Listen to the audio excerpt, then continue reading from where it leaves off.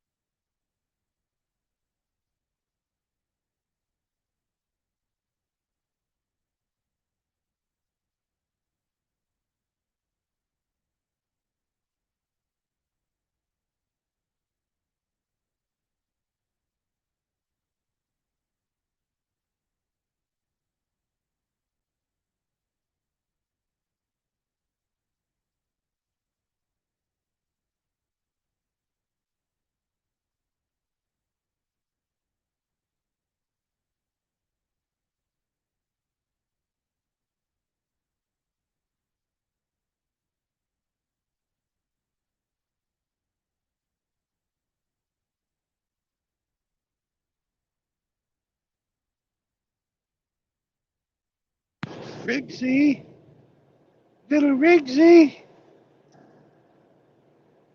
Follow the link, Rigsy. The cats will be happier.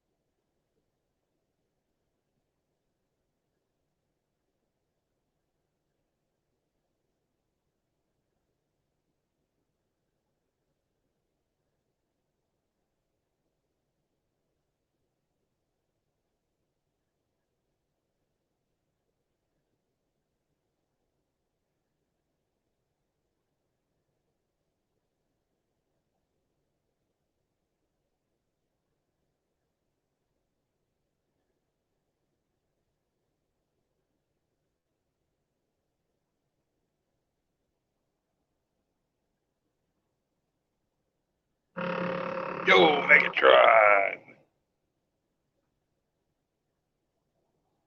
Rigsy, Rigsy, Rigsy, Rigsy. Ah, there we go. I knew I could lure you in.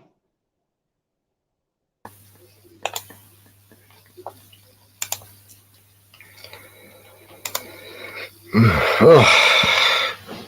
Hey there, Big Bear. Hey there, what's up? God, I'd like you to read out my name, please, because somebody else is Uh, driving. Could you I read my can't name read out? it. I'm driving. Okay. When you get the You'll have chance, to go. you'll have to read it for me. It's all right because this gentleman will see it soon. I hope it really pees him off. Oh, is it Rugs again? It's Rugs Junior. I'm going to troll him with that as much as I can, Brandon. Okay.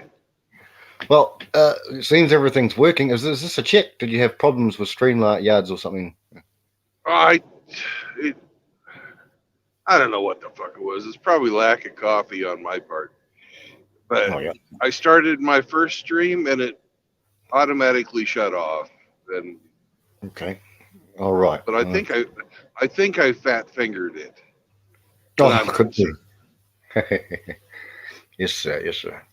Well, Eh, I'll be here only for a couple of minutes, and then I've got a couple of chores to do. But I'll just be waiting in the background, so it's not that I'm got nothing to say. I've always got something to say, big guy. yes. In a few minutes, I'll go and do some stuff, and yeah. But let me think. Kentucky still. Nope. We are in Alabama now. Alabama. Oh, Yeah. Almost to our destination. We got two. Well, relatively speaking, for someone who drives across the nation, it's a short distance for most. It's true. These days they say, "Oh, it's a 1 hour drive. I can't be bothered," and blah blah. And it's like, what? Yeah. I'm probably about 100 miles. Oh, what is that? Hour and a half, maybe. 180 kilometers Oh yeah, it'll be about 2 hours, Brandon. Yeah, 2.5 maybe. Yeah, 2 Yeah, hours, that's right. depending on the traffic. Yeah. Okay, I'll have a look at the chat. And I'll be back in a. I'll check the chat, brother. And um, Check the chat, yeah, I'll check the chat. I'm gonna have a chat, haircut. chat checker. um, I'm behind on doing things. So the rigs are still driving. Megatron's in the house. Big shout out. It's just Yeah, us really so far. So yeah, yeah, just us. Fancy oh, boys. I've still got those songs written down in my little booklet there. A little Songs. black book with your poems in it. And a little black book with my poems in it. A toothbrush and a comb. Oh, I haven't heard that song for ages. Yeah. 14 buttons of TV. 13 channels of shit on the The shit TV. on the table to choose from. Oh I man, I got haven't. electric light Oh, and shining I've bright. got second sight. Right. I Yes. have Yes. amazing Powers powers of of observation. observation. Oh man. And that is how I know when I pick up the phone, there'll Hmm. be nobody Nobody home. home. Oh yes. Great fucking song. Oh, oh, the whole album. I must have seen it probably. My mum used to watch it over as well all the time with me when I was young teenager. So Yeah. it was the whole thing. Very true too, eh? Like, sorry, Brian. And Bob Geldof did an absolutely fucking fantastic job playing Absolutely. Pink in the movie. Yeah, yeah, yeah. Absolutely. He shaved off his eyebrows and I don't know. The number one things I can think of, a few of the things that I can think of was losing his dad in World War II. Looked like his Yeah. dad. The other thing I can think of is his wife was. I don't know who was, because if he was a singer and all that, then the lifestyle of a singer can be a cheating lifestyle. You know. Right, but it was his wife that cheated on him. Yeah, that seems to be what it was implying by the year. Galactica, Dancing in the Dark. Fleming's in the house. Welcome in, Fleming, brother. It's a long Hello, time. Fleming. Excuse me. Oh dear. It's a long My time. favorite song is You Better Run. Oh yeah, classic. Just after, yeah, that's a great song. We catch you in the backseat trying to pick her locks. We're going to send you home to mother in a cardboard box. You better That's a run. great fucking line. Yep. Mm.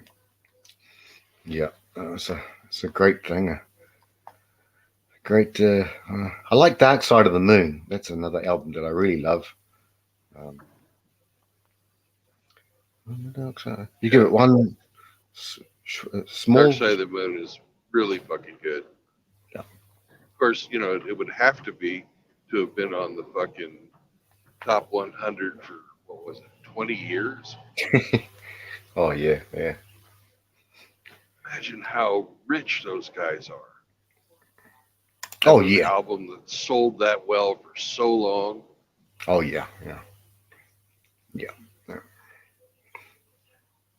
Now Fleming asks. He says it's a long time since he's heard, and I don't know if you've heard of this, Brandon. Dancing in the Dark, Galactica remix. I've never heard of that. No, can't say that I have either. I do love this song. I think it's Eurovox, and I love the video to it too. Brandon, if you can recall it or not. Dancing with Tears in My Eyes. You know that one? Dancing No, with Tears in My Eyes. Waiting. It's the 80s. And it's basically a kind of like a kind of like a nuclear meltdown, and it's like he goes home and they got one child in bed, and they just kind of end up dancing while the nuclear thing's about to hit. It's a pretty sad sort of sad sort of thing. But Bingus is here. Bingus is here. Hey, brother, and there's the StreamYard link. Bingus, I'm going to pop out for a little bit, but I'll stay in the back. But if you jump in, oh, here. Well, you can't pop out just yet. Somebody's here to visit you. Oh, Rugs. What's up, you fuck? Hello, Rugs. Who are you talking to, Rugs. Rugs? You talking to me? What's my name? What's my name? You rug munching over there? What's my name, sir? I think you're flossing your teeth when you get to the base of the pole. Say my name, say my name. Shit. That's good. We got Rugsy here, and anyone can pop in the StreamYards there. I'll be back in. I'll be lurking, watching. I have one question for you before you go. Okay, I'll be here. Yeah. You may or may not understand this question, but why do lesbians have such a hard time losing weight?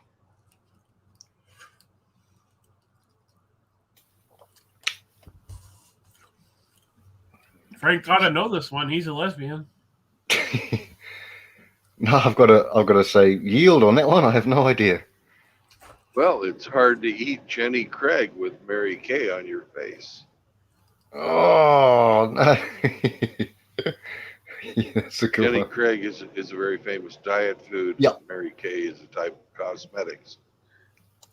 Death by Right. Snoo Snoo. Yeah. Oh, right. Yes. Yeah, we've got Jenny Craig, Mary Kay. I don't know much about cosmetics. Riggs would know a lot more about cosmetics. He's he often applies himself every day with the.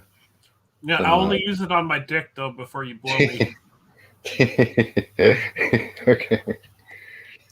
Well, I'll just step out, my brothers, but I'll be here. And links in the thing, chat, guys, for the stream. Bingus is here. Meow. Meow. Obvious. Meow. I'll be right here. Yeah. Oof. You do There it. goes Frank. Yeah, he's got to go fap in Outlaw's tool shed. Yep. And I'm just sitting here petting some pussy. Nice. I bet it's warm and soft. Oh, yeah.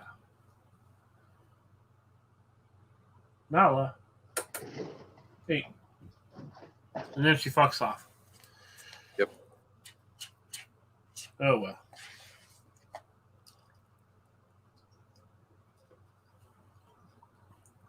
Bingo. I see your eyes. What are you doing, big fella? Huh? How are you?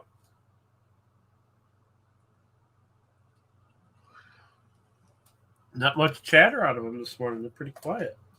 No, it's very quiet. Very quiet. You're probably going to be wondering what the fuck's going on when I'm gone for 3 weeks. Yeah, they'll be starved for attention. We're little guys. You gonna have your sister come feed them? Yeah. Yeah, I'll leave the key with her, and then she could bring my little sister Shania over. She can see the kitties and feed them treats. And Yeah. Now, how old's your little sister? she will be 13 this year already. 14. Wow. No, 13. 13. So, yeah, just getting into the teenage years. And you were going to trust her with your truck? No, I got Oh. three sisters. Oh, okay. One of them is the one just younger than me is 33. The other one, and the one I'm talking about that's going to be watching them just turned 30, or will be 30 this year. Well, that's different. I was thinking, God damn, Rick, you're going to trust your 13-year-old sister with your truck? Jesus. No.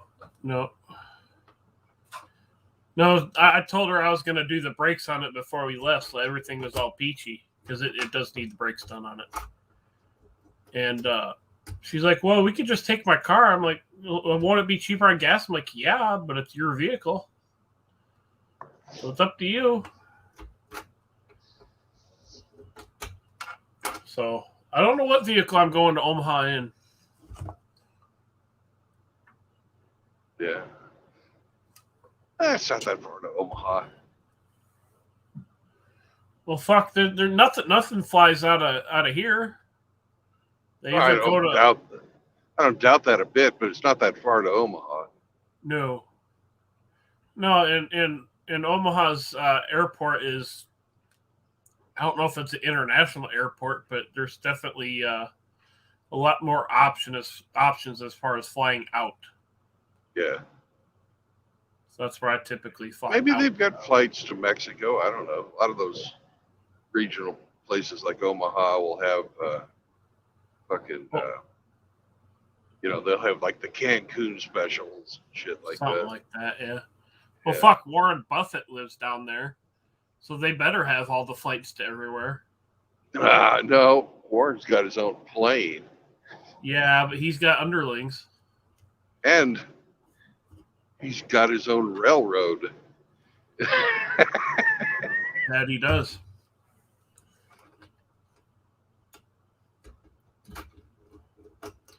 Yeah, I'd love it if I could just fucking fly out of here, because I would just take a fucking Uber over there and leave my vehicles at home. Put them on a battery tender or whatnot, so they stay charged while I'm gone. Going over a very pretty river. I don't know what the fuck it's called, but Looks pretty calm. yeah. Northern Alabama's really nice. Looks pretty decent.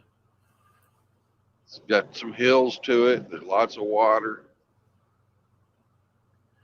You've been up and down my neck of the woods, the Les Hills. Yeah. Those aren't too bad. Oh, not Yeah. bad. I think it's really pretty on the Iowa side of around where you live. Yeah, the Iowa side's not bad. I like to take, what is it?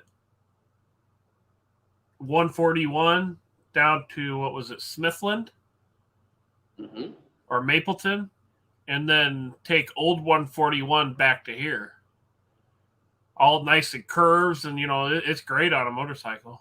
Yeah, it'd be good, really good, nice motorcycle roads. Shitty one to drive on the truck though. Yeah, it wouldn't be fun on the truck. It'd be a workout. It was a workout trying to pilot my sidecar around that. That's for sure. All the physics of how a sidecar handles. It's interesting going around curvy roads. It's probably a lot easier to turn fucking left than it is to turn right.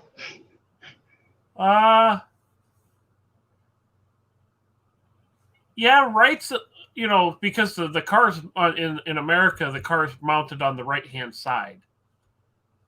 So if you turn and hit the front brake, you can kind of slingshot the sidecar. You can kind of slingshot the sidecar around. Yeah. If you do it right, you kind of hear a little bit of dragging from the rear tire of the motorcycle itself. And you can turn pretty sharp that way.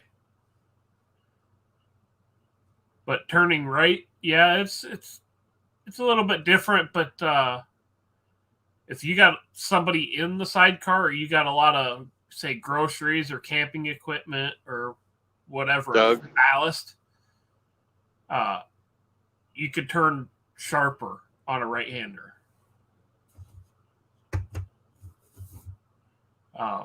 It also helps if you have brakes on the sidecar. I do not.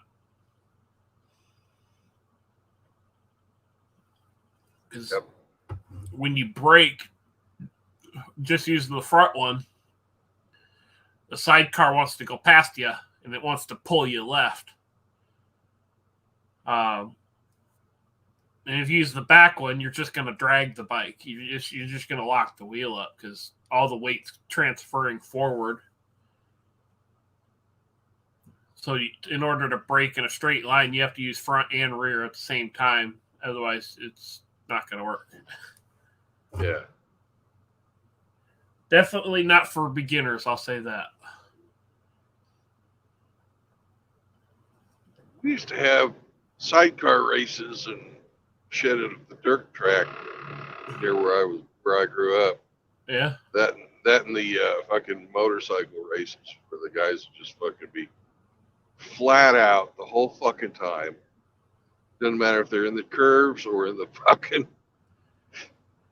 You know, that reminds me, my Harley Davidson Sportster I had, the guy I sold it to, yeah, I had a 99 Sportster Hugger. Skirtster.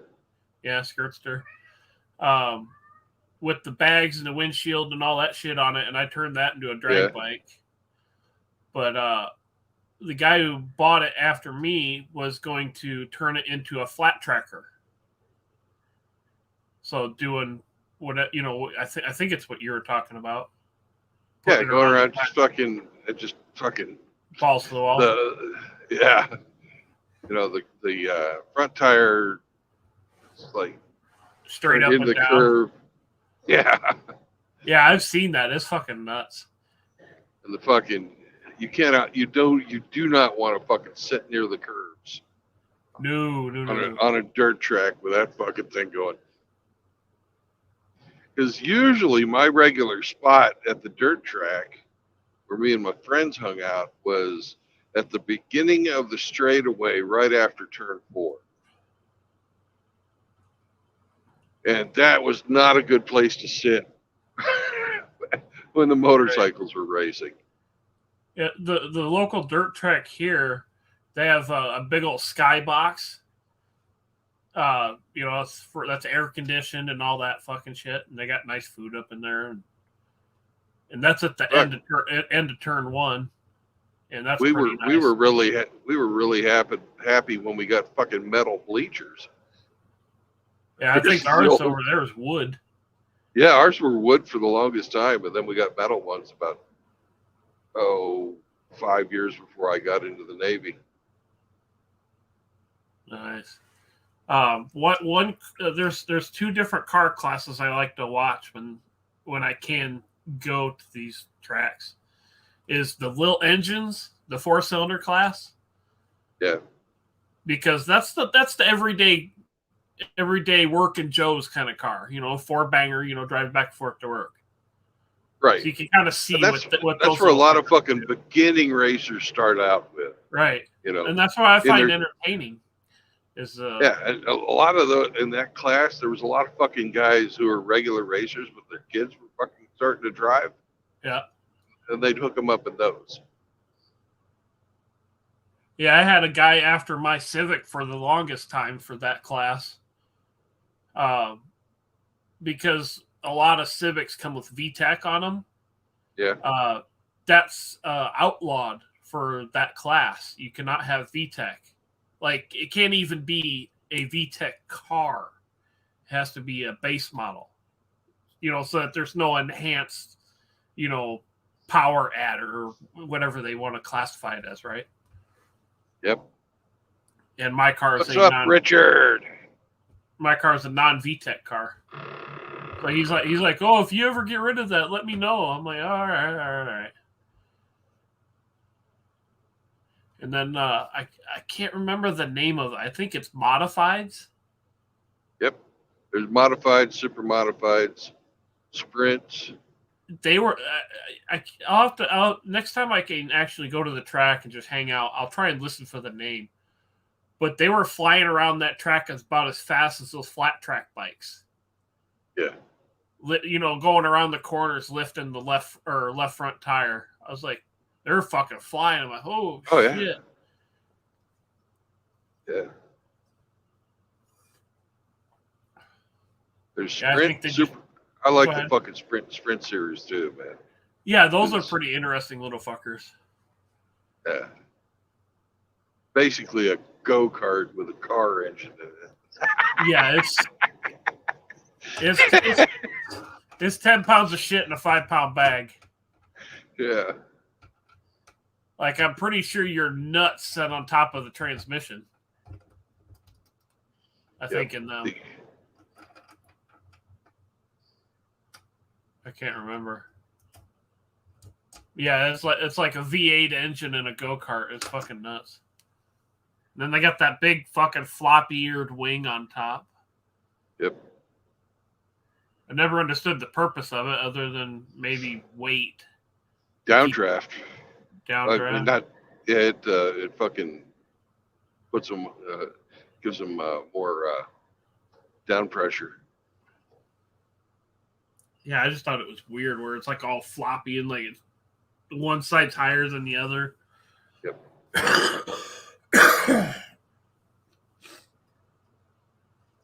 It only puts like 50 or 60 pounds of pressure on when you're at speed.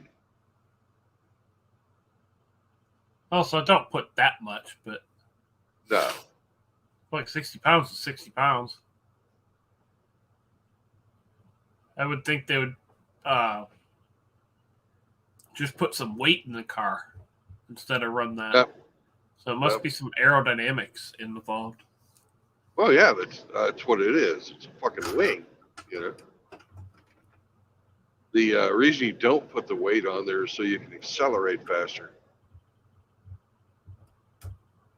Oh, okay. You're not going to get that high of a top speed anyways. Right. You're not doing Formula One where you freaking trying to max out your fucking straightaway speed. Because let's face it, dirt tracks are not that big. You can't get going super fast on them. No, you might get second gear. Yeah, but in a sprint car, there's no fucking gears. I figured that at least run a power glide. No, it's fucking it's straight to the fucking drive. Oh shit! No transmission, no worries. Do they at least put a clutch in there to break? Make a disconnect of some sort. Yeah. There's a clutch. Okay, I was gonna say running direct to the fucking wheels. Yeah, you have to have the clutch so you can fucking before the start of the race. Everybody can. They take the one lap to get going up, a little bit, and then they let them go. Yeah, I've never seen the sprints run. I don't know that they run them here. Yeah, they don't even have starters on there. They fucking got a guy comes up with a fucking bump starter gun. Yeah. You can do the bump start. That's what the guy with the fucking four-wheeler comes out there and fucking bump starts them. Or you can, a lot of them have the, no, it looks like a fucking weed eater, but it's not. It's this fucking, like, I guess, chainsaw engine that it's like a engages the starter gear on the flywheel. And then they just pull that fucking out. Yeah. What's it called? It's an electric starter, but it's literally on a two-wheel dolly, and then you put it on a cog on the crankshaft or whatever engine you're putting it on. You stick it on there, spin it up, start it, and then disconnect it. Well, the ones I saw weren't on a dolly. They were, it was a guy holding this fucking thing. It was so they must use gas power for that. It was a chainsaw. Yeah, it was gas powered. It was like a chainsaw engine on this fucking thing, and it engages a fucking PTO that hooks in there. Oh, okay. So they're just using it a different method of what I'm thinking of. Yeah, they don't. That way, they don't have to carry the weight of a fucking starter motor around with them. It's all about the weight. They fucking take as much weight off those things as possible. Especially on a V8, them starters are what, 20, 30 pounds? At least. Yeah. That's a hefty chunk of weight.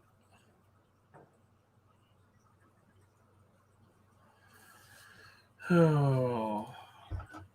I have been thinking about buying a truck. I'm gonna get a Peterbilt. Um, and you know how they got the sort of rectangular sleeper cab behind the regular cab? Right. I was thinking I could modify that sleeper cab and put a fucking pop-up camper on the top of it, but not have it look like a pop-up camper. Have Right. it hidden. When you're driving down the road, it looks like a normal truck, but when you stop for the night, you get the second floor. And fucking Yeah, like the VW buses do. They just have like that pop up deal. exactly. Gotcha. That way I I could don't have know a if- kitchen in the fucking downstairs, a kitchen and a fucking shower. Yeah, I don't know that I've ever seen that. I've never seen it either. There's probably a reason why they don't do that, but I'm thinking it'd be fucking cool. You'd have to keep it relatively low profile because, or at least below the height of what a trailer would be Yeah. at, for obvious Yeah, reasons. you got to keep it below 13'6". Right. Yeah, I did a service on it. Was a 379, the flat nose, Yeah, like and the I one that went. just passed me. Yep. And this one was blacked out, and it had black leather interior, and the dashboard looked like it was out of a Cadillac. Like it was all Nice. black and chrome. I'm like, oh baby, how you doing? Yeah, getting an older truck and redoing it is definitely. You put a new engine in an old truck, have the shit driven out of it. Right. New transmission, new differential, all that good stuff. So you're gonna get a bunch of lights and be a super trucker? No, I'm gonna have a rat rod. It's gonna be really fucking nice inside, but outside I want it to look like a fucking, about ready to go to the garbage dump. Look mean. Mad Maxi. Not Mad Maxi Pad either. That's Frank. Yep. No, I think if I did a 379, I would have the LED lights on the front, so I don't have to worry about changing bulbs out hardly ever. So I could just keep headlights going all the time. Less bulbs burning out and all that bullshit. Oh yeah, and it's fucking so much more. It's the incandescent bulbs suck ass. Right. Yeah, I do the LED lights, whether it be a factory or aftermarket upgrade. If the air cleaners were chrome, I'd leave them alone. I would add the lights on the front and the rear of the air cleaner. You know how they like to do them? I'd put the fucking lights on the inside of the air cleaner so they fucking glow. Yeah, that would be a cool addition as well. But just have, how they have the row of lights on the front and the back? Yeah. Do that, but have the clear. Must have at least 3. Right. Well, enough to go the length of or the height of the air cleaner, so it looks bright. Do a clear lens, but dual color. So you have your orange for when you're driving, and then pick a different color for, say, when you're parked up somewhere. You want to turn on a cool color. I don't know that I'd run those lights on the brow or I don't know what you call it, the visor or whatever. Yeah, I a wouldn't lot run of guys have the fucking Cylon look to it. I think that's fucking stupid looking. Well, like you got your clearance lights up top. I'd probably put clear lenses on that so it kind of looks sleek. You got to have those amber. Well, no, clear lens, but amber light. Yeah. Keep it legal. You don't want to get stopped. But clear lens, amber light. At least the main color that you have is amber. I probably wouldn't do nothing crazy with the wheels. Just leave them stock. Because they're going to get fucking muck on them and all sorts of other bullshit.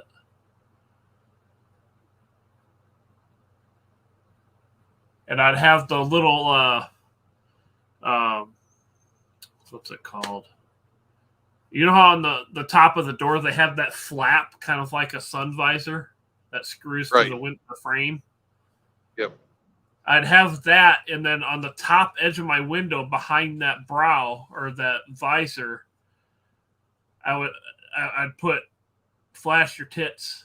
Just roll the window down enough to where they see it, and then roll it back up.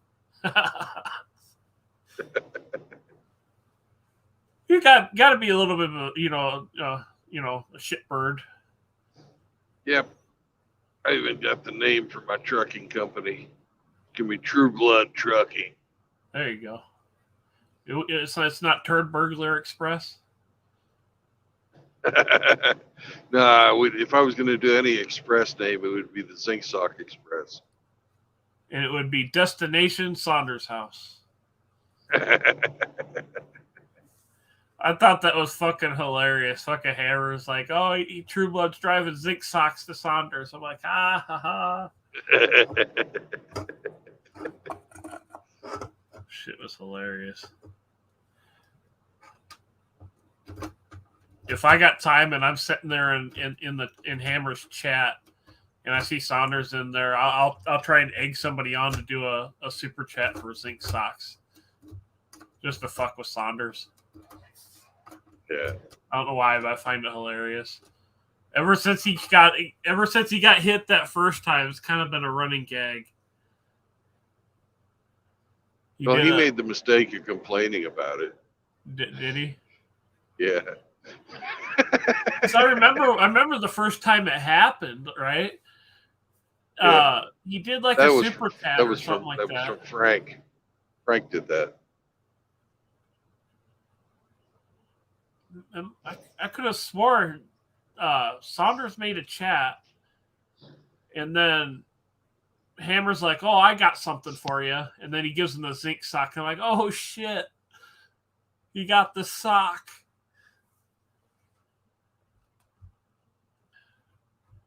I've seen him running around here and there, but he hasn't done a stream in a long time. Yeah, he's been focusing on his kid. Well, that's understandable, and that's what you should be doing. Fuck, his kids are getting up there in the years to where they might be, flying the nest. His kids are teenagers, right? Yeah. Yeah, so enjoy that last few years before they go off to college and all that shit. If they decide to go to that fucking shit.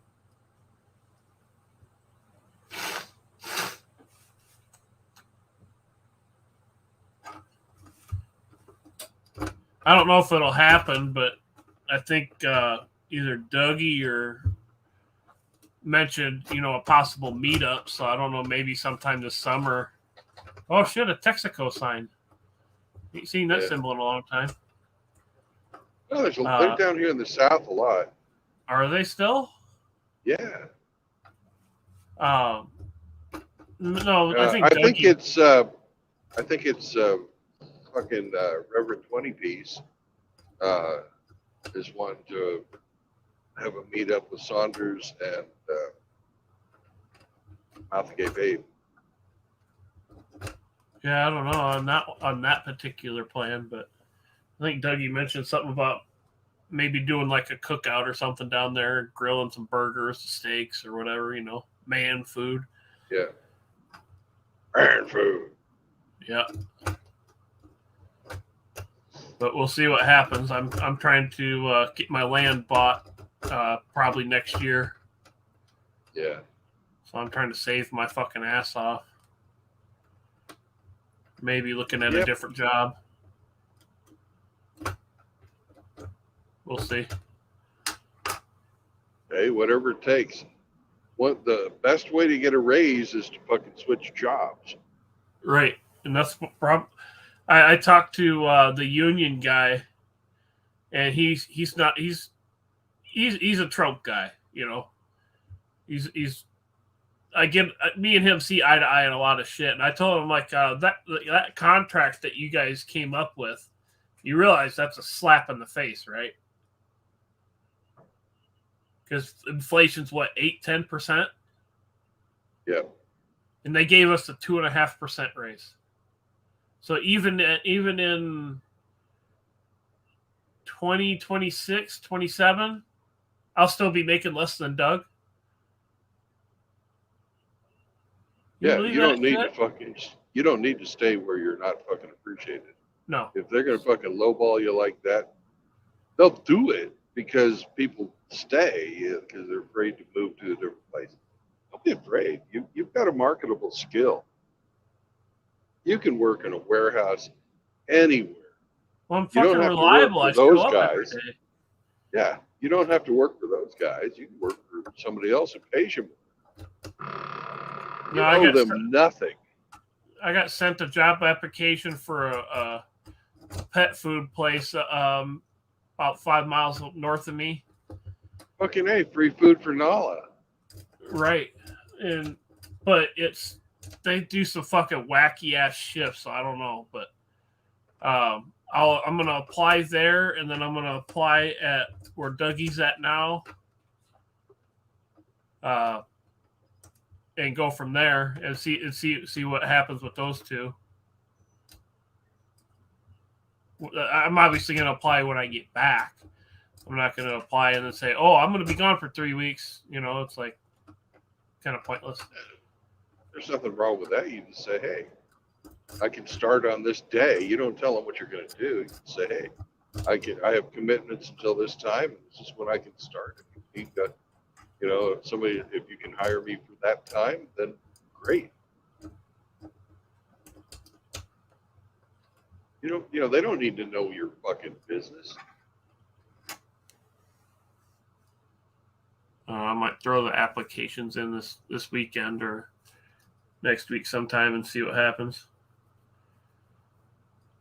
Kind of want to wait till I get back so that if they call and say, "Hey, we want to get you in for an interview," I'm here.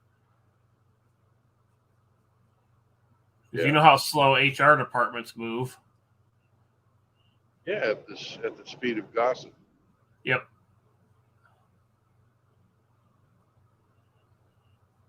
HR, the invented fucking non-value-added position. Oh, it's corporate welfare for women. There was no such thing as an HR department when I first started working. There's no real need for it. Huh. At least I don't think so, anyway. I hear a manual transformer coming into the chat. Yeah. I think he's trying to dilate.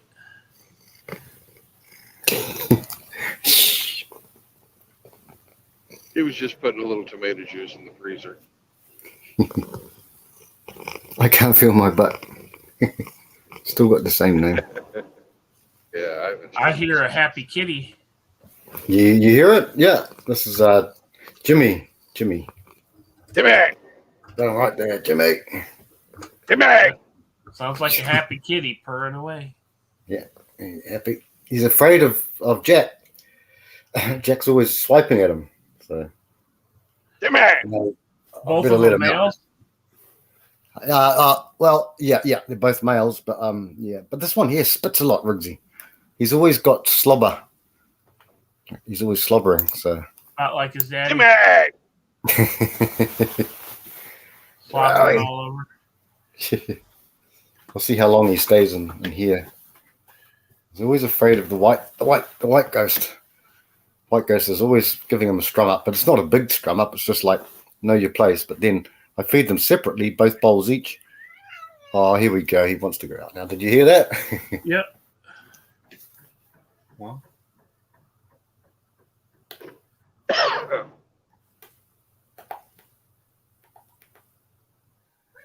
Okay. Come on, buddy. Up you go then. Talkative kitty. There you go.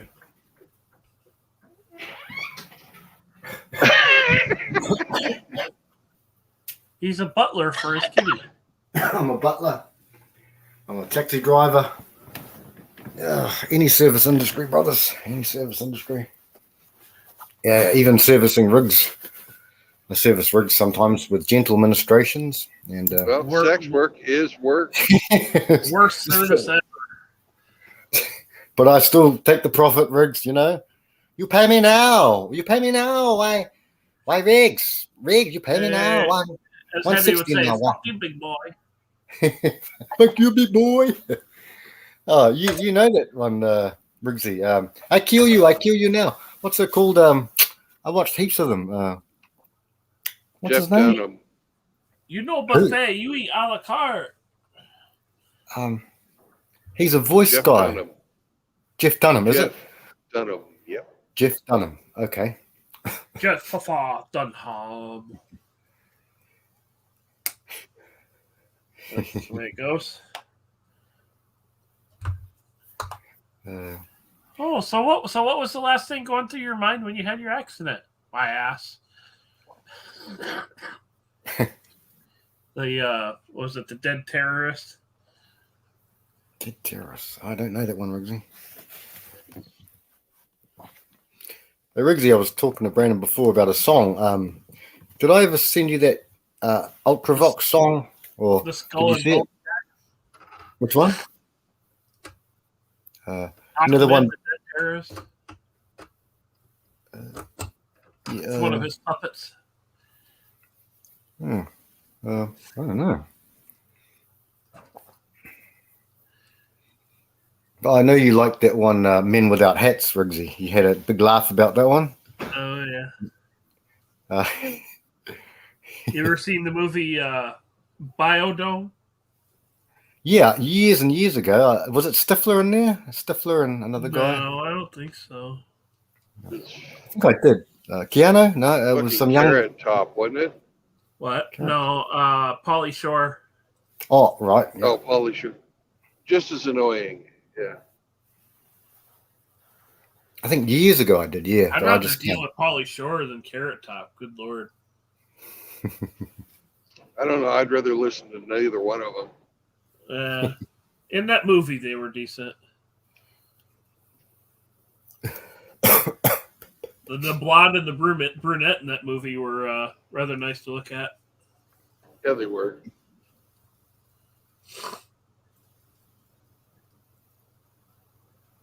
I could see Bingus sitting on the ground with the cigarette butts. Making a filter.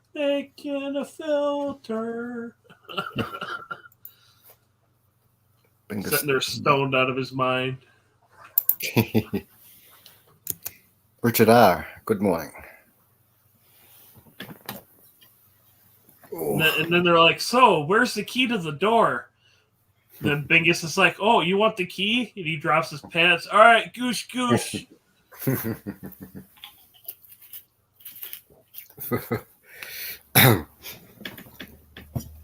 Oh, Bingus. Oh, that's not mine. That's Nala. That's not Jimmy. That's Nala, bro. That's Bingo. Bingo, Oh, that's what are you Bingo. after?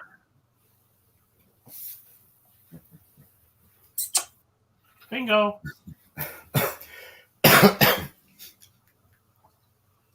I don't know. Maybe he's about to get to Zoomies. I don't know.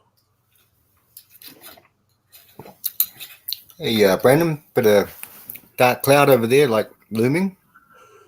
Yes. That rain was what rained out fucking AKS and Rusty. They didn't get their work done yesterday, so they're not coming up today. Oh, okay.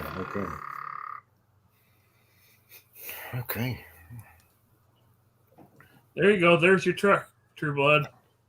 You Yep. need to get the pop top. Yep. Fuck, that's a high trailer. That's a trash trailer. Yeah, it's Where riding they- pretty high. Yeah, that's a fucking construction debris trailer. A brand new shiny one. I ain't been beat to shit yet. Yep.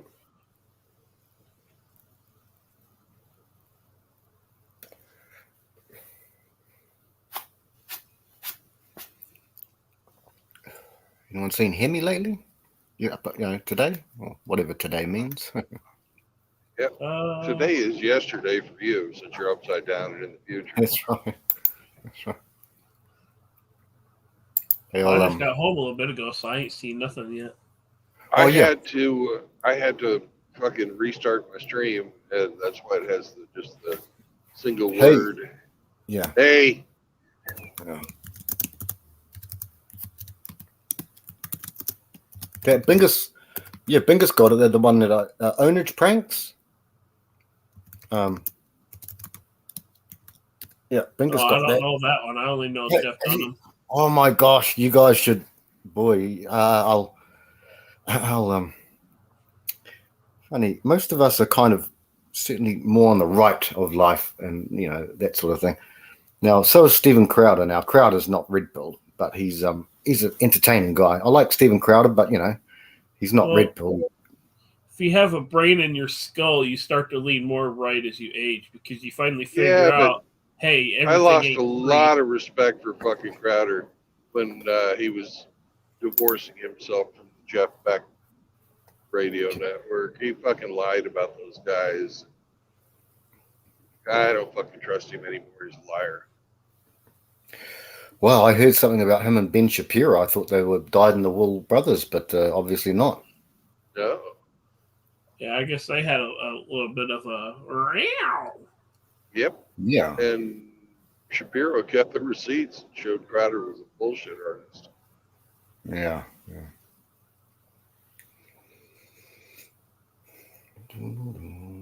No, I don't much care for Ben Shapiro. His sister looks better. Yeah. Well, at least in the breasticle region. What? You like Ben Shapiro's breasts? No, his sister. Oh, I don't know, but I've only heard about her. Look up a picture of Abby Shapiro. Abby Shapiro. I think I've seen some rather large mommy milkers. Okay. I don't know that they're aftermarket size, but not bad. Expensive toys, it's above my pay grade, so I ain't fucking with that. But yeah, I see that. Yeah, I do see that. It's like a Ferrari sitting at the dealership. You cruise by and look at it. Nice car. Keep on moving. Yeah, keep on moving. Well, your guys' hats are too big to marry her anyways. Yeah, pretty much.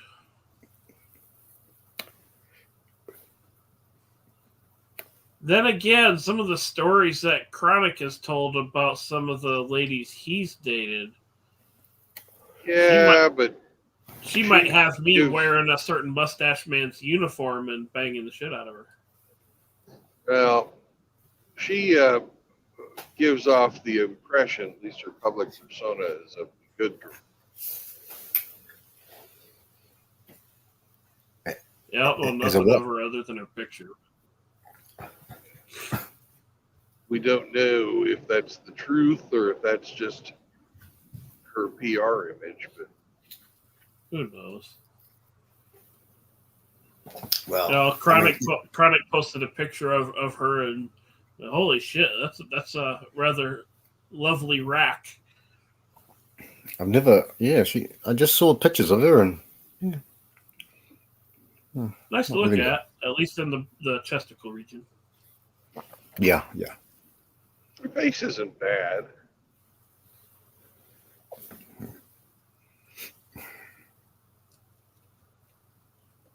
I dated a girl that had tits like her. Every time I had this girl come over, I'd have her sit topless facing me on my lap. Just face right in the titties. Just blah, blah, blah, blah, blah. She's like, "You're weird." I'm like, "And?" Go for it, Riggsy, bro. That's the one. Oh, dude, the fucking computer programming on that one was. Oh yeah. Riggsy, not to speak out of school, but was one? Didn't one of them kind of stalk you, mate? Stalk you? Not that I'm aware of.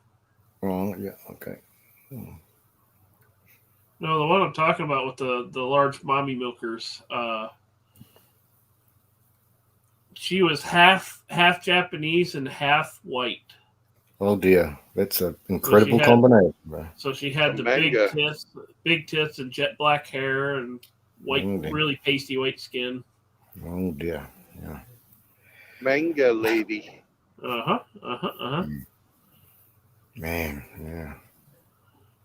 I knew a girl like that. Her name was Christine, and we spent the day with her, a whole day. Me and my friend. Boy, oh boy, was she at her house, a beautiful house. She had this is back at school days. So we must have been about 15 or so, 15 years old. And it was not my school. It was their school. They went to school together, but man, she was like a real, but it wasn't just that. It was like she was like a spunky, real spunk, like very pretty, very pretty. Right. I think her dad was the Jap and her mum was the Pakeha, the white person. But she was a real, I tell you what, hubba. Real. I enjoyed the ride while it lasted and returned her to the streets. Yep. In these streets. Bagged that like a screen door in a hurricane. Yep.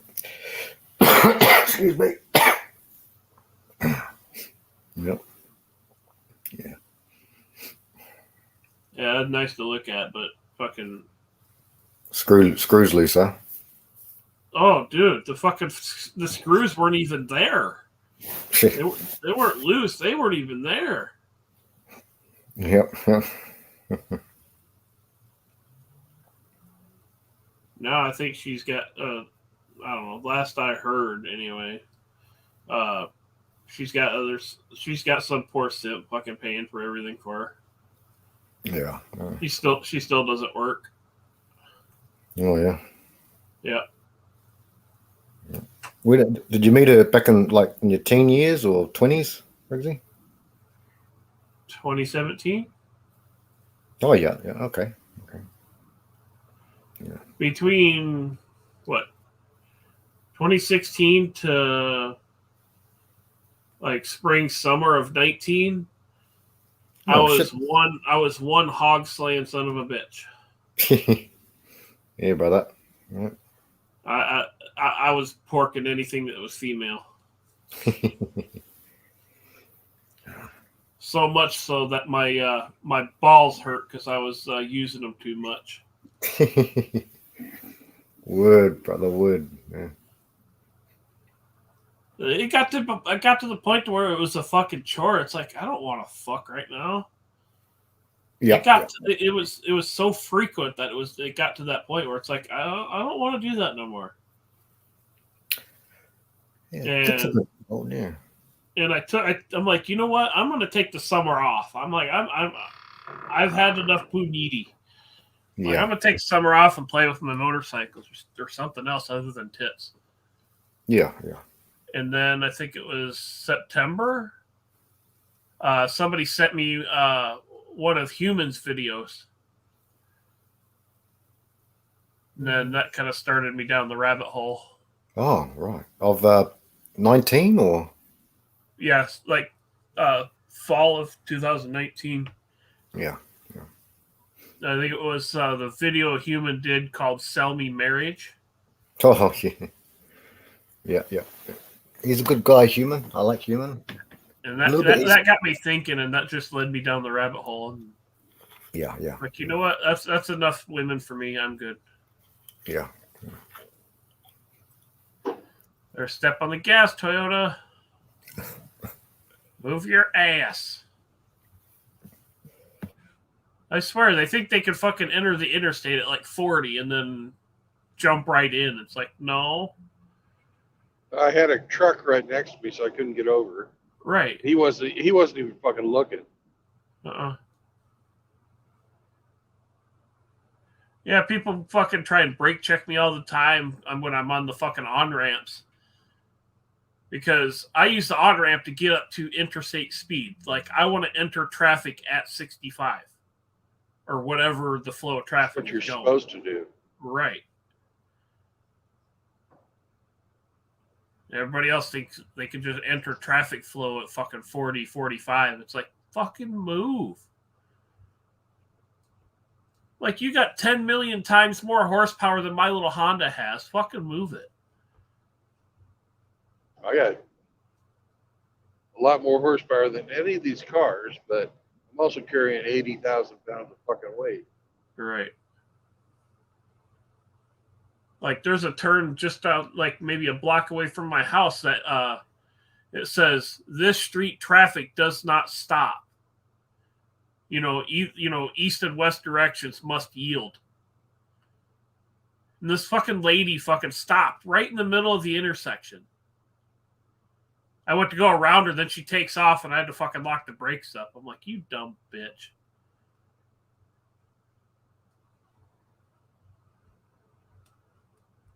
That's the way people drive anymore. It just gives you fucking road rage.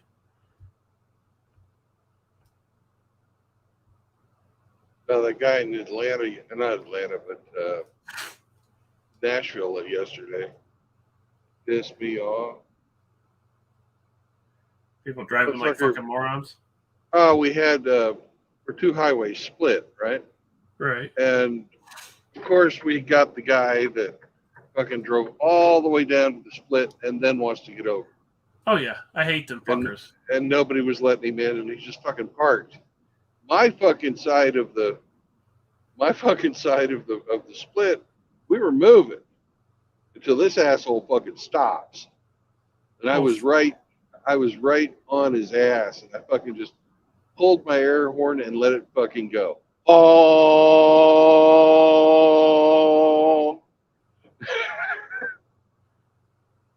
And eventually get the fucking picture and move their ass? Yes.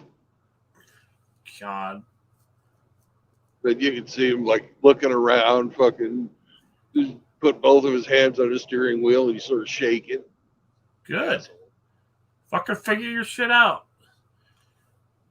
Was it Chronic said FITFO? Figure it the fuck out? Yeah.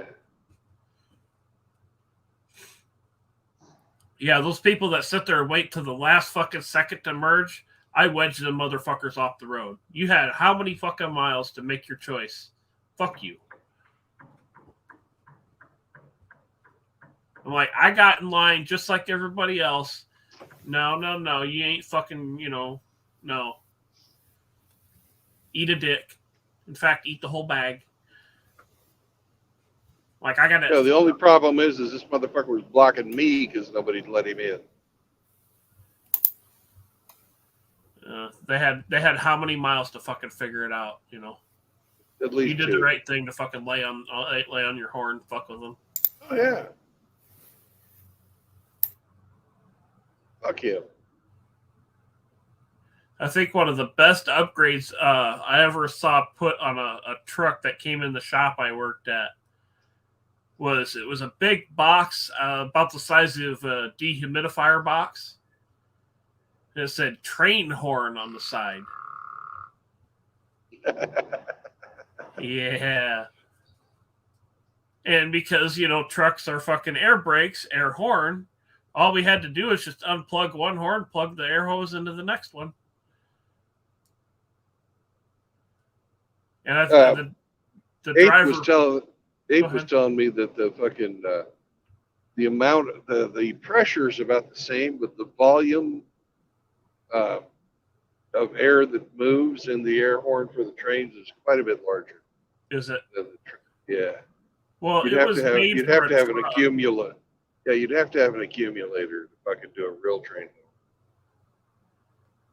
Yeah, as far as I know, it was a plug-and-play operation, so I'm assuming they had a modification either built into the horn assembly or something in that kit. I didn't get to see it installed. I just saw the box. Yeah. I saw him pull it out. And Yeah, they drove into the shop and they had a Playboy spread up all across the passenger side of the windshield. There's a truck rolling through the shop with nothing but titties in the fucking front window. It's like, nice. Get back to work.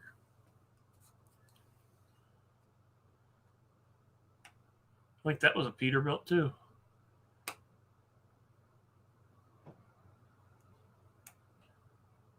Well, you must be getting into a bad area. It's going all fuzzy and shit. No, I've got bugs. I just wiped Oh, the is that window. what's messing with it? Yeah, we'll put some washer fluid up there, get it clear for you. But it's starting to rain too. Oh, yeah. So that's going to mess with the camera focus. Yep. Driving closer to Greyer. It's like going to get Greyer, Brandon. There was one truck that came into that shop that I thought was I was really curious to what had been done to it. I believe it was a Cummins ISX 15 liter, and I went to start it up after the oil change. You know, I got oil pressure back, and all the vitals were checking out, and I let this thing idle, and it was loping so hard that it would shut the door by itself. I was like, holy shit, what kind of fucking cam do you got in this motherfucker? It was definitely tuned a little bit. Fucking wagging the antennas east and west. I was like, holy shit, this thing's got some power. That sounds like something that fucking break your spine after 10 hours. Well, if you let it idle, yes. Well, think about what it's going to be like going up a hill. Let's see. The guy came into the shop, and he said, like a state trooper clocked him at 90 going uphill. He's like, are you unloaded? God. He's like, no, I'm loaded. Like, 90 miles? Yeah. 90 miles per hour. Loaded going up a hill. Miles. Oh my gosh. Holy shit. He's like, no, I'm loaded. And the cop was like, what the fuck? Well, it definitely has some juice to it. I got to watch one of ISX 15 liter on an engine dyno. You could feel the power pulses through the floor. You know, there's old truckers and there's bold truckers. There are no old, bold truckers. Well, if you're smart, you learn what you can get away with, and then you kind of live within that box. Yeah. Going 90 up a hill is not one of those things. Shit, man. Maybe you had a hot date or something. Wow. You get paid by the mile. The faster you drive, the more money you make. Right. You do a 90, that's a lot of wind load. So you're burning more fuel to do said mileage. Oh, yeah. You're burning more fuel, but oh, shit, what happened there? It takes an Excel spreadsheet to figure it out. Yeah, I'm sure it flattens out somewhere in that sheet to do that, I suppose. I just know from all my time in the hypermiling community, the air, you know, the aerodynamics, the faster you go, it ain't exactly working in your favor. The slower you can go, the less wind load, the more mileage.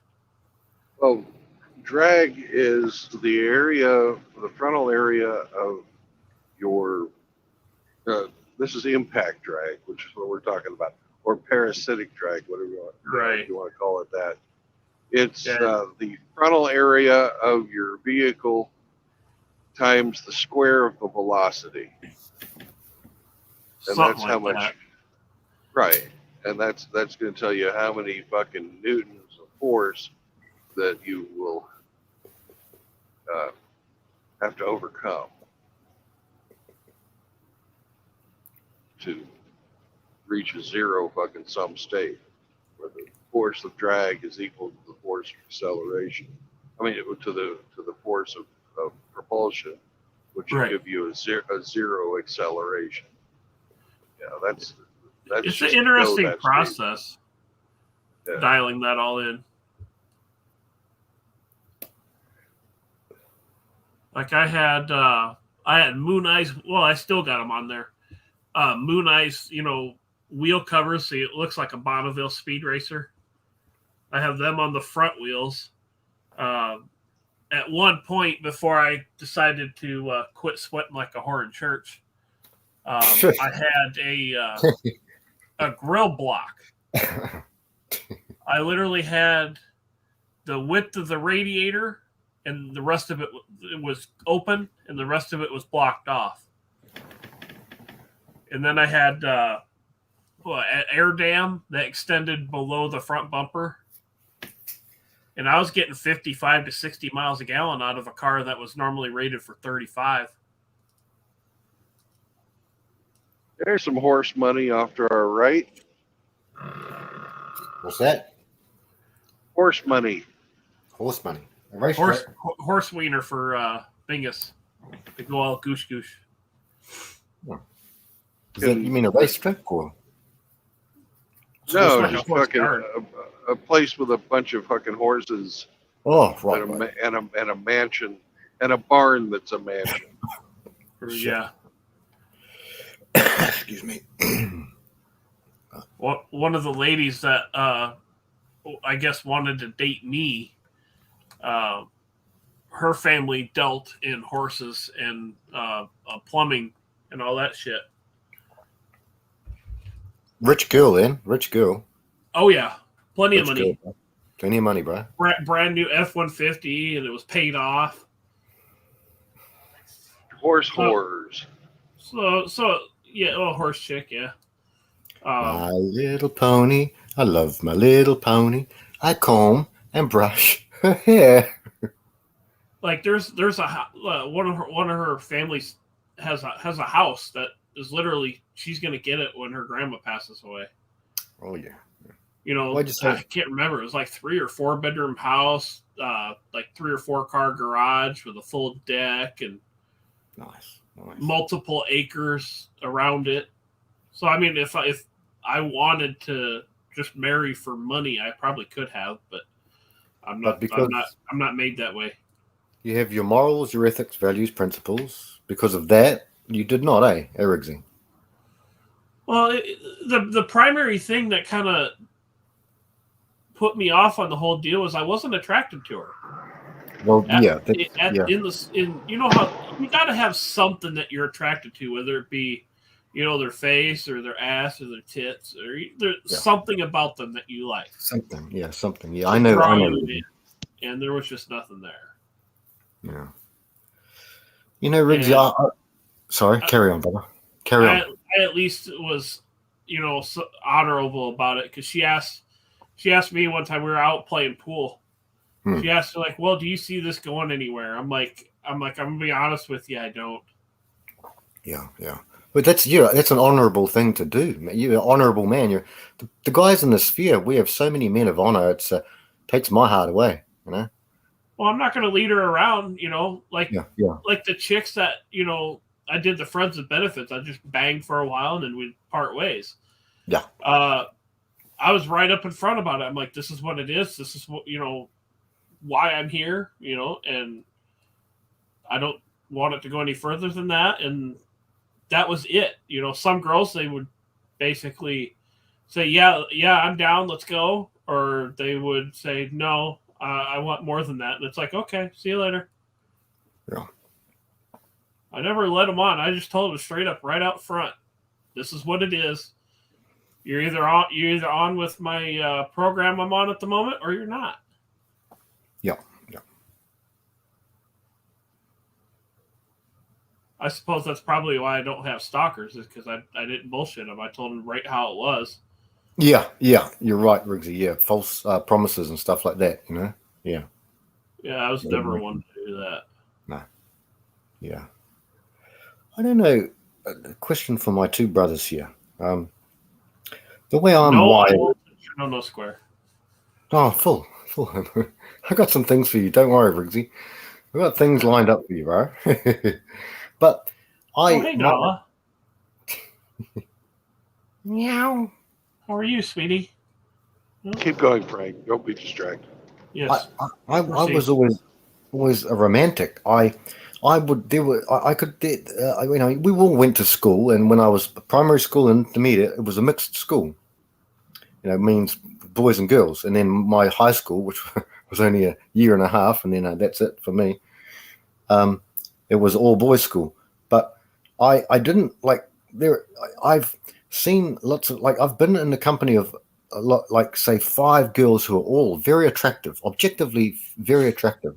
Right. But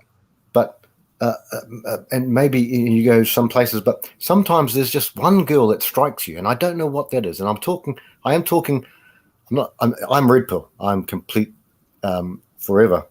But there's something, that song, but there is something about you, ooh, baby, tonight.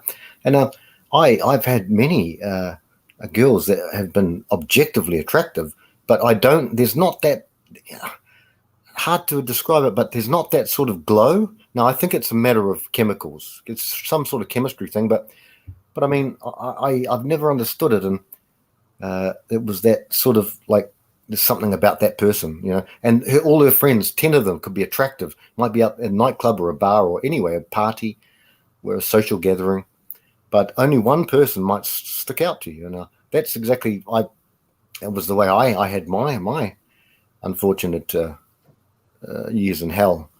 But yeah, because I knew all her family well before she even came from the place that she came from, Samoa, and they were all attractive. But there was no spark with any girl. It's either there or it isn't. You can't force it. Yeah, you can't force it. Yeah. Nope. Do you guys, Brandon? Well, my question, brother, is: have you guys, brothers, ever? Have you approached life in that way, or have you approached it from a more practical side of things? Like, have you ever been head over heels? You know, with someone? Yeah, and I learned my lesson. Me too. Yeah. Never do that shit again. Yeah. Yep. Yeah. Yep. Don't fucking ever give yourself completely, because you'll get fucked. Yeah. Yep. Yeah. And It's not like the way that ends with a nut. Brothers, it's like a bewitchment and a spell, like an enchantment, eh? That's what I used to like. I don't know what it was, because I mean the amount of attractive, I mean, very beautiful girls, but you think, yeah, but like, this is a beautiful girl, but it's not that certain something. Like when I went to intermediate, for instance, there was one girl there, only one girl there, that was like, whoa. But I mean, there were many girls there who were like, wow, real pretty. But this one here was, and so intermediate, that's, I think you guys call it middle school. So you'd be 11 to 12, about 11 and 12. So 2 years at that school and then go on to high school. So I think, yeah, intermediate. And with one girl there, and the school had about like, how many, maybe 800-900 people in it. But there was just one girl that I thought, wow, hubba. She was very kind of same way. There was only, out of a school of like, I don't know, 700-800, there was like maybe 3 that I looked at, was like, yeah, baby, how you doing? Made your heart go funny, eh, Riggs? Like bump, bump, bump, bump, bump, bump. No, bump. it was more south of there. Oh, okay, yeah. Yeah, funny old thing. But one of them, her name was Sherry, and she was Asian. She was literally about 4'11", and even in like 6th grade, 7th grade, she had double D tits. So it was nice to watch her walk to the front to grab her test paper and back, you know. Yeah. Then there was, I think her name was Micah. I think it was. She was probably about 5'7", about a nice C cup tits, real fit chick. Yeah. And then there was the homebody one. I think her name was Andrea. I think it was. And I got curious and I looked her up. What was that like 6 months ago? And full on fucking cotton candy hair and the bull ring. I'm like, I'm glad I dodged that bullet. Oh dear. Oh dear. Oh dear. What are you doing, Kitty? And Brandon, like even going back to say middle school or whenever, you've had some things like that happen. I know they all broke my heart. The ones that I think for. Nothing left to break. What about you, Brandon? Well, my very first serious girlfriend, somebody I considered marrying. Yeah. Was that way. And she was 2 years younger than me. So I'd gone off and was working in a different town, but I'd come home on the weekends. Mm-hmm. And one weekend I showed up and she doesn't want to date anymore. Oh, no. And fuck, my little brother and his friend went over to her house the night after she broke up with me during the day. Yeah, your little brother and his friend went over to her house. Went over to her house, and his friend fucked her that night. After I fucked her I fucked her. I came in and I fucked her, and then she gives me the "I'm gonna break up with you" talk, which was, I guess I got fucking pussy before I got let go. But the same fucking night, she was fucking giving it out to another guy. Did you ask him, how do I taste? Yeah, well, that's a good point, Riggs. Yeah. But your younger brother? I mean, my little brother knew she was my girlfriend. What? And his friend knew she was my girlfriend, and his friend had fucking been hitting on her. And this was back in the 80s, so she didn't fucking cheat on me. But she did break it off before she fucking took the phone from somebody else. So what? You were about 17, Brandon? What? 18, 17, 18? I was 18. Yeah. Well, at least she broke it off before she started taking somebody else's bone. Yeah, but she fucking, she didn't wait fucking 5 hours. No. Well, she was probably still leaking you. Yeah. Oh, yeah. Definitely. Yeah. 5 hours, yeah. Holy shit. This is why we make these terms. We have a whole vocabulary in our brotherhood. Monkey branch. Hypergamy. This is completely the way it is. They think we're joking. We're not joking. These are empirical, observable facts. Yep. Now that sucks, Brandon. But your brother, I mean, I would have. Shit. My first girlfriend did that to me. She broke up with me to ask a hotter guy out, right? Yeah. Got shot down, and then she wanted to come crawling back. Yeah, and even then, I had a spine. I'm like, no, you made your choice. Bye. Yeah. That's called the Hoover, Riggsy. Hoover. The Hoover. So. Yeah, even in my blue pill days, I still had a spine. Yep, me too. I remember that got developed real quick when you're in a house full of women, get fucked with all the time. It's like you just, nut up and start knocking heads. Yeah. I guess that's where I got the, you're just like your father claims all the time. Like what? Because I stood up for myself and started knocking heads after catching shit for fucking hours? Yeah. Then they go crying, he hit me. Like, did you tell her what you did, for the past fucking hour? No. There you go. Riggsy, it's always that way, bro. Yeah. Yeah, my mother was one of I think the saying goes, the lesson will keep getting taught until you learn it. Yeah. I've really, for the last 3 years, I'm in the community, but I've been doing a lot of things on narcissism.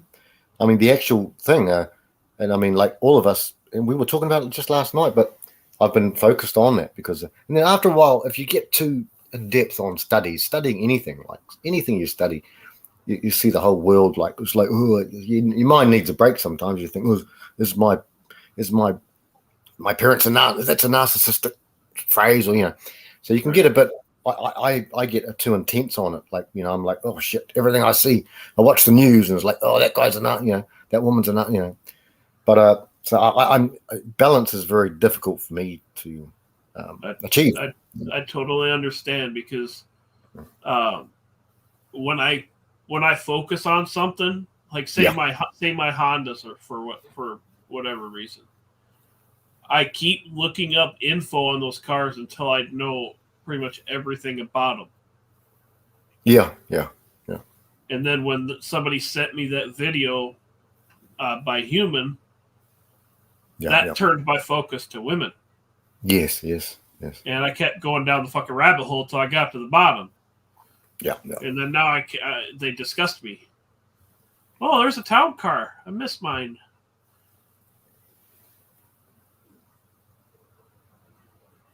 Lost that because a fucking woman broke it. You mean the car in front of us? No. Look on the left lane. If he goes past him, it's a white town car. The white one up there behind the truck, or that one there, the black one, the white one there. It's a bit further back. Okay, we'll wait. Yeah, it'll come up, I guess.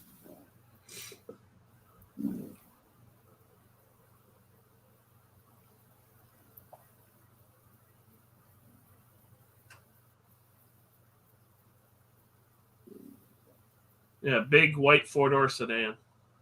Or saloon, as you guys call it. Yeah. It'll come right there, left side. Couple lanes over. Oh, yeah. I see it, yeah. I used to have one of them. Oh, yes, I see it. Yeah, saloon, yeah. Yeah, I see that. Yeah. I miss that fucking car. That thing rode so buttery smooth. Oh. The engine was so smooth in that you couldn't hardly feel it running. Nice rigs. Yeah. Automatic air temperature control, leather seats. I didn't have the sunroof, which I didn't really, want in it to begin with. But yeah, I had 5% tint on the back doors and back glass, so you couldn't see nothing out of it unless you wanted to. Had a nice DVD head unit in the car. Choice. And then the how they put the tint strip on the windshield that goes down to there's like a little line on the side where you can't go below that. Yeah, I guess. I had a 5% tint strip on there as well, so I didn't even have to use my sun visors. Oh, choice. That's cool, Rigsy. Yeah. That was a fucking nice ass car until a fucking bitch ruined it. I went from that to a clapped out Honda Civic. How pissed would you be? You go from a nice luxury car to a fucking piece of shit. Allegedly, you want to put your hands around a certain appendage of theirs and just squeeze. Allegedly, yeah. Allegedly, yeah. That's true. Yeah, I'm still salty about that. I fucking love that car. There's time. We have time, guys, until our last day is written for us. We have time. And I want Riggs, that Jeep now, though. We were talking about well, you weren't on the panel, but we were talking about how proud the boys were talking about how proud they were of you, bro. Why? All the things that you've accomplished. Fuck up. No, you're fucking not a fuck up. Stop that. I fucked up a lot of shit. Why would anybody be proud of my ass? You know what I mean? Well, haven't we all, Riggs? Haven't we all? Well, some more than others. Look, it's the nature of of life, bro.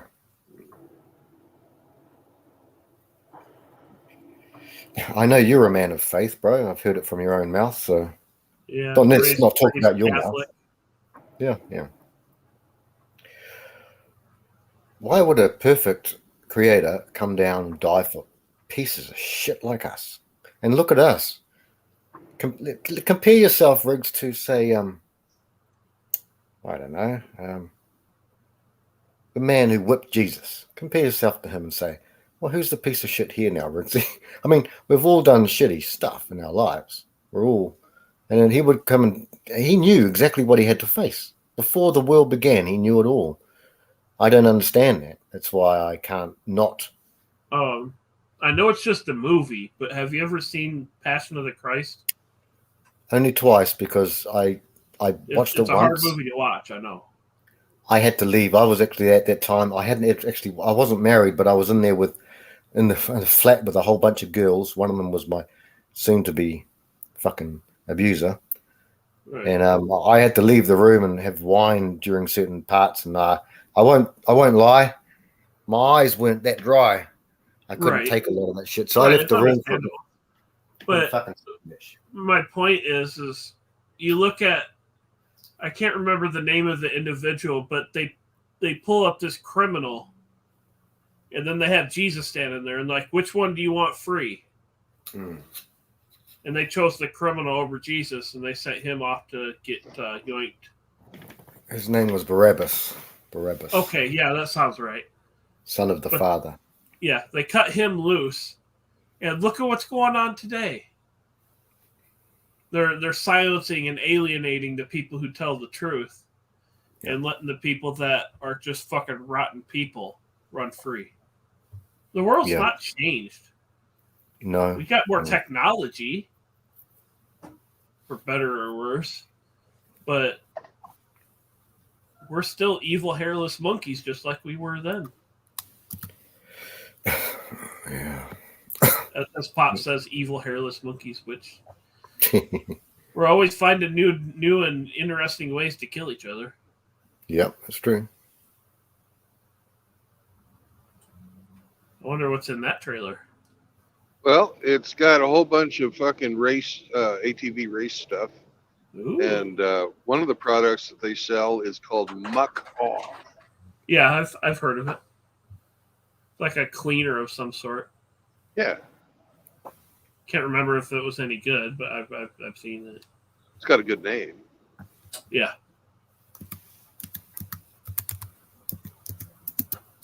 That's got the baby wheels on it too. Oh yeah, it's got the fucking low profile stuff, so you can have a bigger garage inside. Yeah. Yeah, it looks like the same size. He's tires sitting really fucking low to the ground. Oh yeah, I wouldn't suppose they go over many train tracks. Yeah, that or anything where they can high center very easily.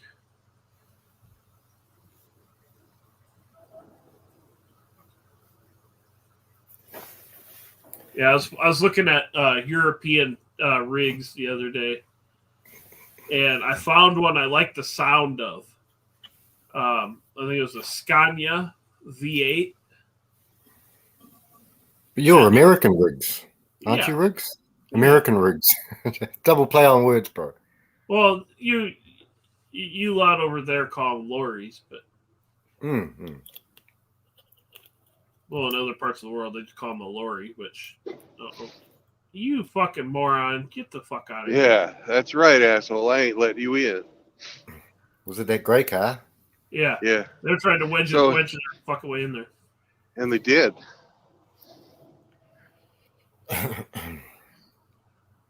Well, somebody else let him in, but the guy in front of me. Yeah. Fucking idiot. They fucking went all the way over on the, on the. Yeah, what they did was illegal. Right. But since they're an entitled asshole, they get to do that. Yeah, that's right. Well, doing what they did is a recipe for picking up a nail. There's all sorts of shit in that shoulder. Like this guy here, I'm going to let him in. because he's Right. just coming on the honor end. Right. He's got a signal on. He's up ahead. Yeah. He's matching speed.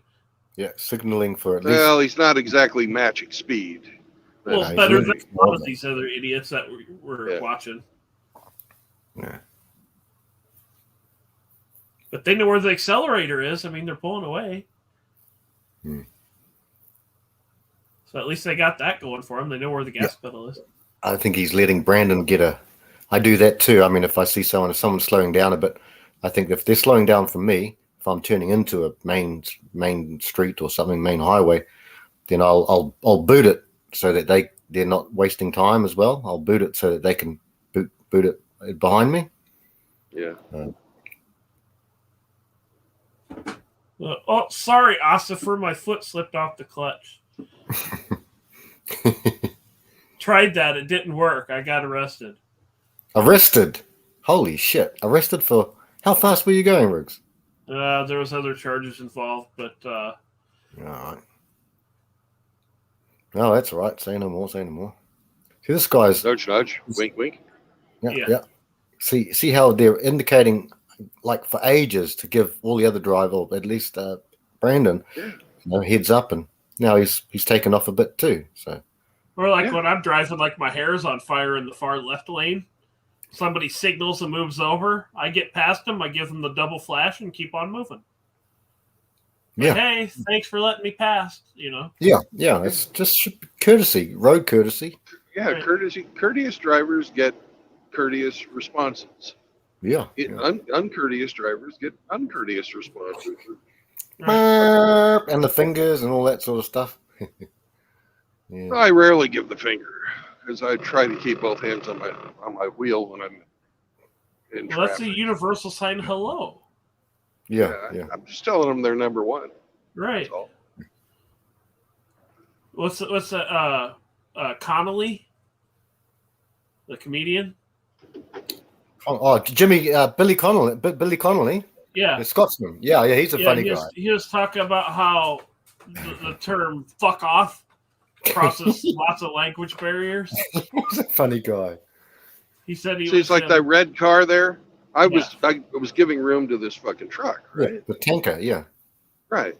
And then the red car wanted to come and join him. You're like, Yeah. no. Hmm. I was listening to one of Connolly's things, and he was in a foreign country that didn't speak English. And somebody was fucking with his luggage, like they were touching it or something like that. And he's like, "Oi, cunt, fuck off!" And you know they understood that and did as they were instructed. Well, when I first got over to the Ukraine, I didn't really speak Russian. I knew a few words, but not very much. And my second ex-wife, because I was trying to fucking figure some shit out for my business, and there were some people fucking with me, and I called my second ex-wife up and was talking to her, and I told her what the people were doing, and she said, "Tell them fuck you. They'll understand you."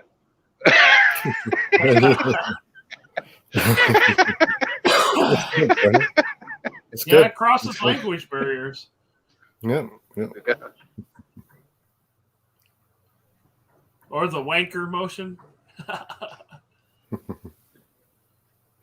Hey, here we go. Listen.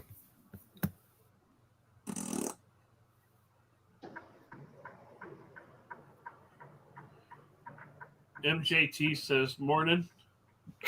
Okay. Did you? Don't worry, you won't get copyrighted, Brandon.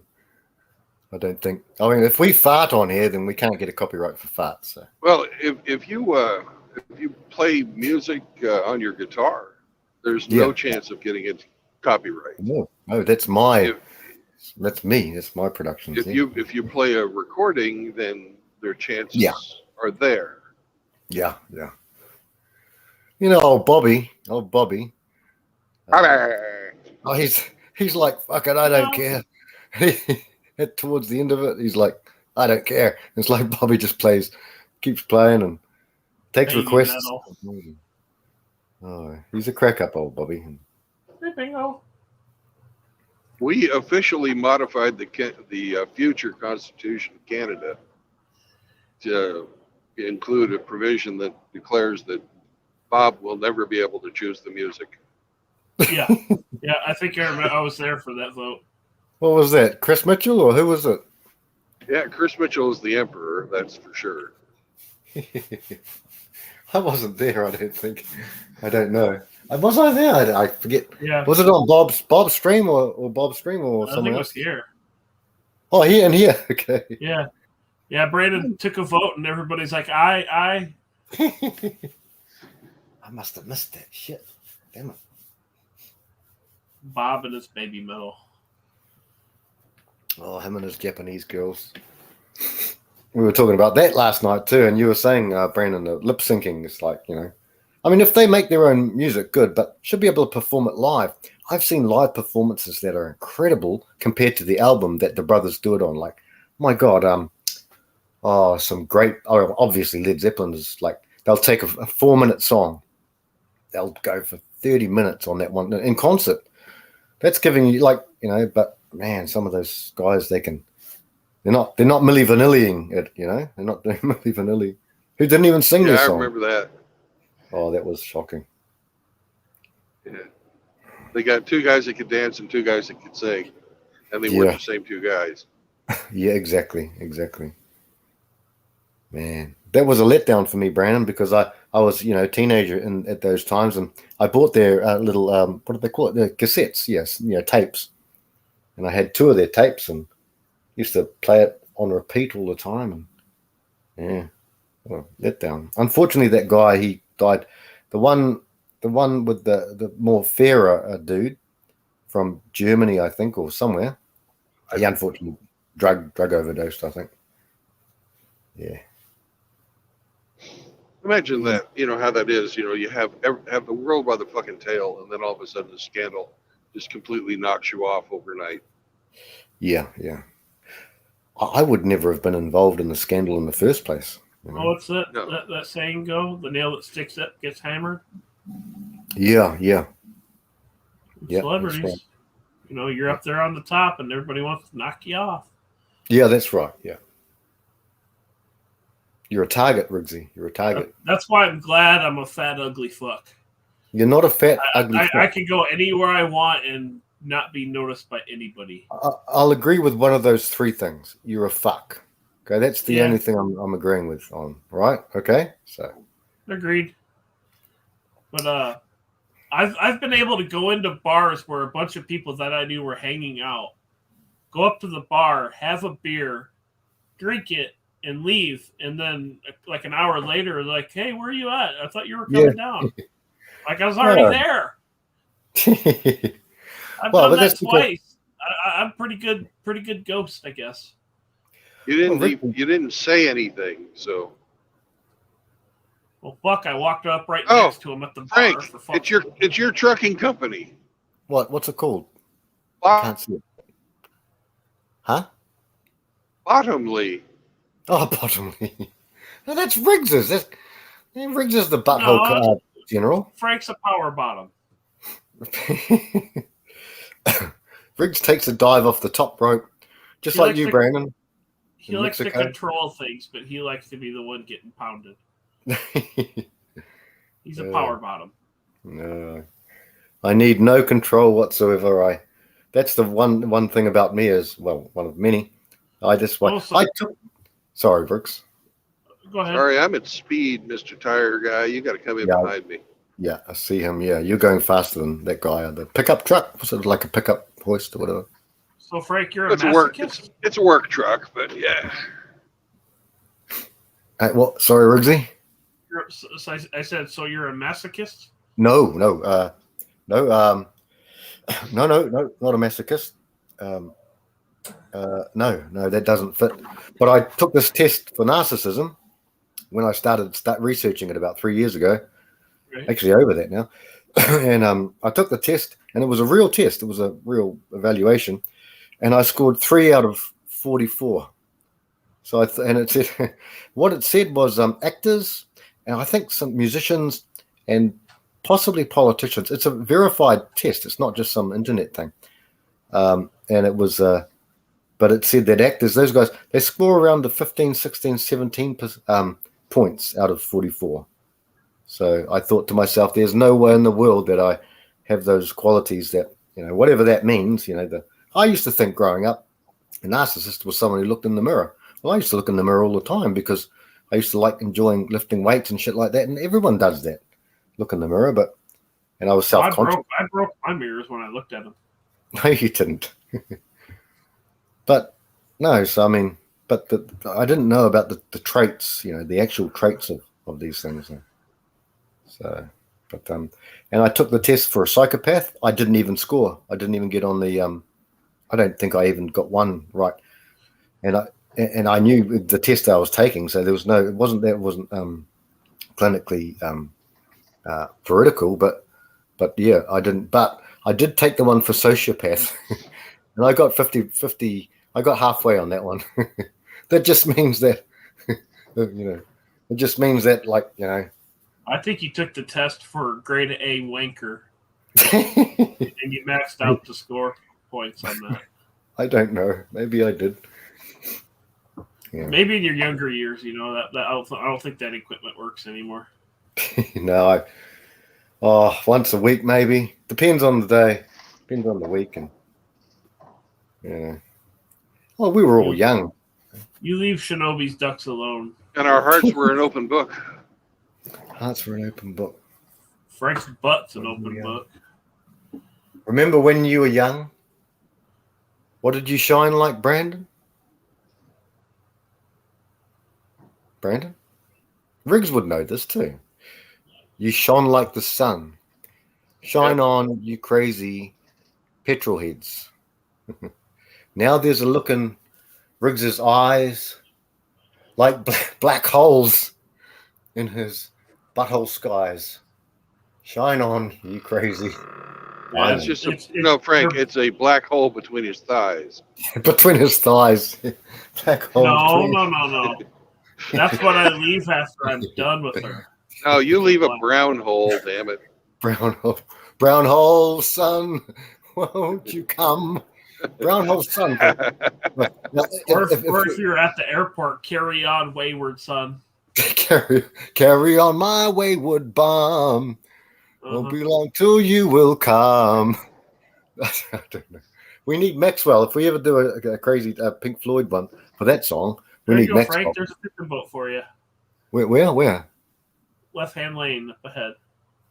Okay. It's one of them glitter boats. The fancy one. Yeah, Rusty. Rusty. That's a bass boat. Yep.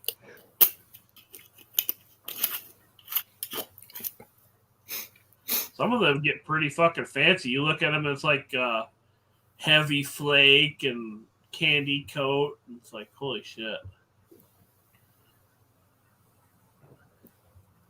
You guys ever fish? Sorry. MJT's off to bed. He says goodnight. Oh, I didn't see him in here. Where are we? There's a poopy roast in there. Oh, look at that. Here he comes. As soon as we look, this is the thing. Like Riggs, we talk about poo, and Riggs appears. We talk about something like I don't know. Let's go and allegedly beat someone up. JR will appear.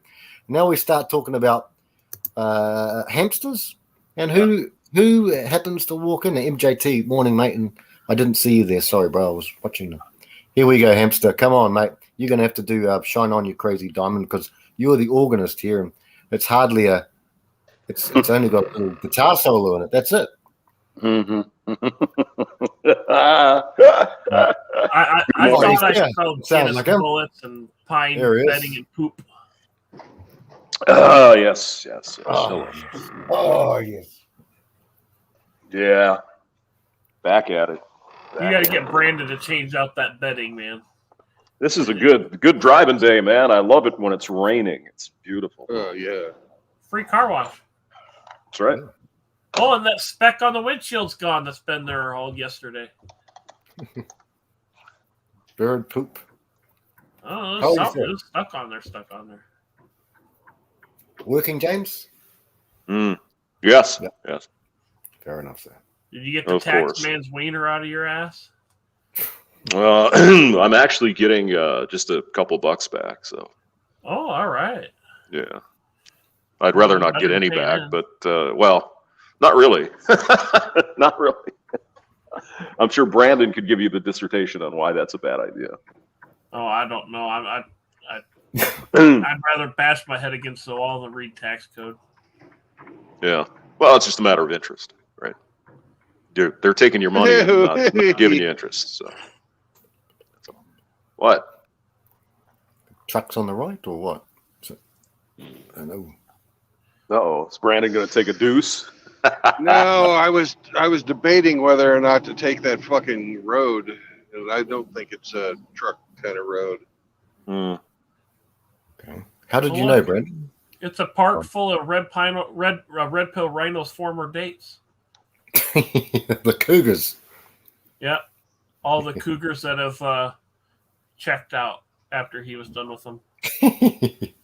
Oh, by the way, Hammer just posted Rusty Rivers call in. So Oh yeah. He also did Alucard and Ronan, yeah. yeah, that's right. Yeah. So I watched them. Yeah, they were That was a nice rough crossing. Yeah. So what's on the Hammer drink menu posted- today, Frank? Hammer posted. What about Rusty Rivers? You know when Rusty was talking about his health and all that? Yeah. On Hammer's show. Okay. Oh, And yeah. whoever's wanting to get in right now, you're just gonna have to wait. You could have got in when it was easy to switch things over, but Oh, it could be Henny, but It's a maple flavored rigger. could be Henny. Yeah. It's all right. oh my god. Oh my God. This is a nice little road, though. Nice private little road. Fucked up road. You see what's in front of me? Road Uh-oh. closed sign. Oh no. What? Closed. Good thing these people have a big fucking driveway. Ugh. Oh, gosh.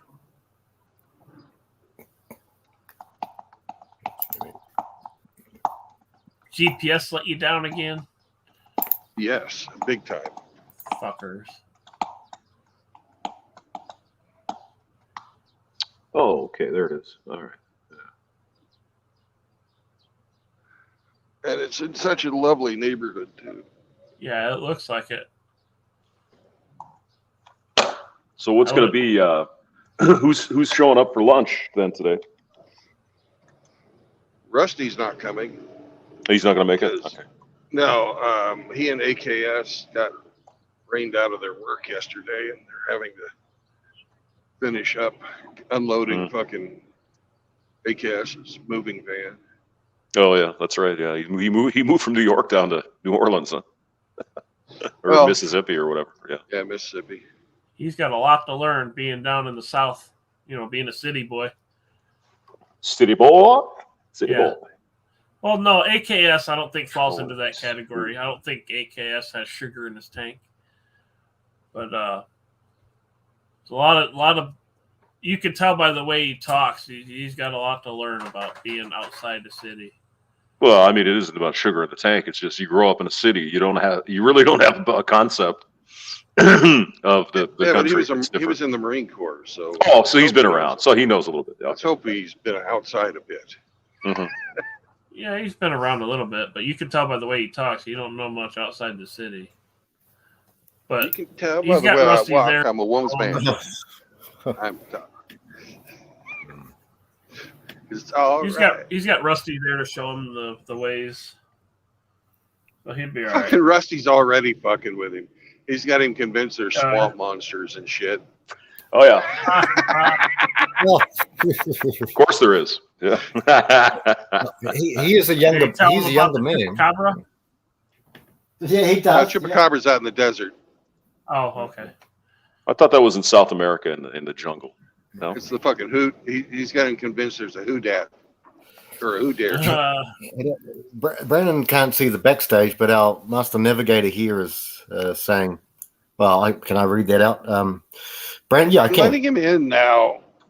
Brandon looking for a place to dump a lot of lizards' bodies. Now we're talking about the paws that hang around the places here.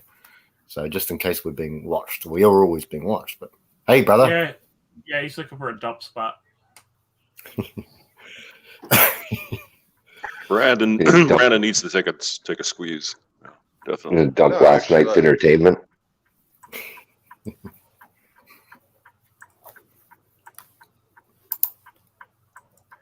I didn't see last night's entertainment. What's up? Good morning. Good morning, Hemi. Good Morning, morning. you rigger. You started early this morning. Yep. Did you wet the bed? No, I shit the bed. Yeah, he was fingering Mother Nature and made her come all over the road. God, Jesus. It's not nice to fool with Mother Nature. You're freaking nasty, man. What are you talking about? God. Oh, I come from a family of filthy-minded motherfuckers. I would say, yeah. Jeez. Even my great-grandma in her 90s was just a filthy-minded woman. Mm. It was hilarious.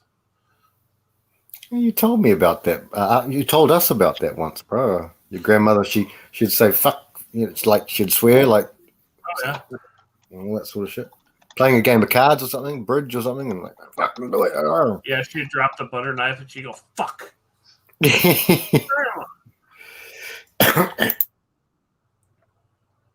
She was a hard woman, though. But I don't know, I guess she showed the grandkids the softer side, I guess. She'd always pinch our ass when we'd walk past her rocking chair. She'd always pinch us. That's cool. She's a cool granny. That's a cool granny, right? Well, that's a cool Grandma, granny. no. Touching my no-no square. Grandma's always Speaking of been no-no square. Oh, yeah. Speaking of no-no squares, did you guys see what the fucking Dalai Lama's been up to? Oh dear. Mhm. Oh, what the fuck is that? Hey, suck my tongue. Suck my tongue. Oh my God! What What the kind of shit is hell? that? I know That's how there's it regional starts. shit, but what the It fuck? starts with sucking the tongue, then you move south. Oh I god. saw a fucking meme that showed fucking Joe Biden moving in on the Dalai Lama. And,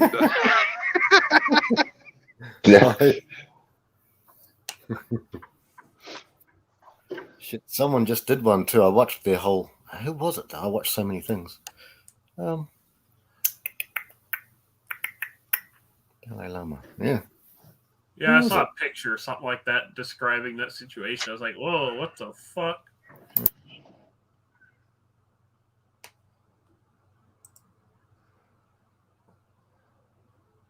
Yeah, that's pretty disgusting shit. I mean, what the hell is wrong with people? I mean, even the Dalai Lama's effed up. I mean, my God. Well, we're all fucked up a little bit, but Well, some yeah. people their bent is not exactly I mean, that's just some sick shit. I thought I replaced this diagram. Oh no. Oh well, you no. can't. He's been selected by God. Well, but good. Well, I mean, didn't I don't know the whole story, but didn't Gandhi do a little bit of weird shit too? Yeah, I Gandhi think he- fucking slept with young girls. Yeah, allegedly didn't have X with them, but had them in bed with him or something. I don't know. Yeah, Some crazy shit. yeah, it was fucked up. Yeah, but you know, all that kind of talk is conspiracy theories. You know, jeepers.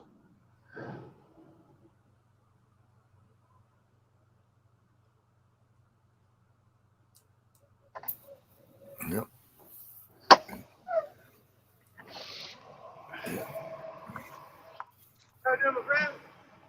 Say what? Yeah. Do they call Gandhi after he's finished? Here are my cell phone digits. Thank Candy. you. Come again.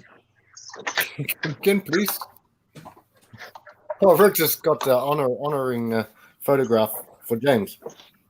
He's honored us again. Oh no. How How come the hamster's poopy today? Did you make a I mess? don't know. Yeah. Brandon hasn't changed out his bedding yet, so he's all poopy. Poopy hamster. Wet butt. He's got poopy bedding, and his water bottle is empty of Guinness. I've got Guinness torpedoes here. I just have to work first. It's animal abuse. remotely, mate. I do my best work when I've had some couple of drinks. Well, yeah, but I'm sure my employer doesn't appreciate somebody being drunk at work. Probably wouldn't work out. Yes, sir. Yes, sir. Yes, Do you sir. work from home, hamster? Sometimes. Well, currently, yeah, because the coof. But we have to start going in pretty quick. So Back to the office, huh? yeah. When the games are over. Yeah, it's a little bit contentious with people because number one, everybody kind of got used to working from home, Right. and number two, most of the work that I do has nothing to do with being on there. It's just you don't have to be there, right? Yeah. Right. It's not like it's not like a car assembly plant. I mean, you got to be there, right? But this is not. Right. So a lot of people are like, "What the hell? Why do we have to come in? What's the point?" But teamwork and all that other rah fucking bullshit, Right. Just a heads up, guys. The word on the street is that next month, in my country at least, they're going to start hitting up the propaganda again of the thing. So you're going to see more. I don't know what American TV's like, but our TV, they're going to start hitting it up. Make sure you go and they're going to start pushing again. They're going to start trying to develop us again in May. That's what I heard about 2 months ago. So they're always, at least these globalists, they give us, they give us a heads up. These globalists, they give us a heads up. So Riggs may get stuck in the UK. that's a possibility, Hemi. That's a good thought there, bro. Yeah, Riggs, you might. You're in what, 3 weeks? You're there in 3 weeks. Next weekend I fly out, and I'll be there for 3 weeks. Okay. So I'll be back on, what is it?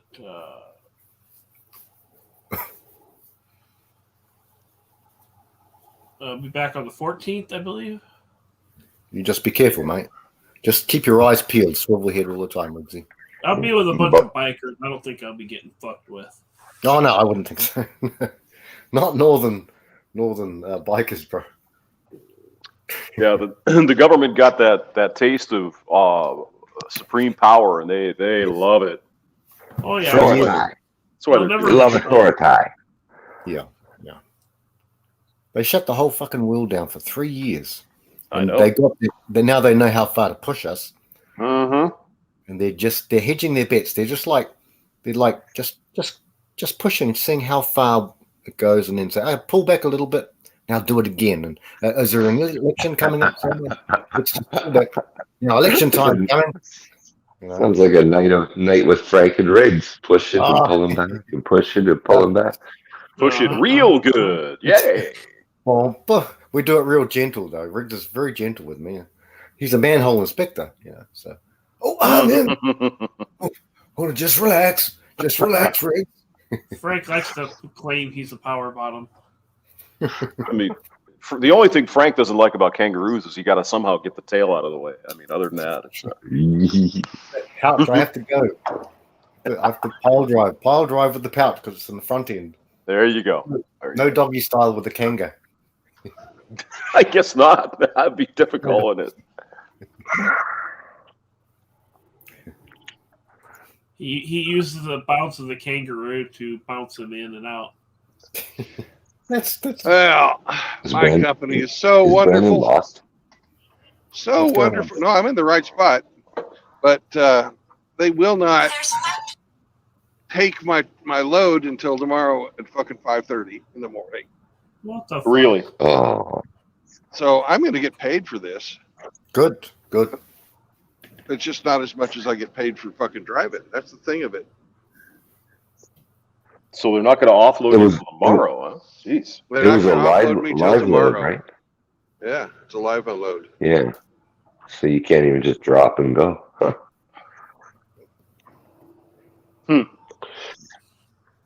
Well, That's I a mean, bunch of yeah. shit. What are you gonna do? I mean, it is what it is. Fucking get out of here and go somewhere else. Go get some lunch. Yeah, you're getting paid Yeah. to leisure time. You can chill with us, Brandon, or do whatever you want. Yeah. Go and pick up do whatever you want. Yeah, so, and you're getting paid. You're gonna go. You're gonna get to hang with Outlaw all day. Well, that'll be exciting. It will be. He's, you've seen his ass. Just don't go in his tool shed. Is that what they call? Okay. Yeah. Okay. Yeah. I'm just doing work here. Don't pay attention. But do you guys see in front of us? There's a truck that's leaving, and they left freight on it. Sometimes that Yeah. happens, and that freight, once your dispatcher clears it, that's yours to do with as you want. Mm. You have all that fucking woke chocolate. Keep Who to yourself. knows what it is, but you can fucking sell it if you want to. You can take it home if you want to. If you want to.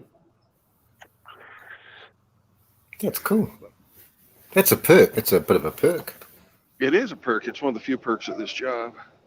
I'll be right back. I'm going to take a look and see where the Loves is from here. Okay. I spent night before last in a fucking shower. Not in the shower, but in a fucking alley. Then last night I spent it at the fucking piece of shit Pilot that was so disgusting. Anyways, speaking of grandmas, there's a grandma right there driving the truck. Don't tell Red Pill Rhino he'll want to go date her.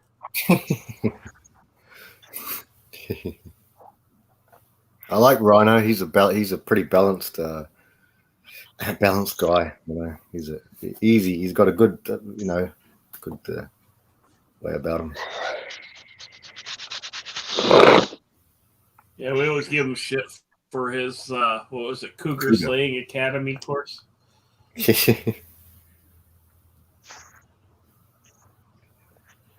Billy Von Bob makes some of the funniest fucking deep fakes and shit. Oh yeah. Wrapping them up. Yeah. Billy Von Bob.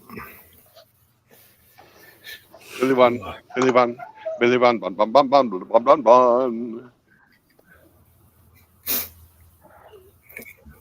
Oh, dudes.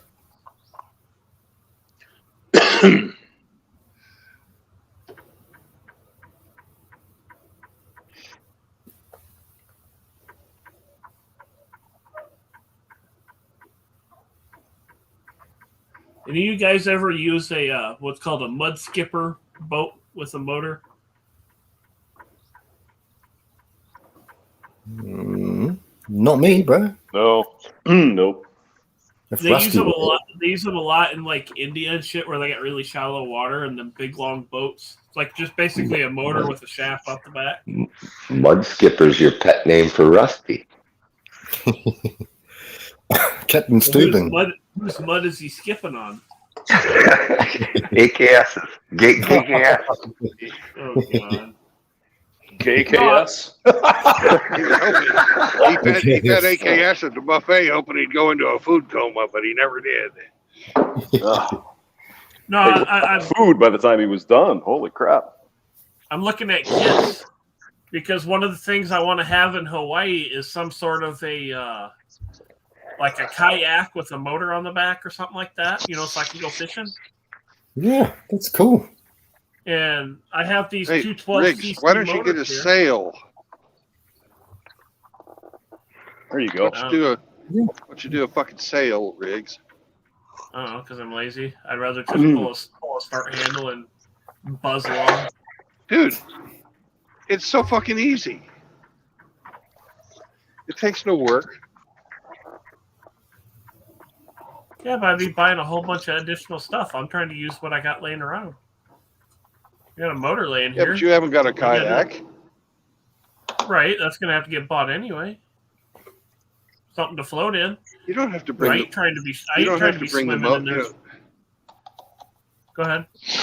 the fucking motor costs you money to ship. Everything you ship costs you money. Well, I already got it.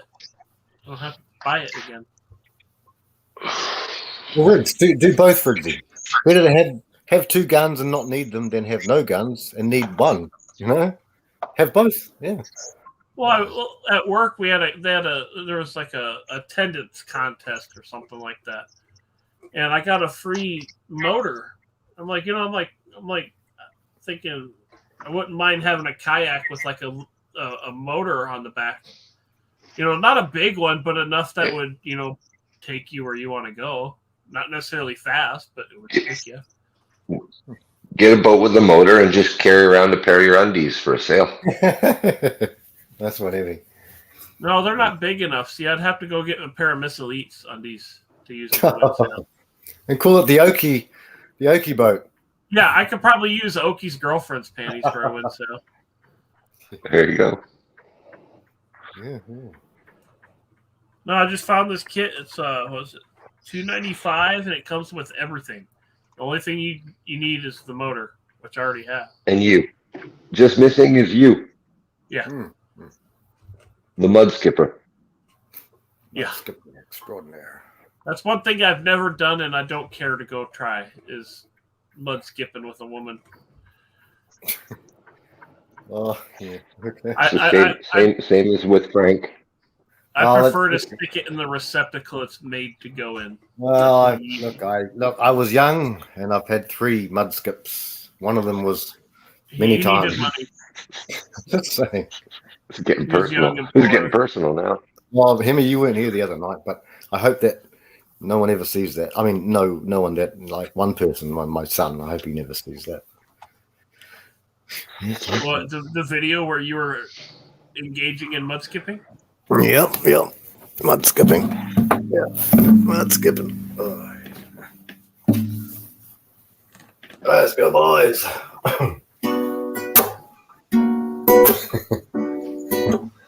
James is getting resentful now because he's having to work.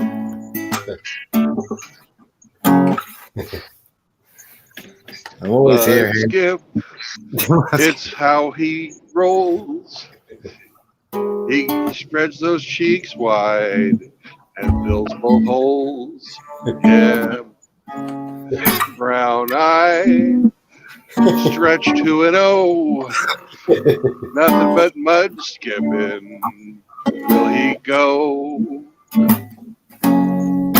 He never felt a hole happy and tight until he stuck the wrong hole Saturday night. It's getting deep in here. or as Bacon says, did it just get dark in here?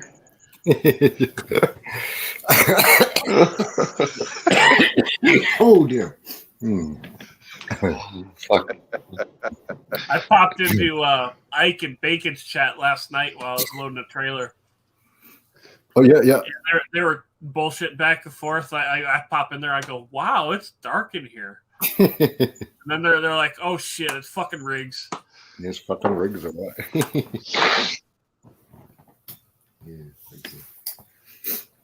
Hey Hemi, can you see my name, bro? This is my new name. It's my stalking I'll be name. right back. I gotta make a phone call. Hemi? Yeah. You see how he leaves? Make a phone call. What's my name, Hemi? See it?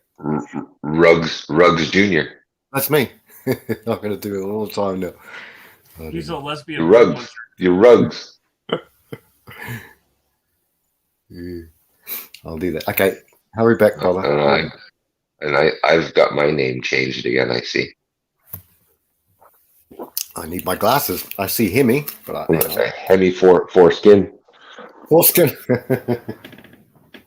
The quattro skin. Trust that big old bear to change our names. Dr. Poopy, we've still got. I changed everybody's name last night, including mine. How far are you from the Loves, Brandon? 20 miles. There is a Loves west of Birmingham. So when I go to fucking meet up with with Outlaw, I'm gonna fucking uncouple from my trailer and drive. Ooh.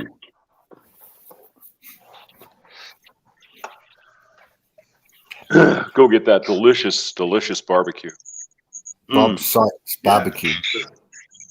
Bob Too Sykes. early in the morning for barbecue, unfortunately. But that place looked great. I fucking checked it out last night after the stream. Yeah. Well, you're going to be there all day. See, you can go later. Yep. I am going to be there till I don't have to fucking be there till 5:30 in the morning now. Yep. Yeah. Brandon could go party. Yay. Take Outlaw out for dinner too. Yeah. I'm going to be in line at fucking 5 though. Ghost Pill is in the house. Ghost Pill. Indie house.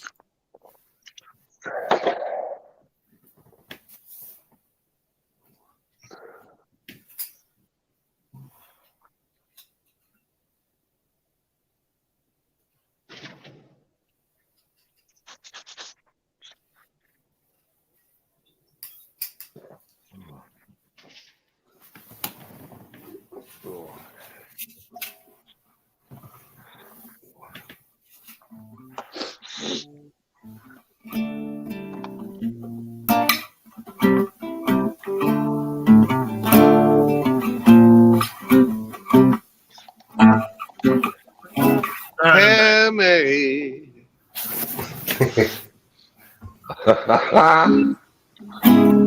Got you on my mind, No. Hammy. I'm not getting on my knees. Okay, let's click on Hemi. We'll do. I'm not getting on my knees, Hammy. No matter how much you plead, Brandon. Oh, look, it's a Dodge in its natural habitat. A Dodge. Oh. Look at that. It's a Dodge in its natural habitat. On the back of a wrecker. Yep. Yeah. Zing.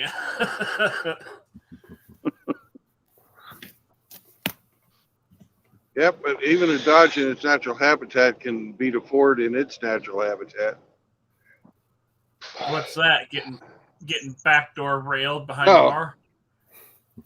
No. It's fucking on a wrecker too, but on No. a slower tow truck.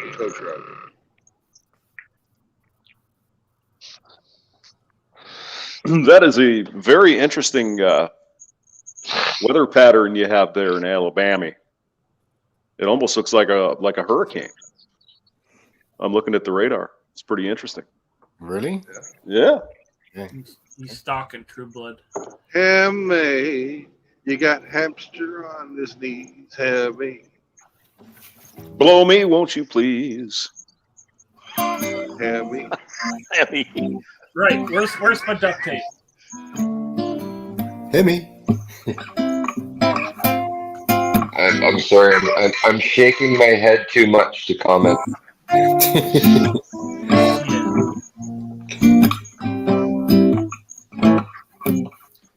What does Hemi do when he's lonely? I don't know. He takes his wiener out and gives it a squeeze. Nobody's blowing me. Hey, Layla. He just do what he please. Hammy, you got hamster on his knees. Hammy. Get my ass, please, a hamster. We're begging Hemi, please. Won't you ease our weary?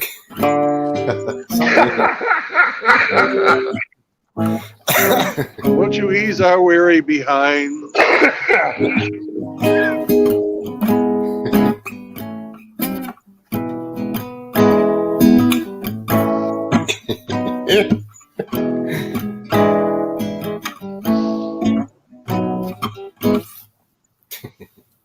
I actually got. What is the solid? Really? you're gonna get a copyright strike. cannot be No, done. you're not. Don't let him fool you. He's just saying that. Mr. Publix, are you coming over?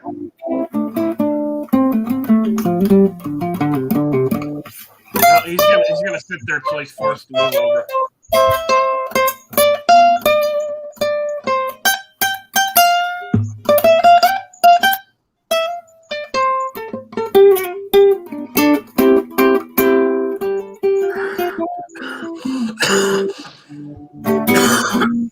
Well, that's enough. That's enough. Time for a drink.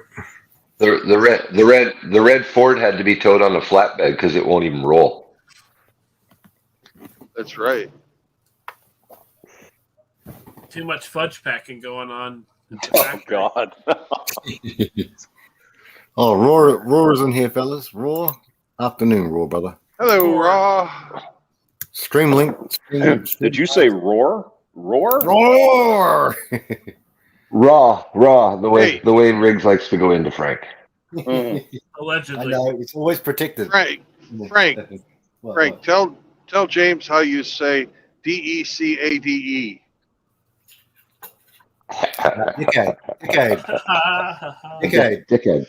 Decade. I've been alive for many decades. Many decades. And during those decades, I've met many decades. There's 4 of you in here, you're all decades, but that's how we say it. Yeah, decades. Yeah. Decade.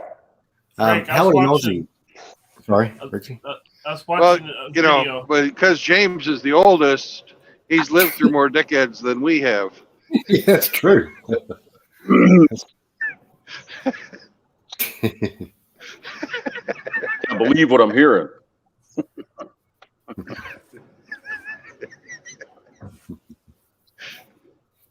Sorry, Riggs, what are you saying something, bro? Or?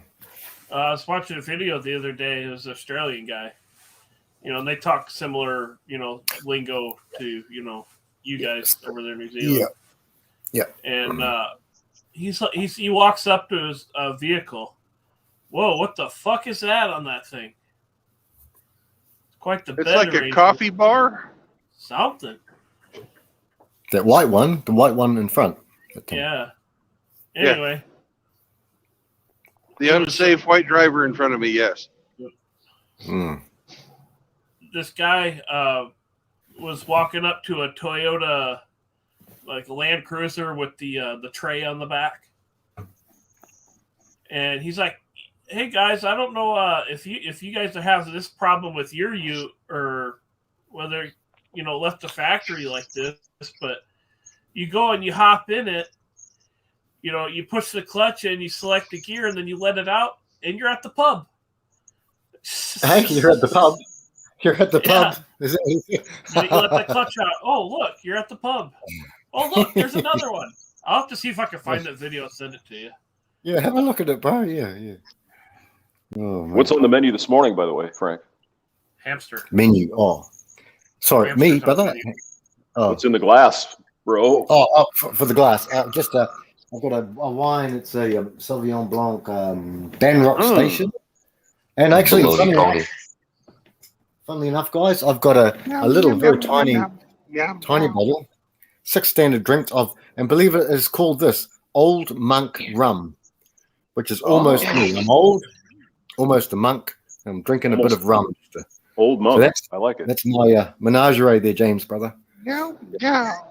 Sauvignon Blanc, that's the very famous New Zealand product, I'm sure. Yep. So Yeah, I've had some of it from New Zealand. It's really good. yeah, we've got some good stuff here, James. I will say, James, that the red wine Cab Sav, ours is too strong, and the whole world, all of the wine, the gurus out there who do the wine stuff, the tasting, all that, they say that look, it's just a bit strong. It's not as nice as say a French Cabernet Sauvignon or something like that. One of those. You mean the enophiles? what that means? That's what it's, yeah, wine experts, yeah, enophile. We know. Oh, yes, good, yes. Oh dear. I thought they were Something new, Sauvignon or Sommelier. Sommelier is like, yeah, Sommelier, that's also yeah. right. What's Yeah, that? and Is it Ethan a was like a wine lover, I guess, probably. sommelier? Jussie Sommelier. Jussie Sommelier. Sommelier is the like the I suppose the person at the steakhouse. Hey, what goes good with this meal? And they'll come up with some ideas for you. Oh. How would you spell that, guys? S-E-M. OENOFIPHILE. I'm Oh, looking it up too. Wienerfile. Okay. O-U. OE. Like the winos. The Greek word for wine is winos. One of them, anyway. That's why a lot of people, especially teetotalers, Christians who do not drink, they say Jesus turned wine into grape juice. But unfortunately, they cannot. The arguments, but it's because they're so intent on their belief systems, and some of these people are, I guess, ex-alcoholics and stuff. They have their demons, but you can't enforce that on everyone else. Jesus made 6 huge stone pots of wine, enough to drink to get the whole manosphere drunk, probably at that week. But they can't accept these things, and so And if he didn't make enough, he could have made more. That's true. Yeah. You notice some symbolic significance too. The fact that there were 6 pots, and he said to his mum, he said, "Hey, why are you asking me this? They've run out of wine. What do you do?" He said, "I haven't started my mission yet." So she said, "Oh, whatever he tells you, just do it." So he said, "Well, fill 6, not 7, but 6." Now 7 is the number of God because it's the number of perfection. That's why in the one reason anyway, as far as I can tell, in Revelation we've got 666. Which is forever, perpetually, never perfect, which is like the number of the bad one, And that's but he filled 6 of them. That's all. Those pots were not little. They were like we couldn't lift them, so he filled 6 of them. It was a big wedding, obviously, the wedding at Cana. So yeah, I don't know. Well, waffle. Every day I'm waffling. Every day I'm waffling. Yeah, even I'm waffling. even Jesus simped out a little bit because his mom wanted him to. Yeah, even Jesus. He made sure it wasn't 7, because then, that's right, 6. 12 tribes of Israel, 12 apostles, or 12, 12 disciples, I should say. All these sorts of things. The number 72 comes up a lot. The whole book is filled with everything. It's incredible. Very strange things. The name of God, Yahweh, is 4 Hebrew letters, Yod He Vav He. And the literal, because the Hebrew language has a meaning. It has a couple of meanings behind each Hebrew character, letter, and basically it means look at this. Basically, the name Yahweh, Yod He Vav He, means look at this with an exclamation mark. Look, and it shows a hand. Then it says look again, and it shows a nail. That's basically the meaning of Yahweh. It's Yod. Oh, Riggs, you bastard. You're a bastard. I've got something in store for you. I've got a lot in store for you, Riggs. Don't you worry about that, sunshine. Oh, shit. What happened here? Yeah, it's very deep things. A lot of concepts. Damn it, I can't find it.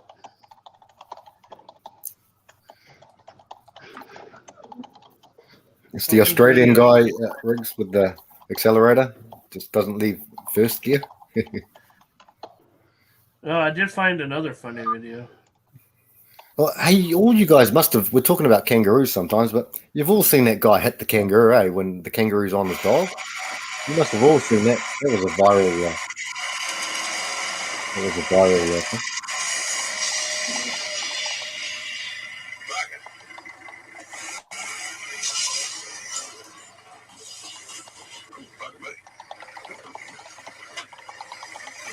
Thing.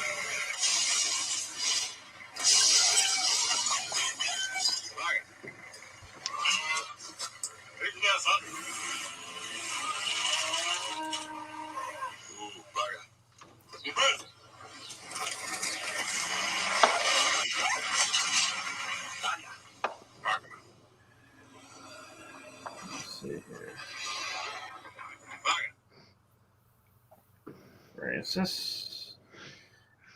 There we go. That's that. Oh yeah, okay, I see that, bro. Yeah, it comes up. Yeah, I'll have a look, bro. I will have a look.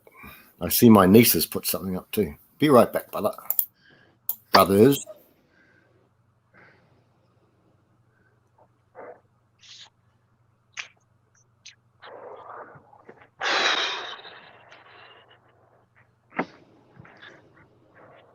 It is April 13th today. Did you know that? Yes, it is all day long. Except Today- in Tomorrow. Kiwiland. Well, in Where it's Kiwiland, already it's already Tomorrow's tomorrow. my wife's birthday.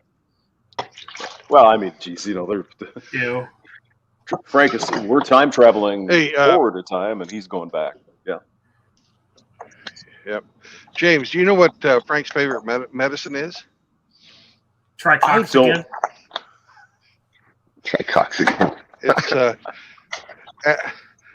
no, it's aspartame. Aspartame. God. Why is that, Brandon? Well, I thought it was Frank more- likes ass. I thought it was No, more he does. Coxicillin.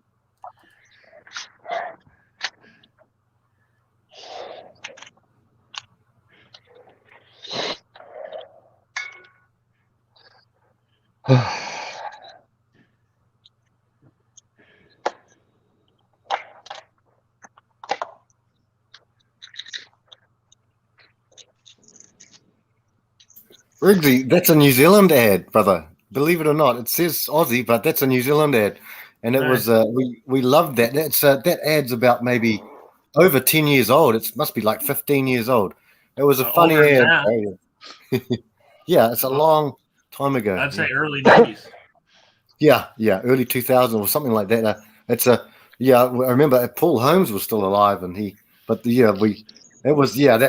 actually a Kiwi ad, bro. It's a funny ad. It made nationwide. We still talk about it today, bro. We still talk about that ad today. Those You know, old Hilux trucks were legendary, though. Oh yeah. Real farming stuff, brother. Real farming stuff.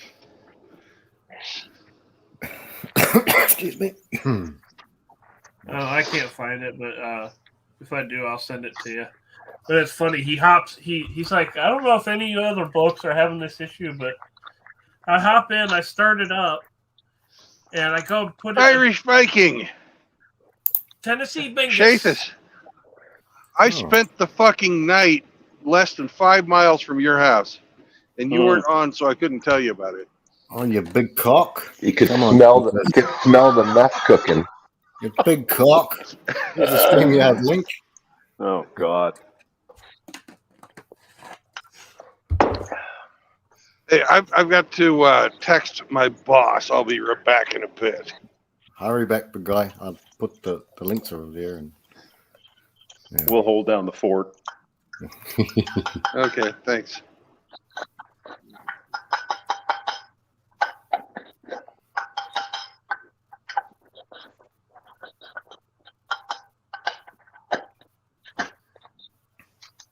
James, how was your chicken with vegetables last night? Yeah, it was all right.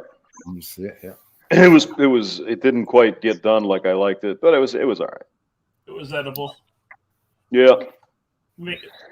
As they say, well, it makes a turd. Yeah. It all comes out the same. Yeah, Basically.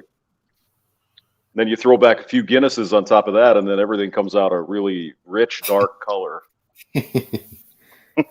About like the meat that goes in the opposite direction. Exactly. Yeah, that's the way I like it. That's the way. So when you go with Tyrone hamster, do you use regular duct tape or the Gorilla tape? We go with the Gorilla tape for that situation. Yeah. Yeah, you got to have the extras For the gorilla. Yeah. Oh, Hemi, how could you? Oh, I'm not on mute. Shit, sorry. It's even black for the occasion.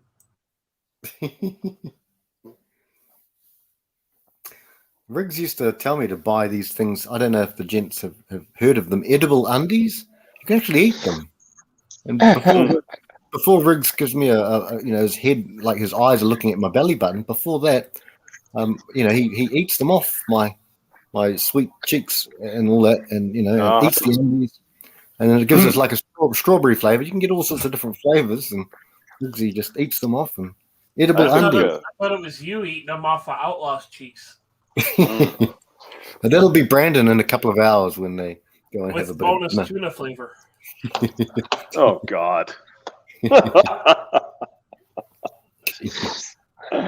Gotta love Oh, Frank, no. the paint tickler. Yeah, I'm going to shave my beard off soon. It won't tickle anymore, Riggsy, when I do it for you. Won't tickle. All right, that'll be good. I'll just get some windshield suction cups and put them to your cheeks, and I'll have those for handles. Good. Maybe Hamster can design us a handlebar mount for Frank's head. Sure. I do have a bit of a handlebar mustache at the moment, but I gotta shave it. Gotta shave it, guys, and shave my head too. Almost leave the We back can long. we can do a combination gimp mask and handlebar set. That'll be great. Hey, Frank, as long as you've still got ears, you've still got handlebars. That's true. That's Right. exactly right. Yeah. Right? Missionary. Both ways, actually. Doggy as well. And still grab him, bam, by the ears. Big beard. We were talking Blackadder last night. Remember Lord Flashheart? What's his name? Rowan Atkinson. Blackadder? Yeah. Who's adding black to your bum? Blackadder. Lord Flashheart, when he came in, it was season two. And he comes in through he's got a bomb there, and it was Blackadder's wedding. Ooh, look at that pretty mouth. You know why? Oh, you yeah, know why they Brandon. call it. You know why they call it Blackadder, right? Why? Why? Because multiplication Why is too is hard. that? Blackadder. Oh, hey. Ooh. Black multiplier. Hey, Big Bear, how you doing all up in here? That one purdy mouth right there. Got a pretty mouth. And that, I'm gonna take a shower, so man. y'all gonna take us to the shower with you? Yeah, you bringing us with you? What's Bring wrong those. with the shower? I ain't got no gas in it. Biggest dickest. That's safest. I am here. Biggest dickus. Safest. Yeah.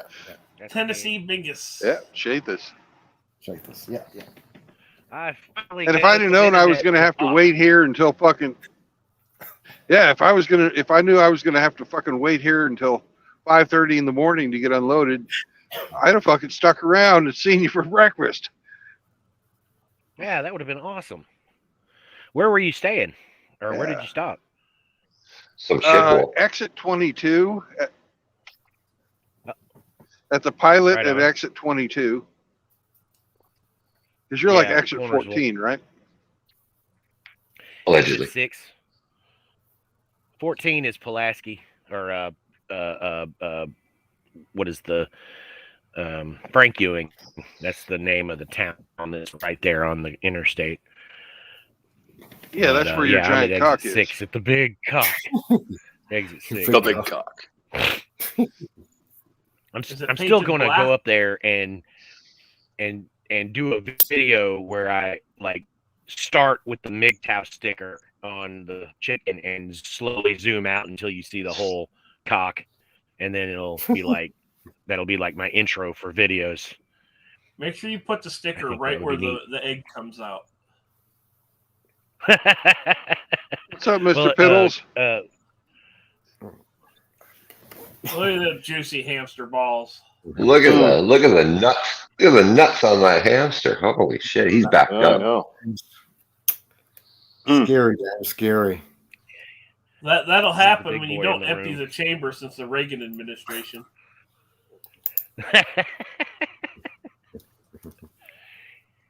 There's some guys that advocate to not masturbate at all. Don't give up your seed. It gives you power. And I don't know. I don't agree with that. I've considered that. I don't think it's right, really. Well, I you feel like- either empty the chamber or your body does it for you, and you end up with a mess in your bed. Yeah, wet dreams. Yeah, some nighttime emissions. Yeah. It'll cycle it out Empty one way the or ch- the other. You can either Yeah, enjoy it or empty the not. chamber or go shoot up a mall. Take your pick. Yeah, I'm with him. Oh in yeah, that. there's that. I empty the chamber into Frank's mouth.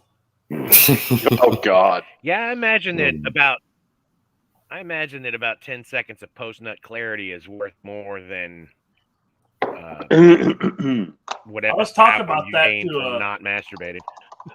I was talking about that to a couple of guys Nice at work. beard. They were talking about sex toys for some odd reason. Like, hey man, whatever fucking gets the round out of the chamber, I'm like, make sure you do that before you go to the bar. yeah. Fire one off before you go to the bar, and I guarantee you won't be taking home no crazy bitches. This thing came out of Indian tantric mysticism and magic. That's where it basically came from, and it was for magical reasons. That was the reason for Aleister Crowley as well. He practiced everything. They would do that, but it was for a rituals that they would perform. Wasn't for like, but a lot of people took that. You know, they were like plastic occultists, and they would say, "Oh, yeah, tantra arts and this and that." But it wasn't meant for that. It was meant for magical spells that they would cast. They would do whole things. Sometimes they would save it up for 6 months and prepare. They would do a whole lot of freaky shit that, and they would summon demons. Crowley's was called Aiwas, and he wrote a book called The Book of the Did he Law. successfully summon demons? Well, that is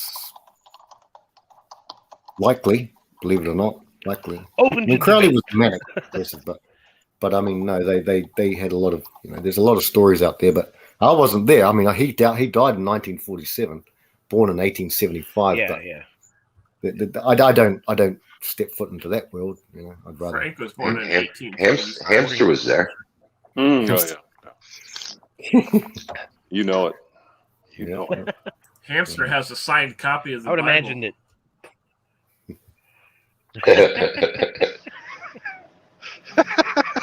two hamsters. Oh, that's a good one. That's a good one. I just finally clicked on that. Of the Bible. Who signed it though?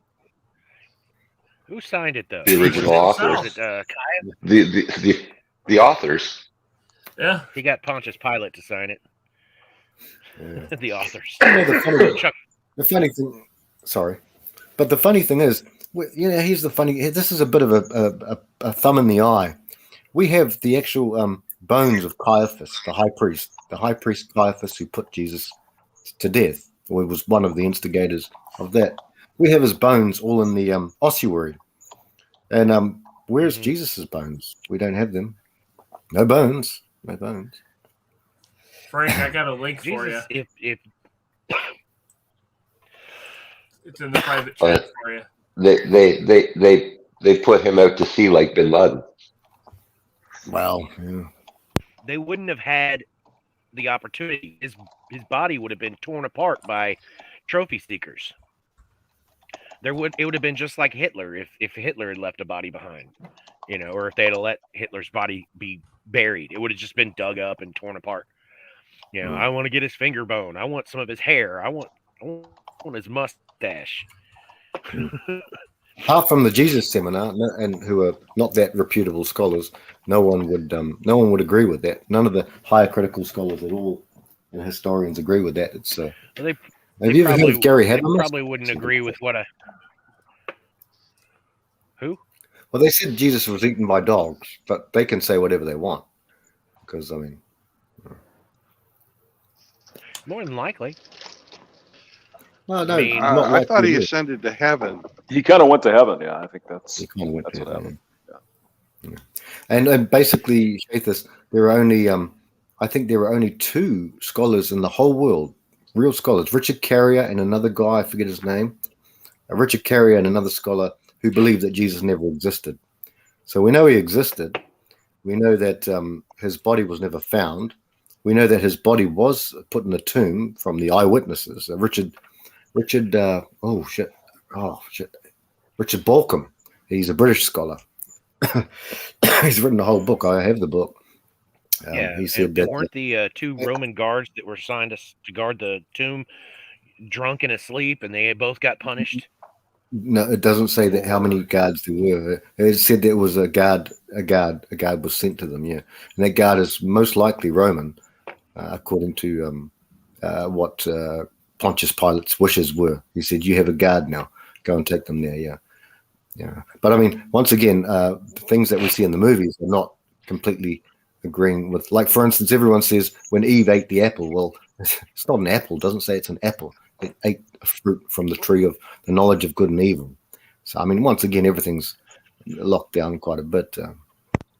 Yeah, but I mean, the all we know is that from the facts that Peter was crucified upside down.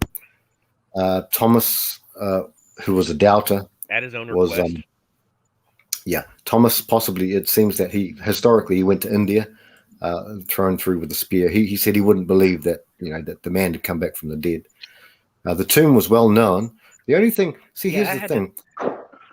Yeah, the tomb was well known. It was Jerusalem. That's why it says from Jerusalem everything will go out. Because if you wanted to say this man was a fraud, you've only got three things to say. He was either a liar, he was a lunatic, a madman, or he was who he claimed to be. And now the thing is, they had all the evidence at that time. What they had to say, especially in the later the Mishnahs and all of the writings of the Hebrews, the rabbis, they had to call him a magic worker. They said, look, they never denied that he did wonders. They never denied that. They never denied that someone with a withered arm, half an arm, just grew an arm back. And they never denied all of the works that he did. But they denied the fact that he claimed to be God in the flesh. That's what they hated about that, because they never read their Old Testament. They didn't know their Old Testament very well. It said someone's wondering, he's going to come to you, God with you. His name was Emmanuel. Emmanuel means literally God with us, in a physical embodiment. So, yeah. So they set it up to where they're waiting for a Messiah, but if you claim to be the Messiah, you commit blasphemy. So you're automatically, Yeah. I mean, you kind of have to die to prove the test. Yeah, and he kind of did. Yeah. Well, I mean, someone, was it Irish Viking, brought up the point that that whole wine wedding thing, that was Jesus' wedding. No, you're right. Yeah. Yes. Mary Magdalene. Yeah. This is more Da Vinci Code stuff. This is Da Vinci Code sort of stuff. Yeah. Well, but I mean, because you could think your way through it. I mean, nobody knew he was Jesus, right? No. So he would have been expected at some point to get married, right? That's the if way they it call was. him rabbi, it's the only way you could become a rabbi is to be married. Mm. So Yeah, that's true. That is true. He That's a had good to have point. been married for them to consider. That's a very good figure. point. And they also, there was a lot of this and that about Mary Magdalene that Right. it's almost like the religious institution itself sought to discredit her after the fact, and they took her book out of the Bible. They they couldn't stand to have a woman be a rabbi or a preacher or whatever, but she was most likely his wife, which is an eye opener. I mean, it's not beyond the realm of possibility, right? Well, yeah, we're not told that, but what we are told, what we do know is that to become a member of the Sanhedrin, which is the Jewish political religious rulers, you had to be married. That's why I think Paul was married, because Paul was a Pharisee. So in order to become a Pharisee, you had to be married. That was one of the prerequisites of it. But to become a teacher, or to be called rabbi or rabboni, you did not have to be married. So, but people did. Nicodemus came to him in John chapter 4 by nighttime, because he was a bit afraid. Like he thought, who's this guy? Because they had many people claiming that they were the Messiah, the one that was coming before that, and they usually used it in a political means, and usually ended up with a lot of people being killed, and then they'd kill that dude who claimed. The Romans didn't like any uprising like that. And Jesus came in a different way, but they had many pretenders to the throne before that. Many guys who claimed to be the Messiah. Frank came after he parted the Red Sea. Hey? I said Frank came after he parted the Red Sea. Well, yeah, well. I must admit, I have worn the Dolmio grin before, but it was dark, Riggsy. He got the red badge of courage. I've got my Red Wings. He earned his Red Wings. I've earned my Red Wings. He got a bottom set of Red Wings and a top set of Red Wings. How do we go from talking theological points to Red Wings? Yeah. Red Wings. I mean, for crying out loud, it's all over the place. Big ass titties. Yeah, you don't have to be perfect to be a follower of him. Well, I mean, that's the thing with Jesus. Even if you don't believe he was God, he was just a really cool dude or whatever. He's not saying anything that's really wrong, right? That's true. All of it is all good. Yeah, that's the part that's the most unbelievable. Is that every interaction he had, it was like, damn, that was some cold ass shit he did right there. Yeah, exactly. His personality shines through. Yeah. And I can't believe that if he was made up, for example, I can't believe that anybody would have the wisdom to write him as a fictional character and get it right. You know what I'm saying? That all those cool interactions came from somebody who had a unique view on the world at the time. Yeah. And it was everybody came to him with questions and he had answers, so it's hard to imagine writing a fiction like the life of Jesus, just and getting his character right. That's exactly right, Shatus. No, it makes perfect sense. There was a scholar who said once, and he's dead now. He's lived many decades ago.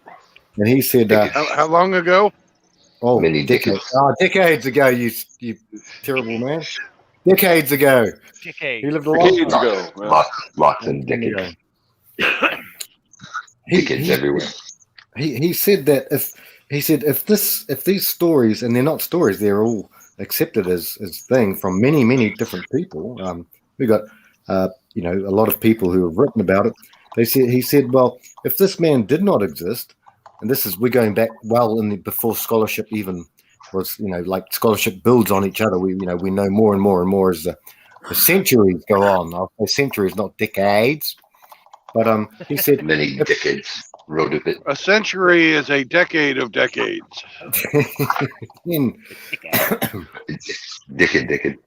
But he said, if this man were not real, then we ought to bow down and worship the people who made him up. That would be the object of our worship, whoever made him up. Yeah. And Shathis has got a great point there. That was said by a scholar long time ago. Yeah. Worship the decade. Long time ago. Frank's had many millennia of men in his worship my decade. The Bible's full of. I mean, they should have known, but they couldn't know. And the reason they couldn't know is this: and it says in the New Testament, if the bad ones, the supernatural bad ones, the ones that are attacking us right now, supernatural. You mean demons?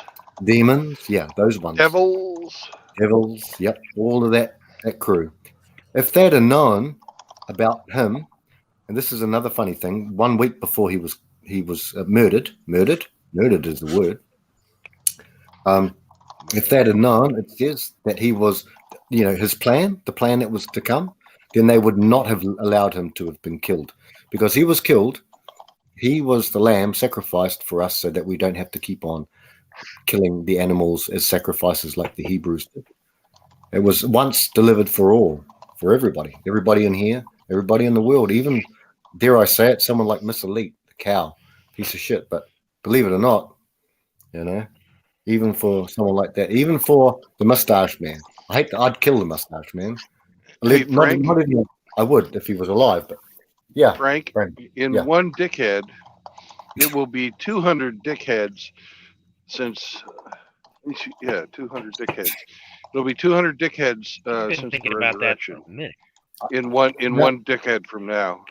Roughly, Brandon. I think. Yeah. I think so. Yeah, it seems to be the case, brother. Yeah. Because he was 33, right? Yeah. Yeah.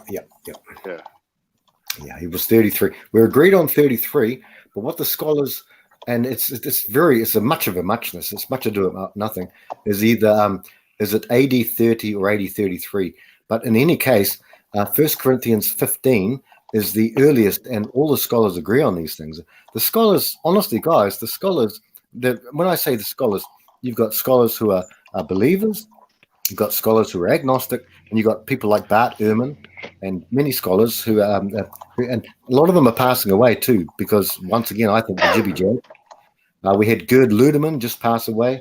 We had another scholar. Now these are the skeptical scholars, but they're scholars. They're PhDs. They're professors. They lived their whole lives for decades. they've written books on these things, but all was agreed.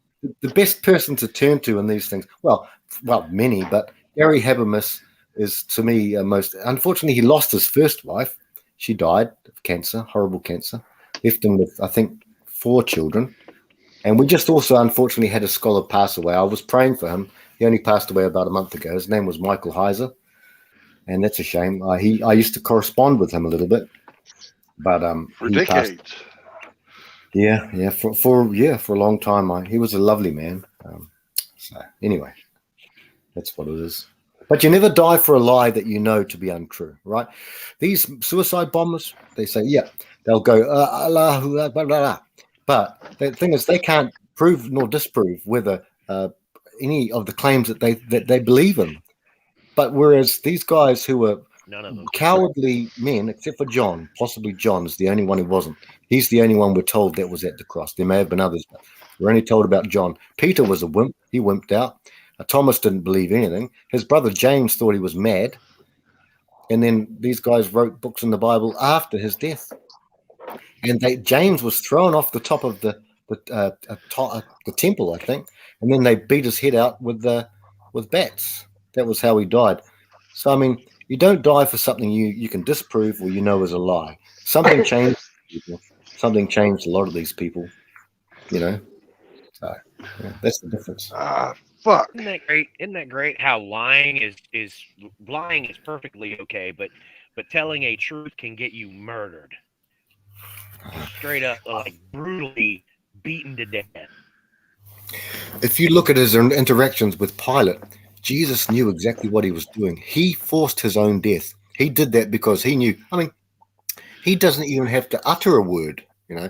I mean, John calls him the Logos, the word, right? The thing that made the whole universe. And you think, well, he's a human being. He can't make a whole universe. He became. So all of us here, brothers, we have one nature, human nature. And we have human nature. Riggs' human nature hurts my bum sometimes, but that's Riggs. That's Riggs. But we have one nature. He had 2 natures, a God nature and a man nature. That's the only. That's the only singularity about this man that was there. He basically orchestrated his own death because he knew. I mean, Pilate was always doing the I don't like this. I'm not keen about this, and he was always trying to. He actually started to say to Pilate, "Look, don't worry about it." You know, he said, "Look, the guys that offered me up, they've got greater things on them." Pilate, according to historical documents, not the written canon, but according to the historical documents, he went, I think, possibly to Spain or somewhere around there, and he ended up committing suicide. This is historically recorded, but that's not canonically recorded. Yeah, Pilate's the first actual recorded instance of "fuck this shit, I'm out." Oh yeah, yes, right. Hey, have you ever seen the play or read the book Margaret and Margarita, or Master and Margarita? No, No. I've never heard of it. Frank? No, I have never heard of it, Brandon. Hamster? Nope. Oh. It's a anti-Soviet book about this author, a Soviet author who writes a story about Pontius Pilate. But he's getting persecuted by the state So he burns the manuscript of this book. And in the process of dying, he is saved by this girl who named Margarita, who pulls him out of the flames. And she sells her soul to the devil to save his soul from going to hell because he was committing suicide. Oh wow. And then he has a task, is he has to find the soul of Pontius Pilate and give him absolution. And then Pontius Pilate, instead of being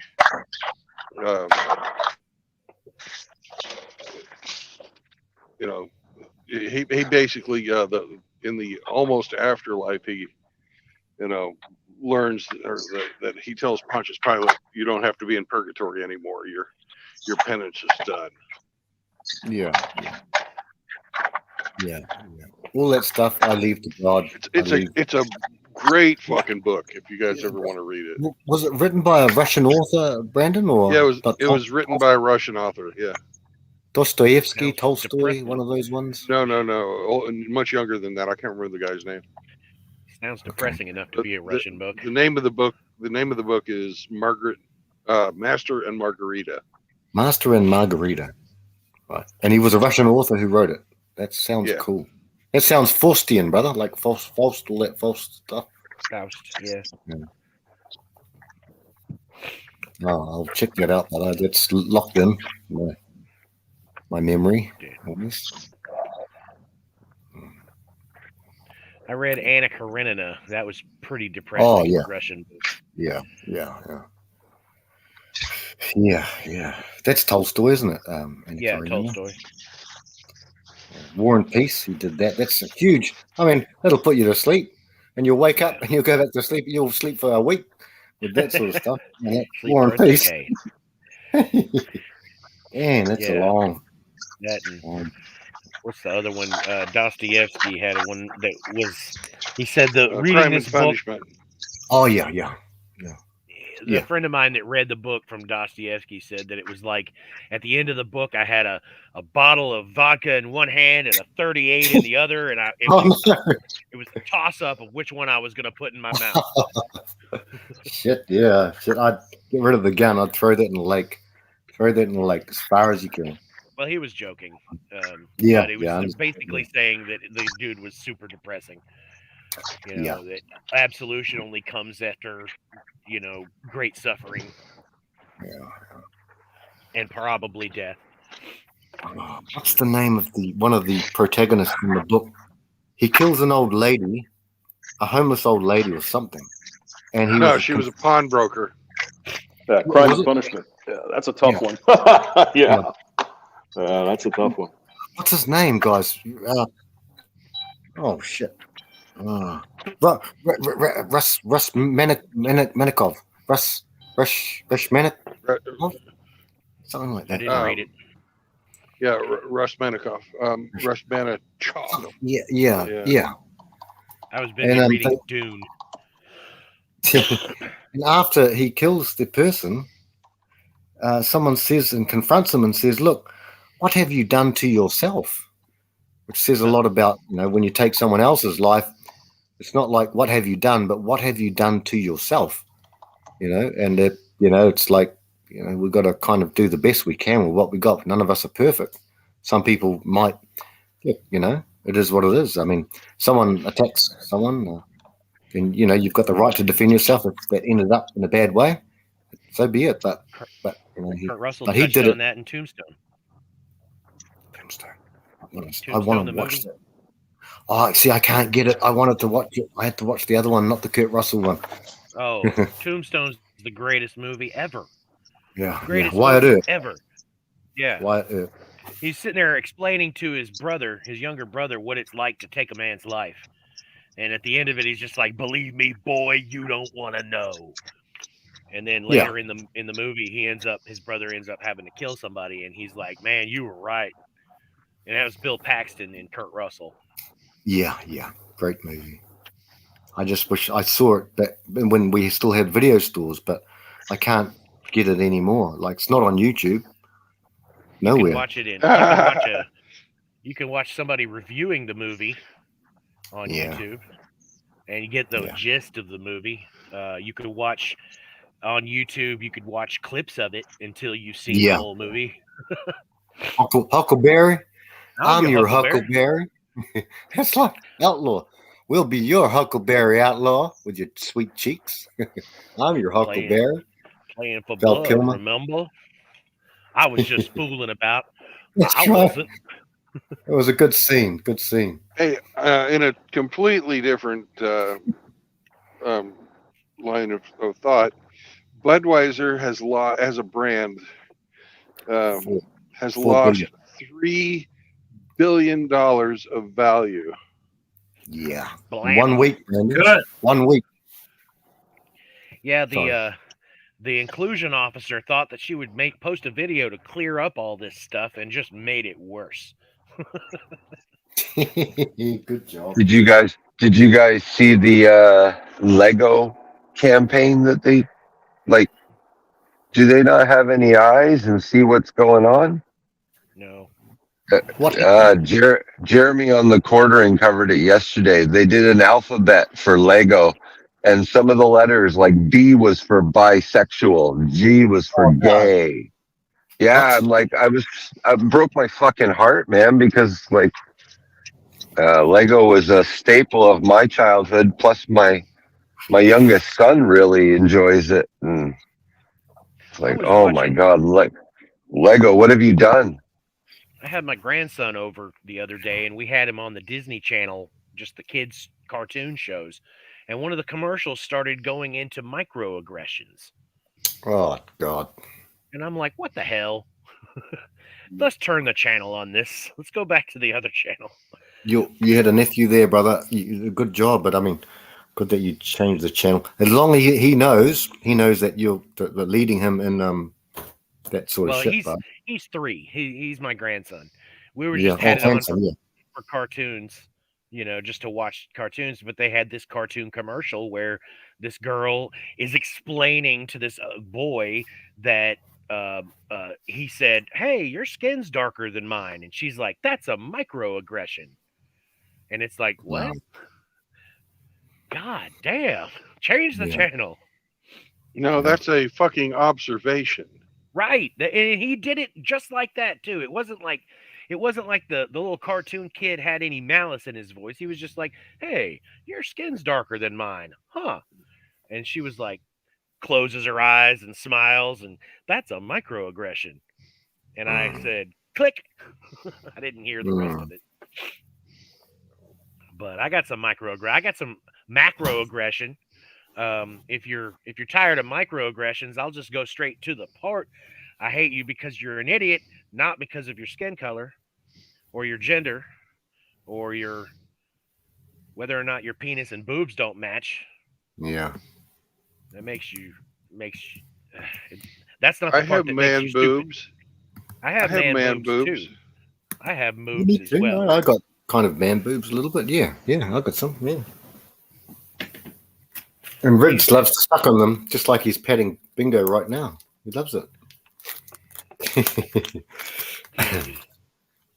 Oh, hey, he's giving us the finger now. He thinks you're number one. That's his IQ. He's just telling you his IQ. Excuse me. No, I was telling Frank he was number 1. Now that. Well, you know what you can do with that finger, Riggsy. You know the place to put that finger, mate. Here you go, Frank. Let me put it up here. Oh, he's coming. He hears your voice. Now he's off. I'm real scared. Damn right you're scared. Damn right you're scared. I can see that in your eyes. All right, go ahead. Jerk that test. Go ahead, skin it. Skin that smoke wagon and see what happens. Skin that smoke wagon. Yeah, Master and Margarita was written by Mikhail Bulgakov. I said throw down, boy. To throw down. Okay, Mikhail Bulgakov. Yeah, okay. Bulgakov. Bulgakov. Do something or just stand there and bleed. Bulgakov, yeah. I love that movie. Billy Bob Thornton is getting a smackdown by Kurt Russell, eh? Yeah. It's, Hammerhand puts that on his super chats sometimes, eh? Oh yeah. My friend used to quote that movie like in conversation, and my friend, who's kind of awkward, tried to quote that line, and it came out, "You gonna smoke that skin wagon, or are you just gonna stand there and bleed?" We all started laughing. You smoke the skin wagon? Ooh! So, Ridley, that was the scene in the pub, at the bar, the saloon, right? The saloon. Yeah, the And they're like original. playing cards. Billy Bob Thornton, who's he's quite a young Billy Bob there too, Yeah. and he gets Yeah, all up chubby. and thing, and yeah, that's right, yeah, and then that's a good scene that, and then he doesn't know that it's Wyatt Earp, eh? No. Doc Holliday, he didn't. I think Doc Holliday tells him, and then Val Kilmer comes out. Yeah, They go up to Look at the that bar shotgun. and he's like, he shows he points at the pictures behind the bar and he's like, "You see that man right there? That's me." yeah. He's like, "I'm the OG around here." Damn it! I want to sail the high seas of allegedly hacking. Not hacking, but I don't know how to bloody do it. I don't know how to get all that shit. But you know how you get the things? No, I can't get it on YouTube, so I'll pay for it. I don't mind paying $10 for it, but I wish I could watch it. But I Better did watch go- the other one. Sorry, Go drop a not Frank bad. in the toilet.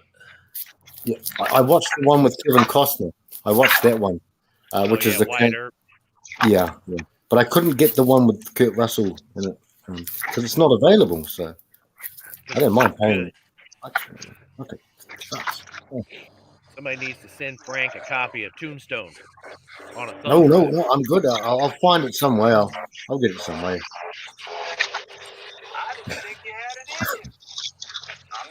I'm your Huckleberry. I'm your Huckleberry. I hope Val Kilmer's in good health because apparently, as far as I know, does anyone know about Val Kilmer's health? I just know he can't speak. I beg to differ, sir. I beg to differ, sir. We started a game we never got to finish. Playing for Play for blood, blood, man. remember? I was just fooling about. I wasn't. I wasn't. This time, It's legal. legal. Yeah, he's got and he shows the star, the deputy, the sheriff, Yeah. or the Marshall. marshal. Yeah. All right, Lunger. All right, Lunger. Let's do it. And he's been trying to embarrass him at that casino table with all that gun work, like fancy shit. That's Michael Biehn, who was Reese in Terminator. That's Frank and Bingus talking about Holy some Brokeback Mountain type of stuff. Reese, how old would he be in that movie? Reese, because Reese was fairly young, at Arnold's age. Yeah. So- Well, it was only a couple of years before. It was like 81, and Tombstone was like 86, maybe.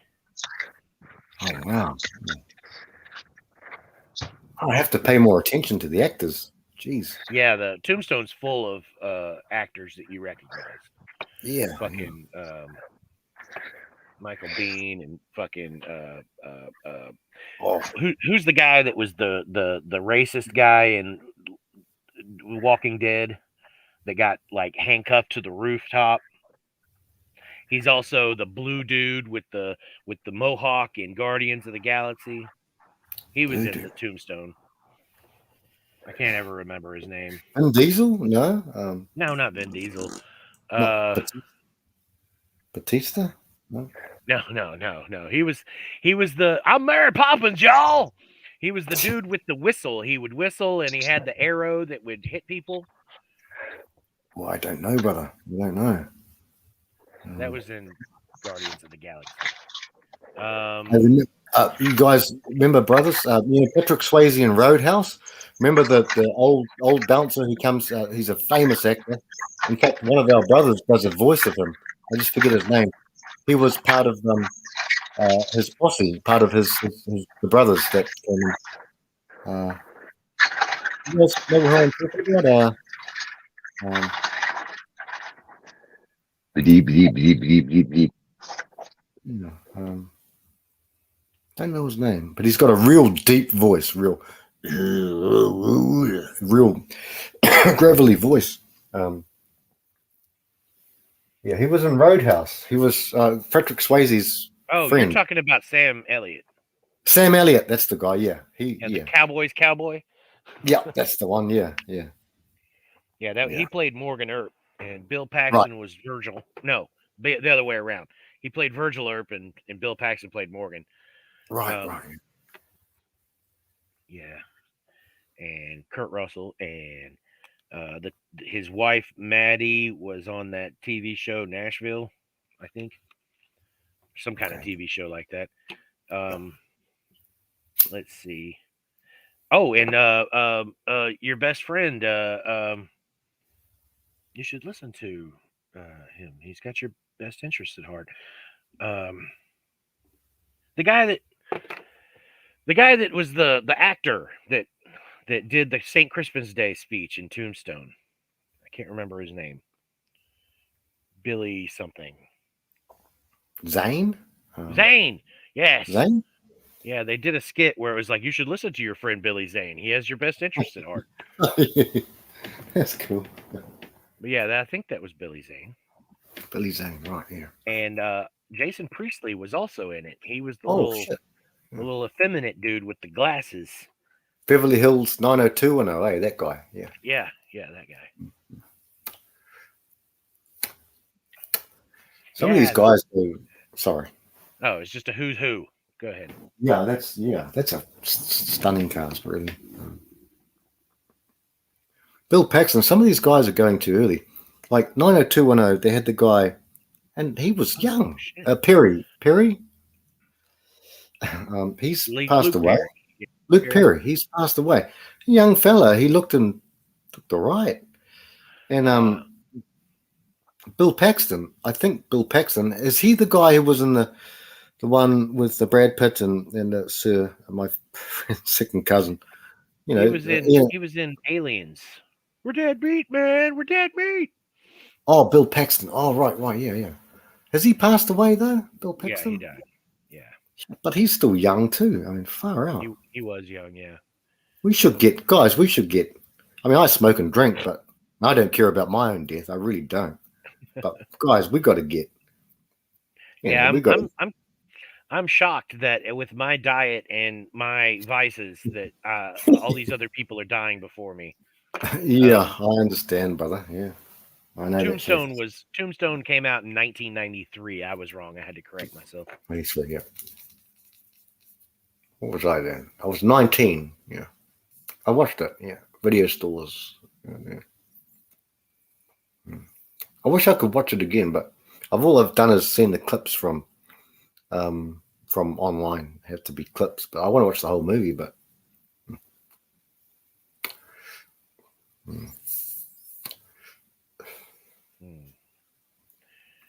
I think we should get at least a good 80 years, fellas. You know, I hope, God willing, we'll get an 80 years. But then again, if we look at it the other way, the way the world's turning, do we really want to be here? Should I have to play a Radiohead song about this?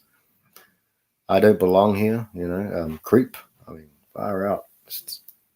They say in the Bible that, I don't know, now I forget about it. I'll change something. Say that people's hearts are going to go bad and they'll be lovers of themselves, lovers of money. They'll just be peculiar people. And that's what I find. I don't find it in this community. I don't find it much in the church, but there are people in the church like that. I don't go to church anymore because of reasons like that. Not because I don't follow my beliefs and that man, but because there are other reasons. People have become cold. Their hearts have grown old and cold and bitter. I don't like it, but you know. I'm still looking. They for want this us to guy's act name. like them. This is the end. My only friend, the end. Nice song, Hemi. Nice song. The Doors. That's another movie that Val Kilmer did a great job on acting. Oh yeah, yeah. Great job. He put on a lot of weight for that movie, Brandon. Towards the end, with his big belly. Remember towards the end, and he went to Paris. I read the book on the true. I read the biography on that about his time in Paris when he died. This French police detective was extremely unhappy with what's her name? What was her name? Anne, or what was the girl's name? You know, who played Meg Ryan, played her or whatever. He was excoriated her for the way she treated Jim Morrison towards the end. She said he really went to town on her. Gave her a Tim Elgato hard out. He gave her a Michelle Guevara hard out. Like, why the fuck didn't you? Why are you? What about Jim? Jim's in the bathroom. Why are you not looking after Jim? He had a bad shot of heroin. It was some sort of laced shit, you know, this and that. And he was very unhappy. Well, Pam. Her name was Pam. Yeah, he was. And I read that thing, and that's exactly what it said. They were very unhappy with the way she treated him. Yeah, what a bitch. Michael Rooker is the guy who I was thinking of.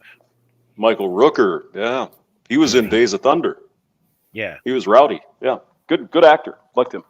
he was the one of the cowboys that joined Wyatt Earp's team towards the end of the movie. Yeah, he's solid. He was in Mississippi Burning. He was one of the KKK assholes, but he's a great actor. Great actor. Yeah, he was the racist guy I was trying to think of from Walking Dead that got handcuffed Yeah. to the roof of the building. Yeah, he always plays a good fucking asshole. Rooker. Oh, Rooker. Michael Rooker? Rooker. Yeah, Rooker. Oh, yeah, I got him up there. And Oh, yeah, I know He the dude. played Yeah, Merle. Merle. yeah, that guy's famous as, yeah. Yeah, I know his face. He plays a real good bad guy. He's like a real ass kind of guy. Mhm. Asshole. There's a movie that some people don't like. It's called Replacement Killers. I think it's a fun movie. Yeah, it is fun. He's in that. He plays the cop in that one. So Yeah, Powers Booth was also in there. He was Curly Bill. Powers Booth. The only other thing I've seen him in is a movie called Rapid Fire that had Brandon Lee in it. Brandon Lee, yeah, I remember that one. Yeah, that was a fun movie. That was where the guy would go to kick him, and he'd kick him before he could kick him. He'd kick his leg as he was raising his leg to kick the guy. He'd just kick his leg. yeah. He was so fast. Yeah. Brandon Lee, yeah. Yeah, he was. That's he another. died making The Crow. It's another strange one, isn't it? Eh? I mean, Yeah. when you think about it, I mean, it's a movie within a movie within a movie. 3 movies all together. I mean, his dad filmed the movie. It was A Fist of Fury, and in that movie, he gets shot. You know, the ending of the movie, he jumps out, does a flying high left side kick, bang, bang, bang. That's all we hear. And then he does Game of Death, where he pretends that he's been shot in the same movie. So Game of Death, it's very strange things. I don't understand it. I've never understood it. In the Game of Death, he's an actor. He plays an actor in the Game of Death, his last movie, and then he's filming a movie within a movie. So the Game of Death films a movie within a movie, and he gets shot in that and killed. But then they open up his body in Game of Death in the movie, and the guy they open up his grave after he's been buried. He pokes a thing in his cheek, and they see it's a wax. And then after that, Bruce Lee dies in real life. And then after that, Brandon Lee plays a movie in The Crow, and he gets shot and dies. I just never wrap my head around that. Like it's almost like a Matrix thing. I mean, I don't get it. Yeah, Does that glitch in the Matrix. Yeah, real glitch. It's odd. Hey, guys, have you ever heard the old thing? Sorry, I've got it right here actually. But What do you I'll be got right there? Is that I'll your be- Jack Murphy memorial fucking dildo? I'm gonna shave. I'm gonna shave. I'm gonna shave.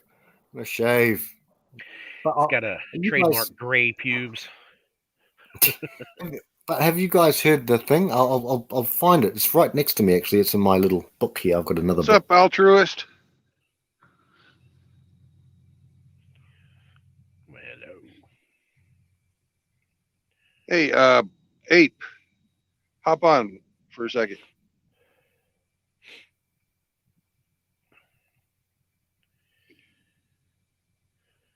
Hello?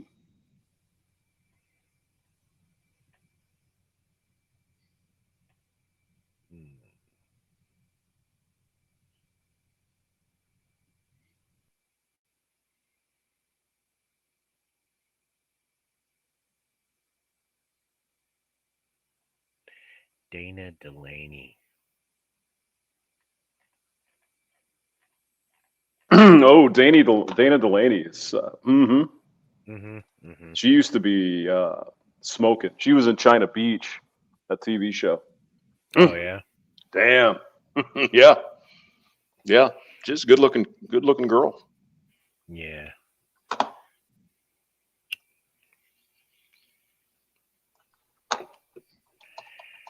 Let's see who else. Dana Wheeler Nicholson, Billy Bob Thornton. The credits for Tombstone on IMDb has Wyatt Earp in the credits as one of the actors. Thomas What's Hayden up, Abe? Church. What did I get myself into with this? What conversation is this? We're talking Well, about Tombstone. they're talking about Tombstone, but I wanted to talk to you about.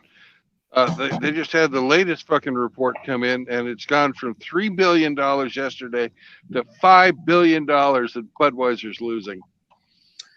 You know, I was talking to a buddy of mine the other day, and he watches the stock market religiously because he's heavily involved in it. He says the true numbers on Anheuser-Busch, they haven't hardly lost a dime. He says, I don't know where all this reporting is coming from because he's looking at the stock market. So I don't know what to fucking believe. I can believe that I went to the VFW last night on my Friday night and had some dinner, and I drank some Miller Lights, and I haven't had one of those in 25 years, and I decided that it was I could tolerate them, so I no longer drink any Anheuser-Busch products. Yeah, or InBev products, really. Yeah, I looked at the list, and man, Rolling Rock's on there, Modelo's on there. There's a bunch of freaking microbreweries that have been snatched up over the years by those guys, like Land Shark, Shock Top. There's a ton of them. So yeah, I actually wish unfortunately, anybody that lives on the eastern side of the United States can get access to it. But I really wish that I could get some Yingling. They just brought Yingling here to St. Louis. So. Well, you're about probably the closest that can get it then, because I don't think I can get it out here where I'm at. They make some really, really good beers. Yeah, they do a nice job. It's good. Yeah, and that's the oldest brewery in the country. And there's another one called Schnell's, August Schnell, out of New Ulm, Minnesota, and they're the second oldest brewery in America. Yeah, Minnesota. And they make some really good beers too. Well, here's the thing. InBev is worth $127.52 billion. Mm-hmm. So if they've lost $5 billion, that's not a hell of a lot. That's fucking what, 5%, 6%?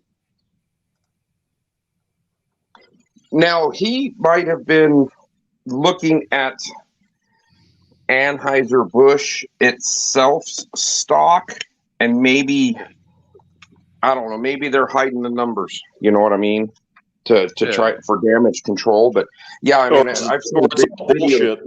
There's that too. I've seen videos every day that, oh my God, the CEO of there was fired. Did you notice that CEO looks a lot like that transvestite that used to run New Zealand? I think she has an Adam's apple. I think that's actually a man.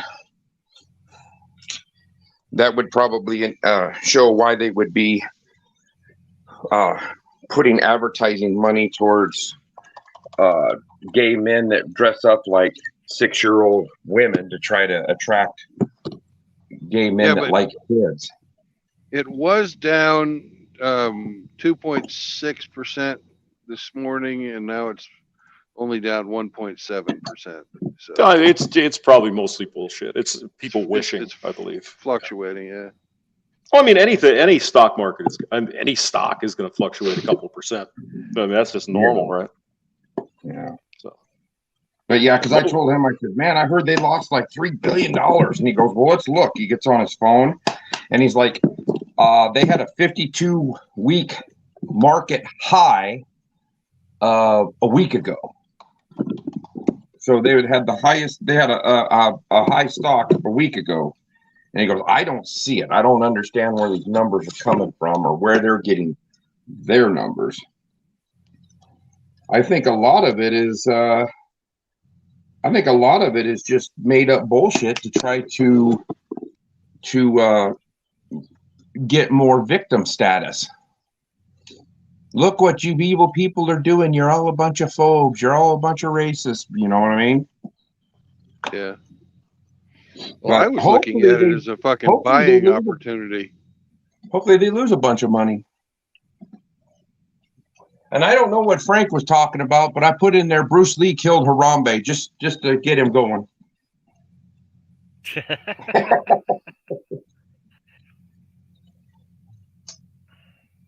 funny. Yeah, but they couch the wording on this. They say loses $5 billion in value, so it's not actually that they're losing money; they're just losing the value. Right. How dare you, oversized gorilla? I mean, if you have, how many stocks are out there, right? Say 1 million. Well, if you fluctuate $1, there's $1 million less, right? So, yeah, I'm not terribly concerned about that. It's mostly bullshit, I think. I'm with you on it, Answer. I think that's. I think a lot of the stuff is propaganda to try to get themselves. Well, look at for us. All you bigots out there won't drink Bud Light now because of this. Well, I think it's wishful thinking, but yeah. I'm sorry. It sounds like a lot of fucking money, but when your company last week or on March 31st was worth 132.3 billion, and now it's worth 127.3 billion or 6 billion. You're losing fucking the value of your stock price. You look at why do they keep pushing this narrative and why, and then the news cycle keeps it rolling because other stuff is on there that they don't want you to pay attention to. I see. Yeah, they'd rather you focus on. They'd rather you focus on fucking how horrible people are to this little fucking Dylan guy than how horrible the fucking tranny was to the school children in Nashville. Yeah. Or this guy that just shot up that bank in Louisville. Yeah. There are tons of stories that say he was a trans dude. Well, I've watched some of the video of him walking around in the bank and everything. I don't know. I've watched the video of the cops getting into the shootout with him, and stuff like that. But they sure don't want to say anything about the trans community because, like, the last 5 shootings have been people that are like that, and then the one in Colorado Springs that they prevented, where the family dimed the dude out. But that doesn't seem to make the news cycle. Nah, they should have fucking stayed with that dog. What dog? You remember the Anheuser? Spuds McKenzie. Spuds McKenzie? Spuds McKenzie. Hell, they could have stayed with the frogs. Bud. The Wow. Budweiser frogs. Well, they had the Real Men of Genius too, didn't they? Was that Bud Light? Real American Heroes. Yeah, Okay. I think that was Bud Light. Well, you can't say Real Men of Genius because then all the broads would go, Ree! Of course. I mean, what's wrong with Clydesdales and frickin' cartoon dogs? I mean, my goodness, it's just beer. I mean, please. Yes. I suppose that somebody would say eventually, well, but the cartoon dog, it's going to convince children. See, the children, you know, how these people are just. Yeah, you can't have a cartoon. Joe Camel, you know. Beer. Yeah, Johnny Joe Camel. House fellas. Hey. Johnny. Yeah.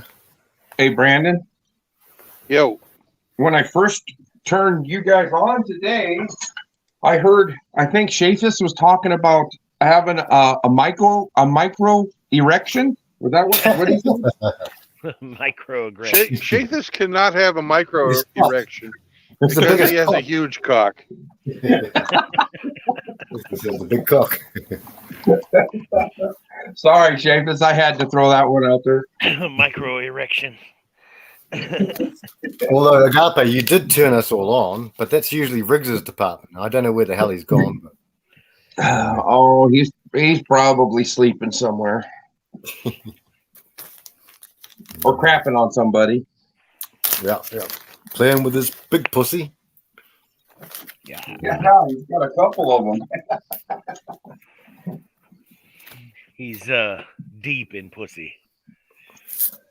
Yep. So, Henry, can you get all of the Yinglings, all the different brands or the types they have, or is it just the original? It's just the standard, yeah, the original. That and light, I think just the original and light. Yeah. Yeah. Oh, Yingling's all right. Yeah. I had it in Baltimore at the airport, and my buddy says, you got to try one. And I'm like, is it Chinese? And he goes, no, it's not Chinese. But he says, It is, I yeah. like it. No, it's like it's similar to like Shiner Bach in a way, but I like it better. Shiner just has a flavor that I don't like. I mean, I'll support them because they're not big beer, but I'd rather have Yingling. It's better. Yeah, all my ex baby mama used to drink was Amber Bach. I couldn't stand Amber Bach. I attributed that to my time in the Mediterranean, where we would, order beer and it would be warm and local, local Italian beer or even worse, if you're in Albania, Albanian beer. But we had a line on German. This one beer, it was started with a K. It's like Kriegs something or another, but it was awful. Oh, and we had so much of it on the ship. We would do beer on the pier, and when we were in port, we'd bring cases and cases of beer out of the ship onto the pier and have a little party for whoever was off duty. Beer on the pier. And they would always have this awful German beer. Koenig. Koenig was the name. Koenig. It's not Koenig. It's Koenig, isn't it? Oh, I know that. Yeah, I drank that. Yeah, I drank that. Koenig, yeah. That's a German pronunciation, right? Koenig, I guess. Yeah. Hey, Brandon, did Ukraine have good beers? Yes, they did. Were they served at room temp, or were they designed to be a cold drink? They were cold. Yeah. Okay, well, here's some good news for someone who can't get Yingling. Where are you at? Which state? Nebraska. Okay, well, it's coming to Kansas this year, so not quite Nebraska, but just a road well, trip. if it came far enough west, I could do road trips. I used to go to Colorado to get Fat Tire. Oh, Fat Tire. I went to the brewery up there in Fort Collins once with my kid. Yeah, that was kind of fun. Yeah, there's all kinds of breweries along the Front Range there. Yeah, I've been to that brewery. Yeah, it's a good time. Yeah, Hey, did you guys ever hear of a guy named fucking what the hell is Fucking? his name? Is that his name? Wow. No, German it's one of fella. these fucking no, it's a YouTube guy. His last name is Cook. But anyways, he does a bunch of fucking prank videos, and he like steals things out of people's fucking shopping carts and pretends to vomit in Ubers and fucking just the stuff that would piss people off. He got shot, Brandon? He got shot. Yeah. Oh yeah, I heard that. Yeah.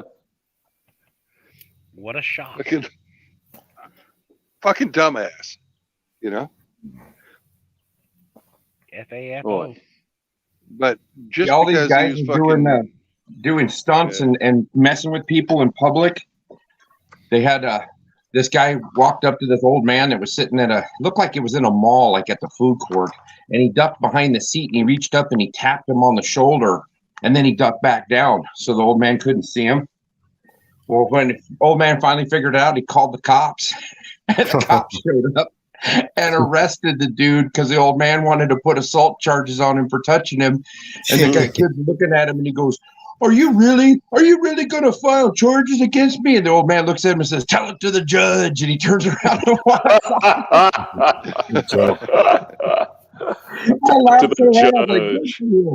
You just tell it to the judge. That's a Clint Eastwood. Get off my lawn. Yeah.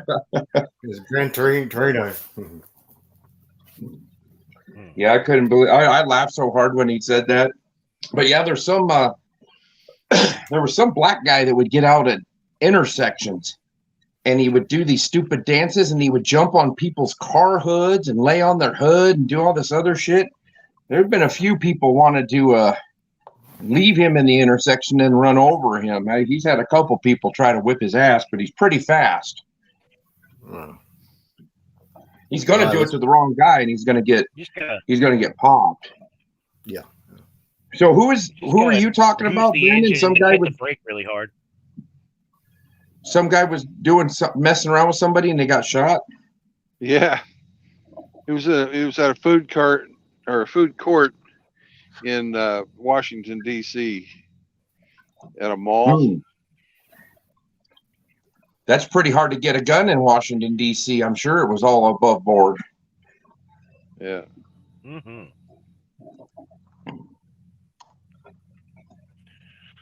And did it kill him then? Yeah. No, it didn't kill him, unfortunately. Oh. And apparently he didn't learn anything from it either. Oh, he's still continuing to be a jackwagon? Yeah, he's said he's not going to stop making videos just because of this. Well, just need to be more accurate this time.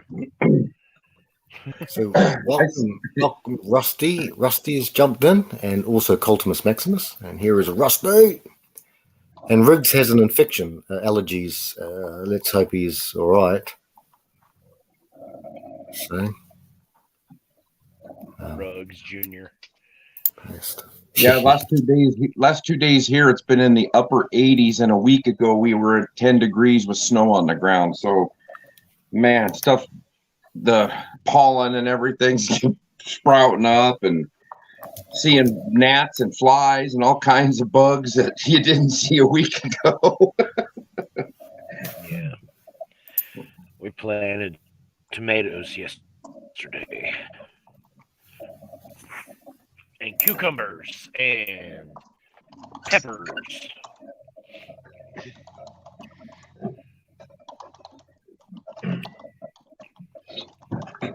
They might be able to get Yingling in Omaha or Lincoln.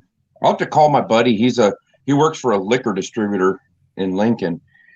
I'll have to see if they have access to it. He does mostly wine, though. That sounds like a really useful friend to have. I'm a liquor distributor. Oh, just come on by anytime. Yeah. Probably always. Unfortunately, I'm not much of a wino. I couldn't tell you that. I know there's red wine and there's white wine, and that's about it. Yeah, Not but a I hear sommelier, bitches huh? whine all the time. That's their own cooler of wine there. So you're no sommelier. He's no enophile, man. He's Enophile. he's not an enophile.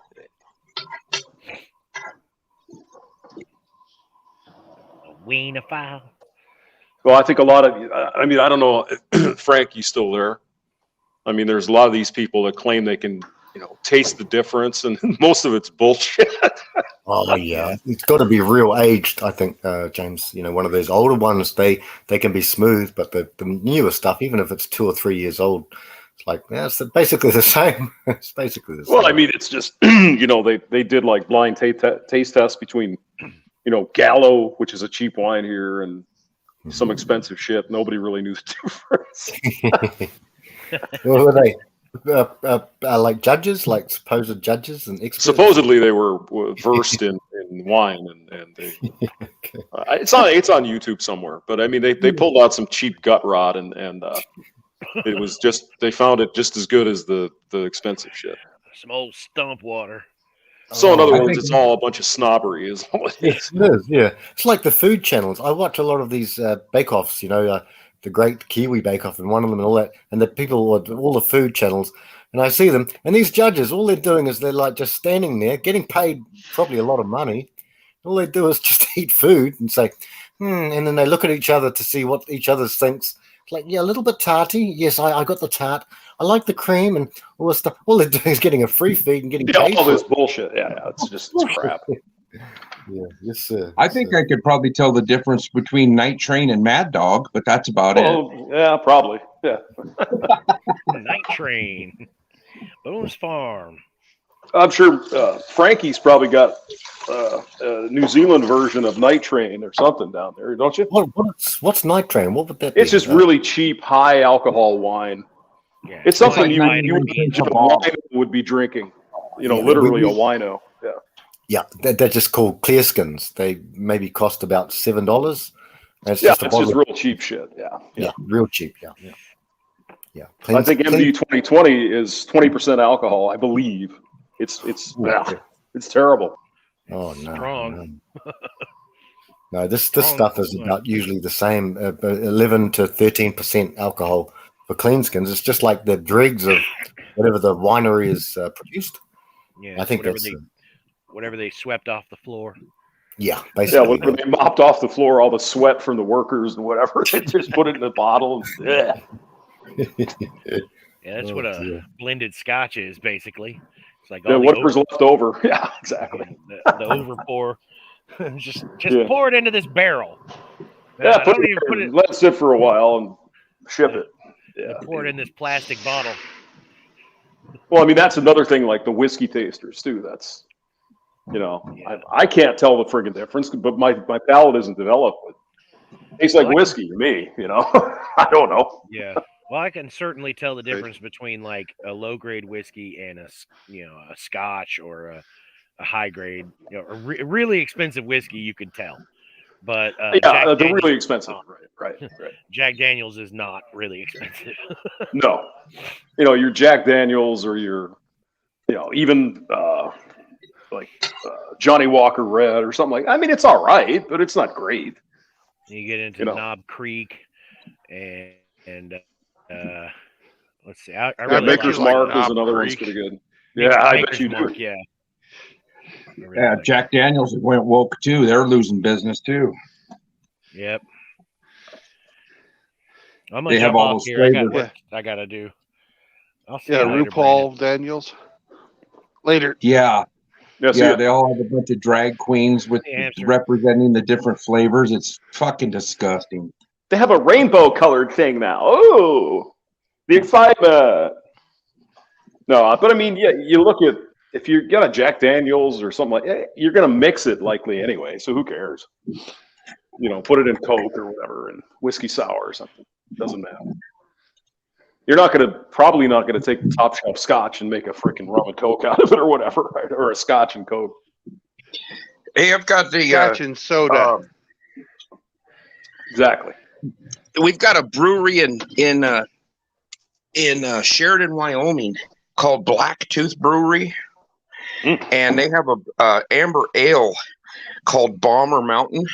And you ever get a chance, you should try it there, Hamster. Oh, I like Sheridan as a town. I thought it was a cool place.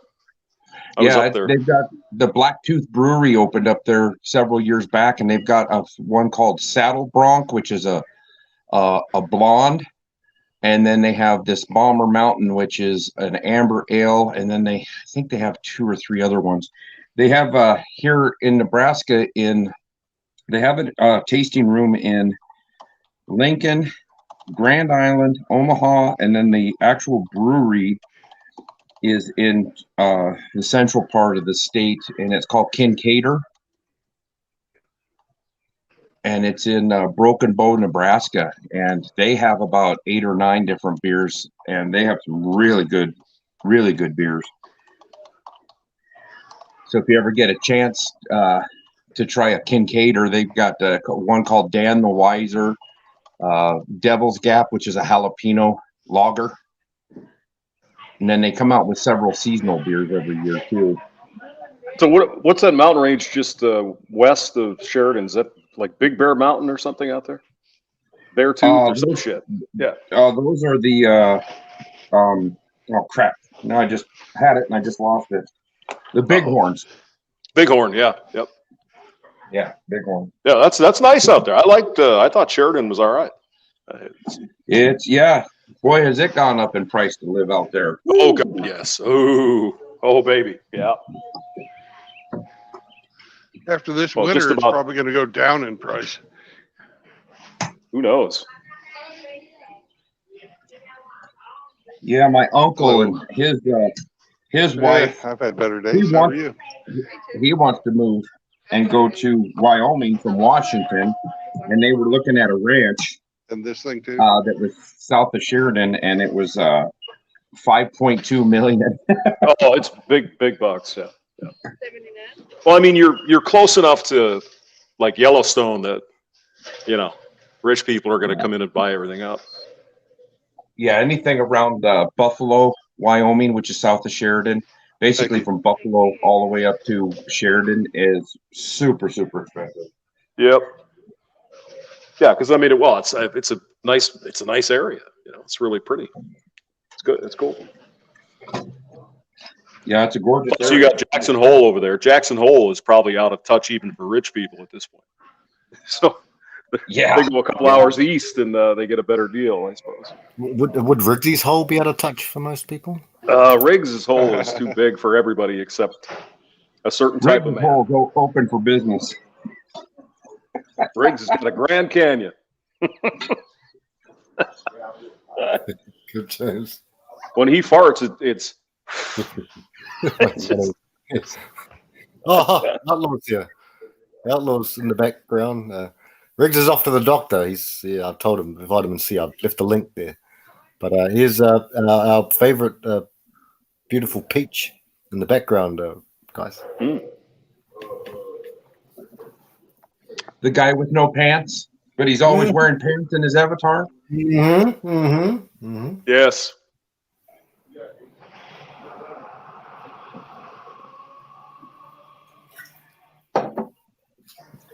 Sounds like Brandon's at his lunch rest stop or something, huh?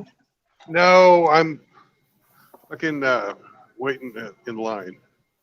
I had to buy some stuff to take a shower. So they, do you have to refrigerate that chocolate, by the way? I suppose you do, or else it melts. Yes. Yeah. So is it the compressor? Does that just run off diesel? Is that how that works? Yep. The reefer runs off of diesel. Yep. So are you working for Hershey's, Brandon? Well, they're paying me. Well, they're paying my company. Well, hopefully you don't have a mob of crannies attacking you. Hope not. Trying to get to your Hershey's. Yeah. If that happens, I'll just take it on the highway. I see what you did there. Yeah, thanks.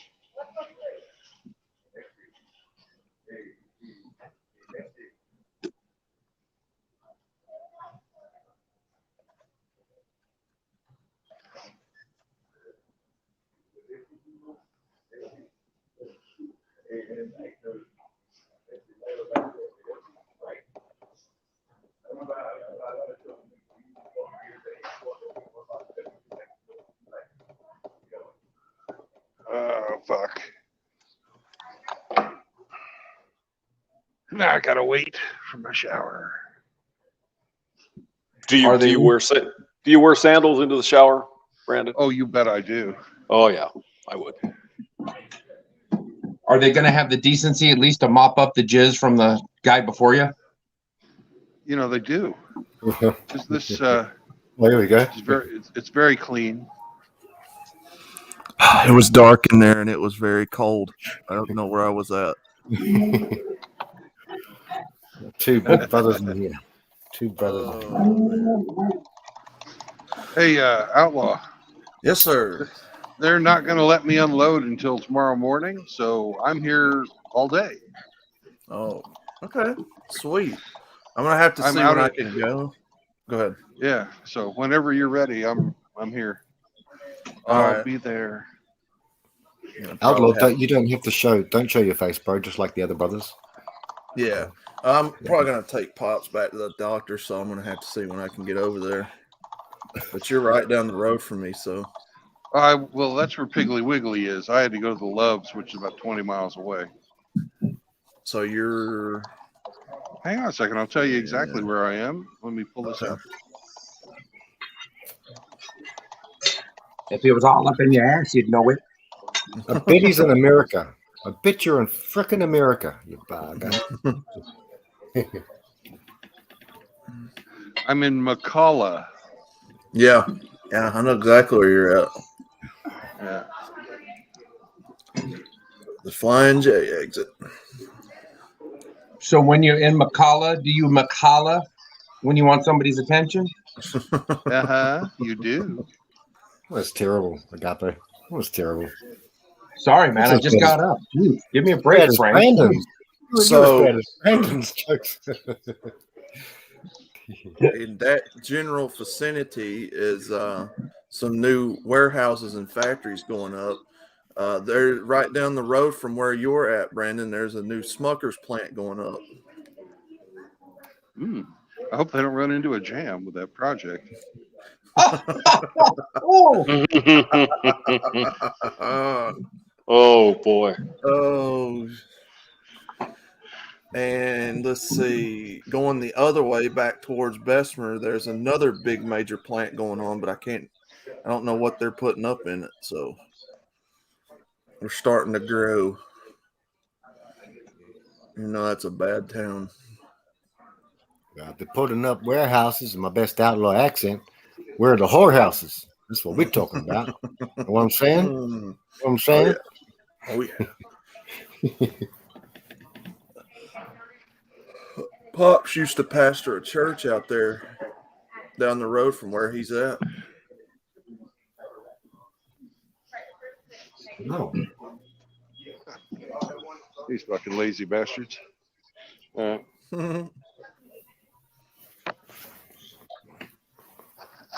Easter good Sunday. thing you don't have smell-o-vision because Brandon looks like he smells like he hasn't had a shower.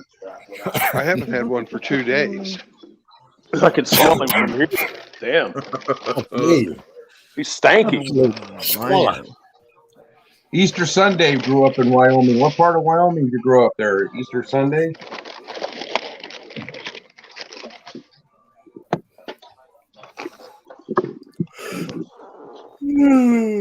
I like Wyoming. If you've never been to Devil's Tower, it's worth your time. That's pretty amazing. Oh, Riverton. Yep, I know where that's at. Yep. Yeah, I was working. I used to be a traveling mechanic for the railroad, so I had my own big truck and would follow the gangs. And one morning, my grandma called me up, and she lives out in Washington State.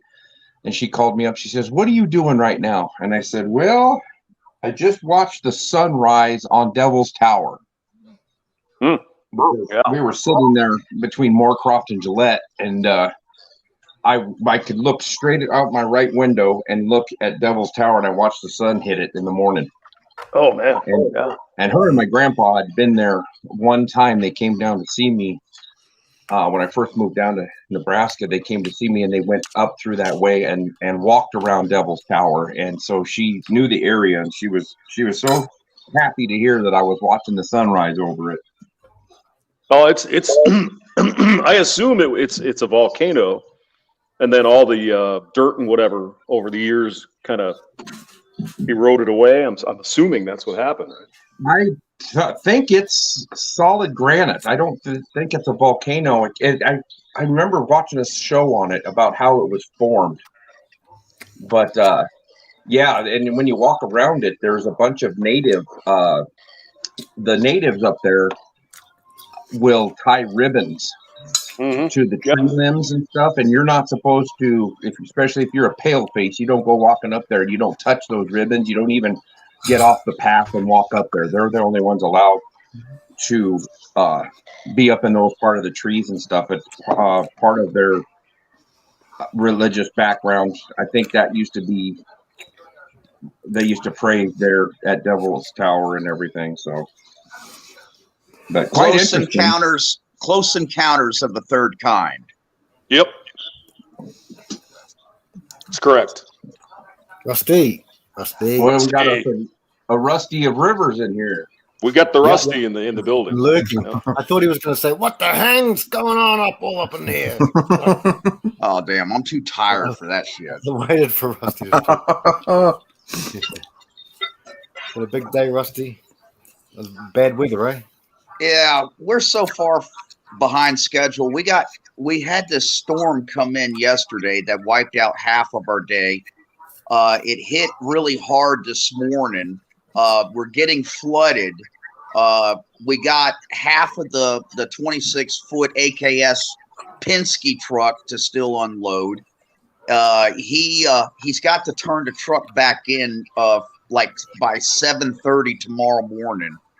So we're waiting for the weather to clear up. We might be working late into the night tonight trying to get that damn thing unloaded. But anyways, you know, I told him, I said, dude, I'll pay for the extra days and stuff. He's like, bro, we got to get this done. We can't go over there and meet Brandon. We got to get this done, bro. Well, you just mentioned the barbecue place, Rusty. He'd go, oh yeah, let's go. Gotta eat. Hey, I'm gonna tell you guys a true story that happened last night. I swear to God. Okay, so I had a procedure scheduled that I have to do like every 5 to 6 days. And I said, look, dude, I'm going to be gone for a while. He says, okay, just take me to the Waffle House and I'll get some food to go. And then you bring me back to the house and, you know, do what you got to do. And I said, okay, no problem. So I take him to the Waffle House, right? And I'm out there smoking and drinking some twisted tea, you know, relaxing. And, you know, next thing I know, 30 minutes has gone by, you know. And then he calls me on the phone. And I go, bro, what the hell is going on? It's Waffle House. There's nobody here in the parking lot. What is taking so long? He says, they want to charge me $7 for the Tupperware to take my food home. He says, do you got any Tupperware? And I said, I don't fucking know. I said, Jesus Christ. I said, I'll walk in and give you this fucking $7. Let's go. He says, okay, hold on. They're working on my food right now. And then another 20 minutes goes by. Okay. And then he finally comes out. And then I realized what took so long. He was carrying almost the size of garbage bags in each hand. Food that he ordered that they had to cook for a fucking hour. Oh, wow. Dang it. Absolute. Holy moly. So did you have to stop by on the way home and pick up a snack for him? He probably was hungry by the time he got done eating. Jesus. I've never seen anything like this in my entire life. And I used to eat a lot. You know, family members used to call me the machine. I would go to a buffet and everybody would look at me cockeyed, you know. But this guy, oh, he's in an entirely different category. Yeah. He's in the Eaters League. Back to a previous subject. Devil's Tower is made out of phonolite pyropyrene. Yeah, And that's what I was thinking. It's the largest example of columnar joining in the world. Well, yeah. Who didn't know So that? apparently it was a whole bunch of little eruptions that happened over time, and then the surrounding area eroded away. Yep, it's the six-sided. Is it six-sided? I'm kind of trying to look because they like the the Giant's Causeway in Ireland is the hexagonal rock formation. It's really interesting. Same thing. Yeah, yeah. Very interesting. But I mean, it's if you. It was created by a bunch of little micro eruptions, and then it just cooled, and then the erosion just exposed it. Is that what you said? Yep. Kind of sounds like it, yeah. Yeah. I stand corrected. I thought it was just a naturally forming thing. I didn't know that it had volcanic. It is activity. naturally occurring. Right, but it was from a volcano. Brandon. Asshole. No, I mean, there's some weird shit that happens in the mountains because, like in Colorado, you've got the Great Sand Dune National Park, which who would ever guess sand dunes in friggin' Colorado? But there they are. Yeah, that's west of Trinidad and down in that area. Yeah, it's around Alamosa. Yeah, or Anamosa. Alamosa. Yeah. When the wind really starts blowing, you can see the sand over by Trinidad. You can see it on your windshield. It's crazy how much because is it the Sangre de Cristo Mountains or San Juans or something? Yeah, Sangre de Cristi. Yeah. So the way the wind blew in there and it made it in some fashion, you know, the geology broke it into sand, the wind and erosion and all that. It's interesting. It's really interesting stuff.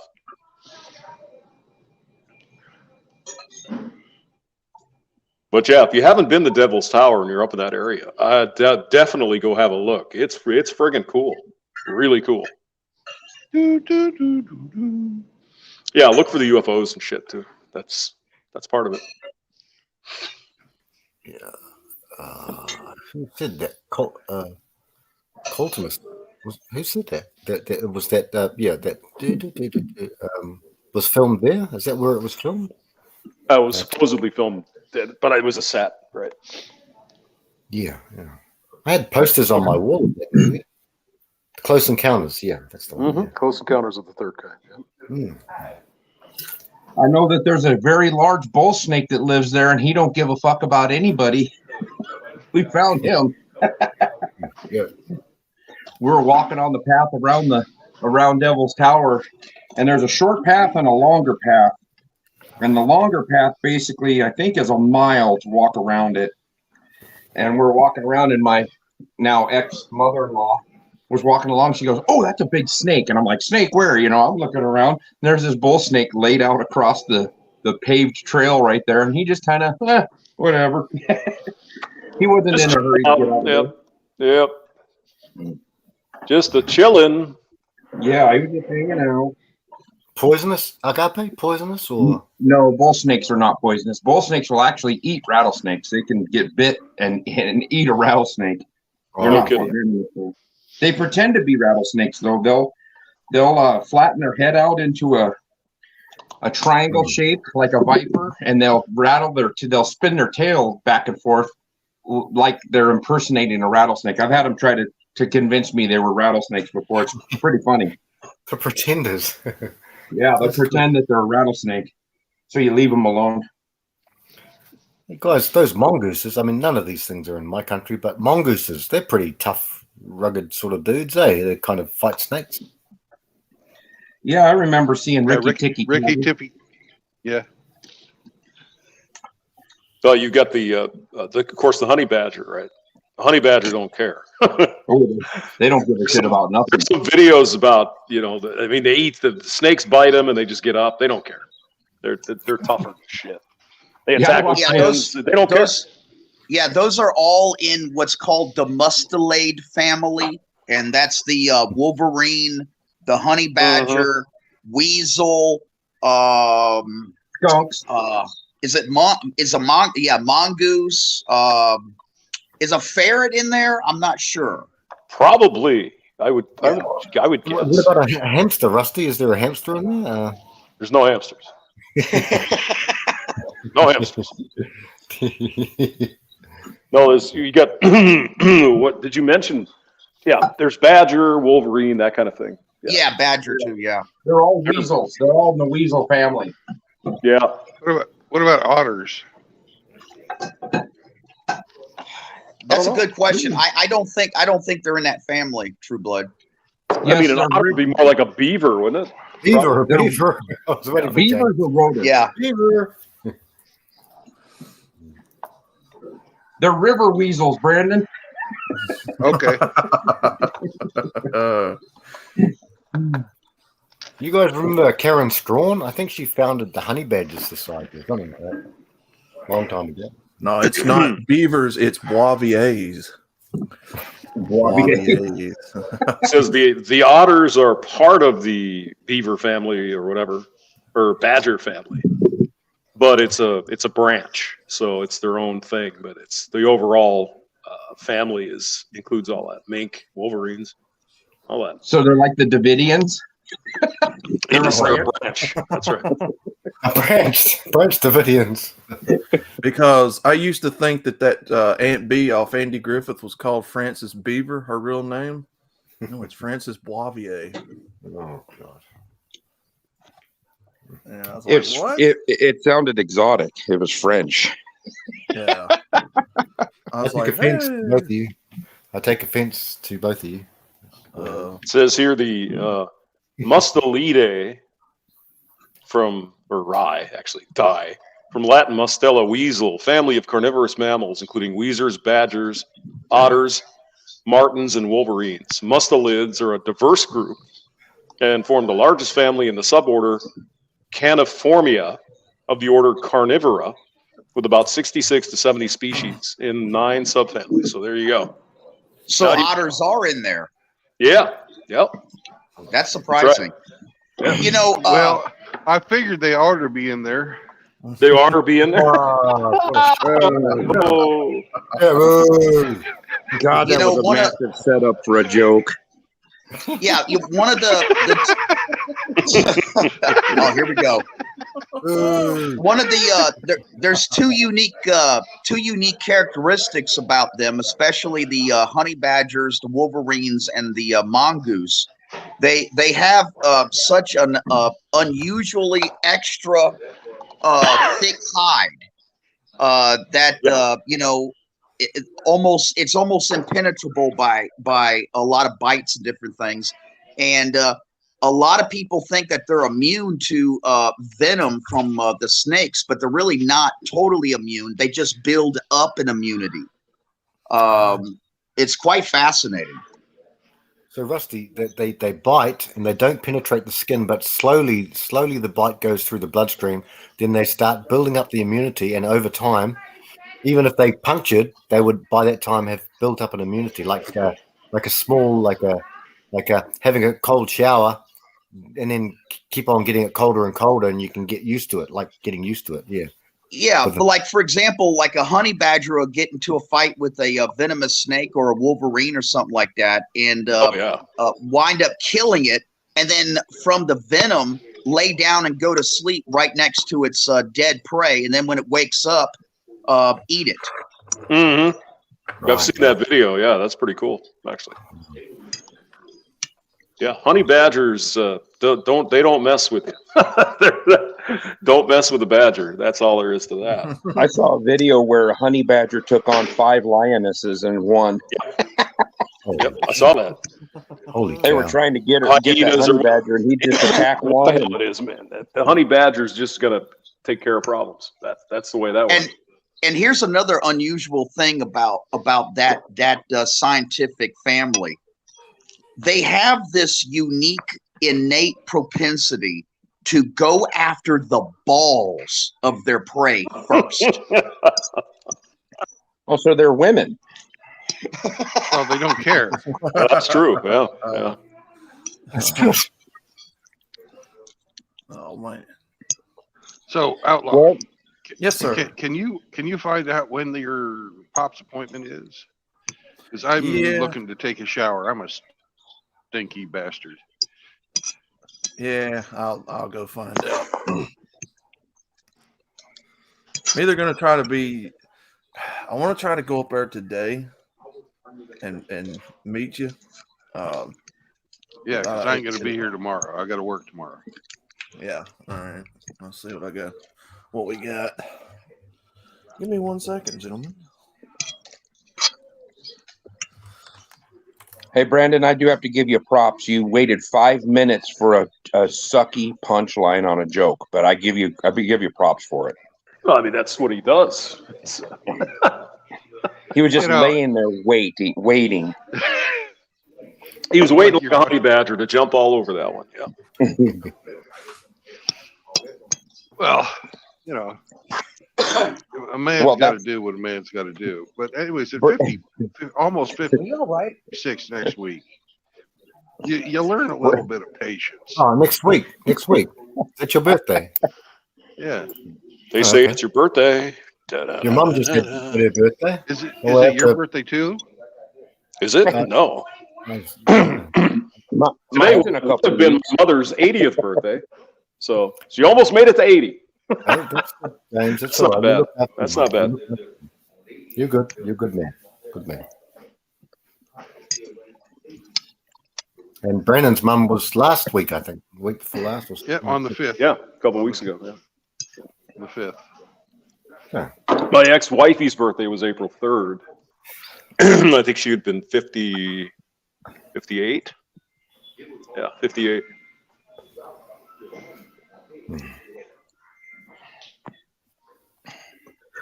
Well, Brandon, yeah. you'll be 5 years older than me for about 2 weeks, and then you'll be 4 years older than me.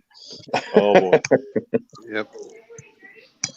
But I'm still since, being- we still being never had Ellis to worry Parker. about statutory rape because we didn't know each other back then. It's not really important. Oh Yeah, that's God. right. Whereas James will be older than all of us forever and ever and ever. Amen. Yeah. Until I keel over, then I'll stop getting older. You know, what are you going to do? I will be We'll 59 still this count year. it. Okay, thanks. Yeah, I'll be 59. So holy shit. There you go. I mean, you're almost 60. Almost, You're yeah. only- yeah, you're like 6 years from retirement. Knocking on wood. Yep. Who knows? Maybe I'll get a wild hair on my ass and quit when I'm 62 and the hell with it. Who cares? We'll see. Now, are I've you got- talking about like the rabbit or a follicle? But Well, I'm James pumped. is a rabbit. Us. What? A rabbit. Yes, Well, we you know said what a rabbit you is. said you were going to get a wild hair up your ass. I was just wondering if you were Oh. talking the rabbit or a follicle. Yeah, He's going to The get. whole rabbit. I like the He's going to rabbit. get a leapa. He's going to get a wild leapa. Alipa. Oi, Run away. you got leaps in New Zealand, do you? No, Oi. Weevil. We've got weevils. I think. I'm not sure. You call Bruce, rabbit remember- weevil? Australia is really dangerous. That's a dangerous place. Weevils wobble, but they don't fall down.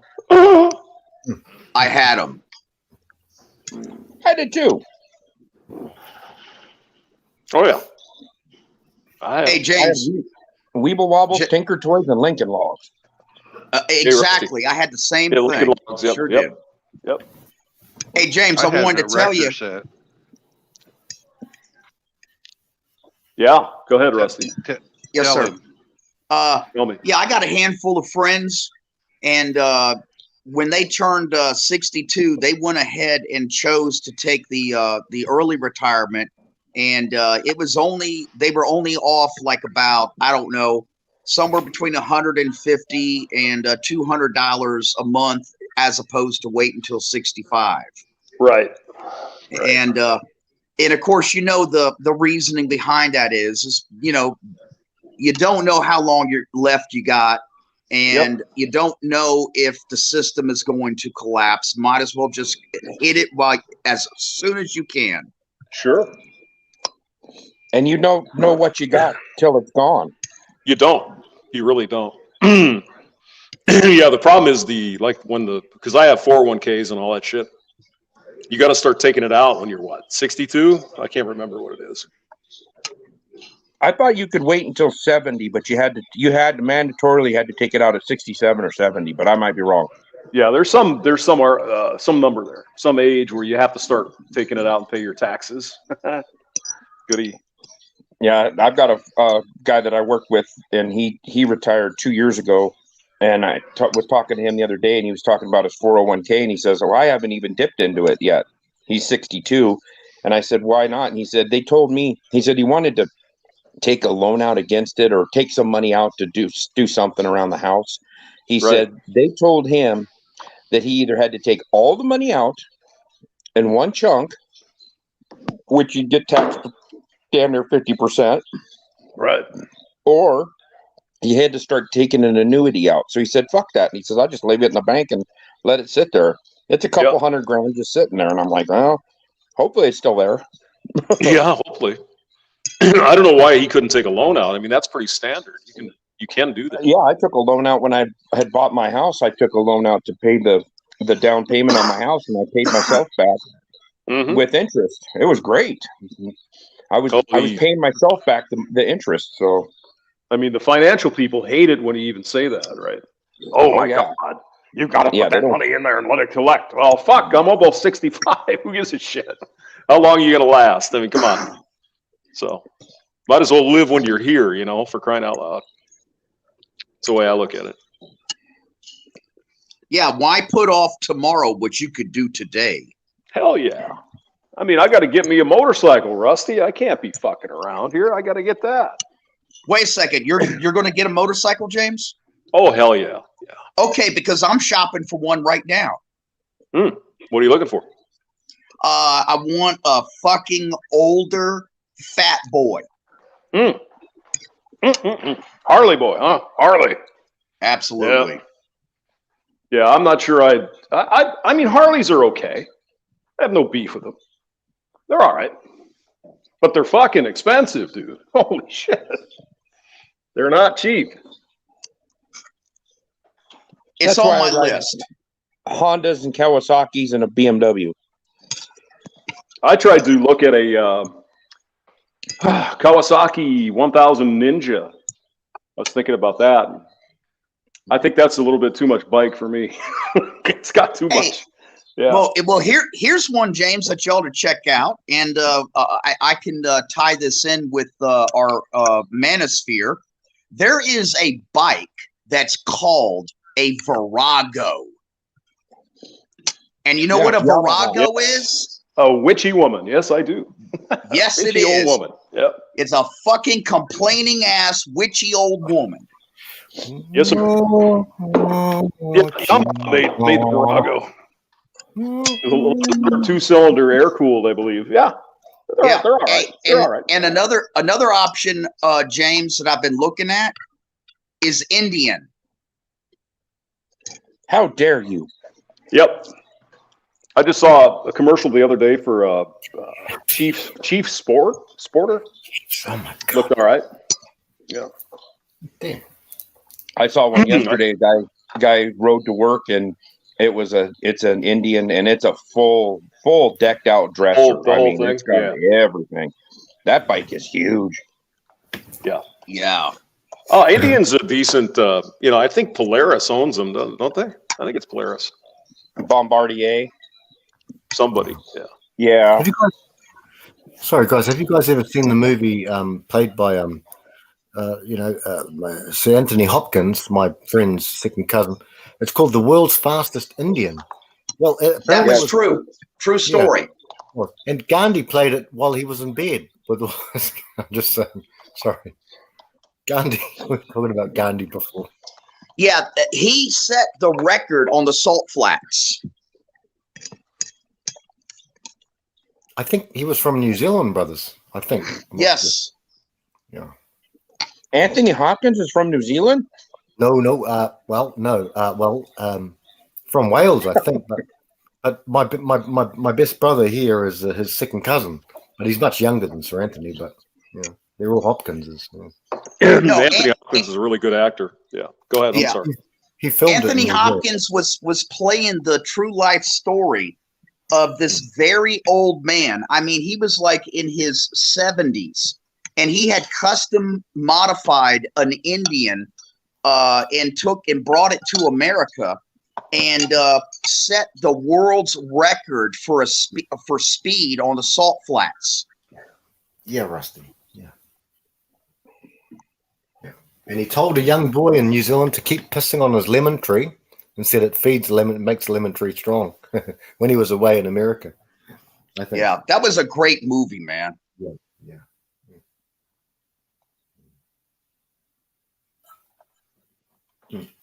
I like the I like those when Anthony Hopkins did some of those Merchant Ivory films in the 80s and 90s. I thought he was really good in those. Which ones? Mutiny on the Bounty? No, which ones? No. The Merchant Ivory was it was all those sort of English, sort of kind of almost Victorian era type sort of movies. Yeah. He was in one called Remains of the Day. It's my mum's favorite. I love that movie. Love that movie. Yeah, I love it's a good movie. Hey, Yeah. James, guys, if James, yeah, see the ending of that movie when Mr. Thing, you're getting, and at the end with Anna Thompson, what's her name? Emma Thompson, whatever her name is. Emma Thompson, yeah. Emma Thompson, yeah. And the end of that movie is basically kind of like MGTOW. He just like checked out. Remember, he was too shy to give her anything, and he was always kept. That was the whole thing. Oh, Christopher Reeves, yeah, he was in that too. Yeah, you're right. movie. Yeah. I've watched it maybe 3 times. It's a bit of a heartbreaker, but only blue pill heartbreaker. Red pill. Now that was where the one of the royal family or associated was a Nazi, right? Yeah, and he started entertaining him. The Lord of the Manor, the master of the house. He entertained them, and they were like, "Yeah, we don't." Yeah, that's right. It's a great movie, James. I like it. I reckon the fellows should watch it, brothers. Brothers should watch Emma Thompson was she was a smoke show back in the day. Ooh. She was. I don't know about her political. Once they reveal their political stances, I go ooh. But yeah. I heard Christopher Reeve almost broke his neck making that movie. Oh no, that's Well, that is below the God. belt. You're terrible. You Below are the awful. belt, mate. Come on, man. Oh, but So I'm looking at like hey Rusty, you still here? Yes, sir. I'm looking at like the Indian Scout Rogue, which is that's a bike. Holy shit, that's pretty cool. Indians got some badass fucking bikes, man. They do, yeah, they do. What do they got on this thing? Well, it's it's a Rogue 60. I suppose it's 60 cubic inch, huh? Probably. Yeah. Let me click on it here. Now, see, I've been looking at the Fat Boy Softail Classics is kind of the category that I'm in. I want the old Harley that leaks oil. Has the good rumble sound, has the classic look, but I have one mandatory request. It's got to have the ape handles. Ah, yeah. Well, I'm just looking at this Indian Scout here. It doesn't have a bench seat, so that's good.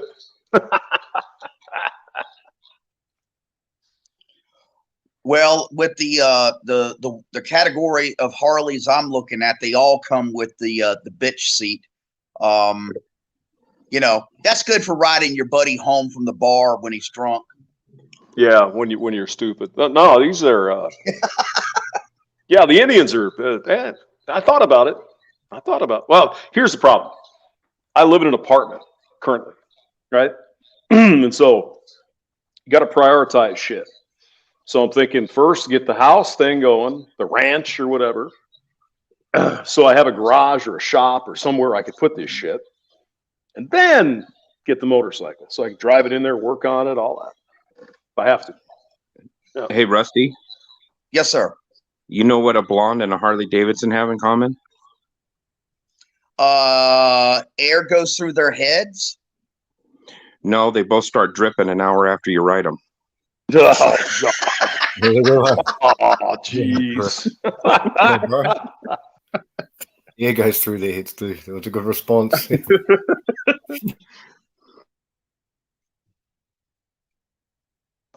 Yeah, I mean, Harley's okay. What the hell? Get one. Shit, why not? Get her done. Yeah, the only problem I have is see, I'm torn between where I'll eventually keep it. I wanted to park it in the cockpit of my boat, and build a specialized gangplank from the dock to my cockpit where I could just ride the Harley right out of the cockpit onto the dock and then go into town wherever I may be. But I also want to put a jacuzzi in the cockpit, and I've put a jacuzzi in the cockpit of my ship, then I can't park the Harley there. Damn. Yeah, well, decisions.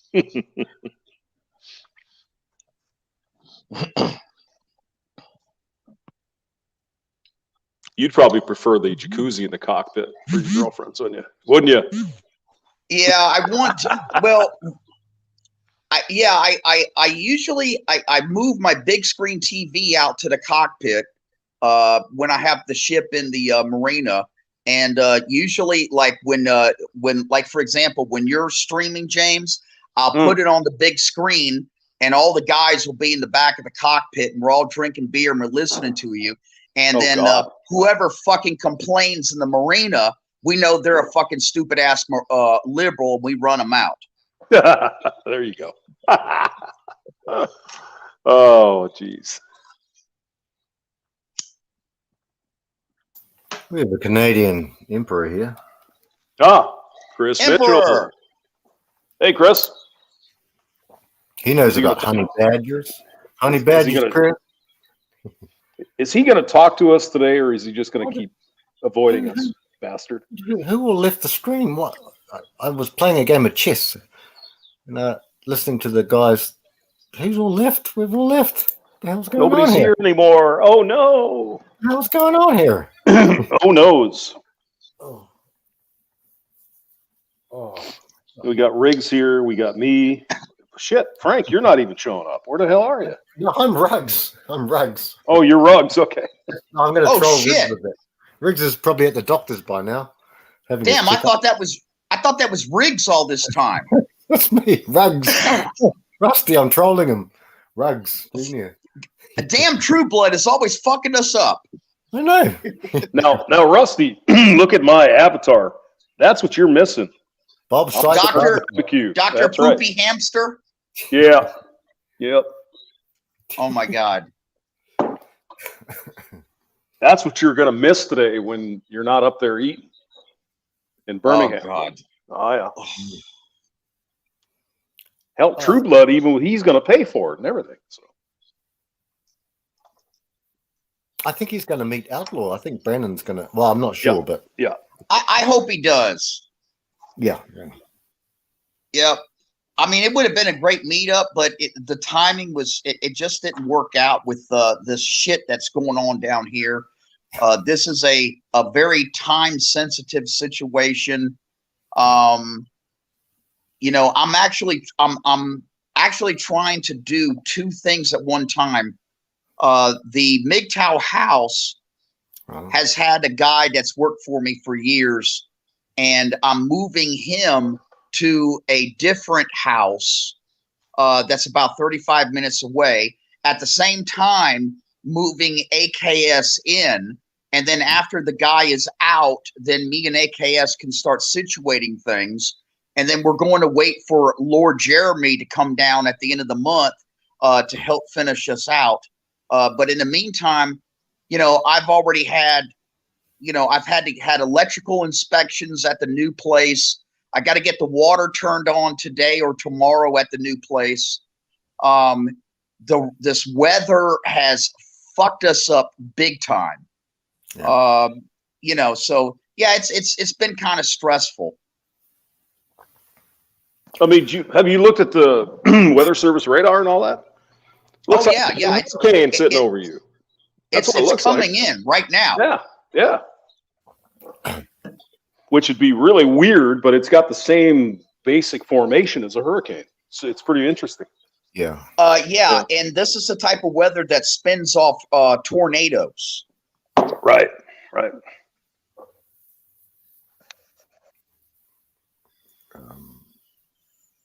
Rusty, wanted to say, look, there's been times then I've wanted to give a couple of, when my cap gets a little bit, little few bit of water in it. I've wanted to give money, but there's a lot of things that you think, and now super chats are basically out now. I mean, 50%. So, but trying to find ways and means of giving just a couple of shekels, just a couple of dollars. I don't know how to do it. I mean, my bank account is a New Zealand account. So if there's any way we can give even just $5 or something like $10 or whatever, that would be, if there's a way to set it up that you just do a boof and go boof. Oh, just buy that sumbitch a Amazon gift card. You'll figure out something. Yeah, well, even Amazon. Sorry. I'll tell you this much, Frank, kind of dovetailing a little bit onto what you're talking about. That's something that has affected me recently with a certain individual has publicly accused me of pulling all of the financial strings behind the content producers with my money. And so I have made a decision not to publicly, at least at the immediate moment, do anything publicly with donations, super chats, or anything like that, because he's made this accusation against me.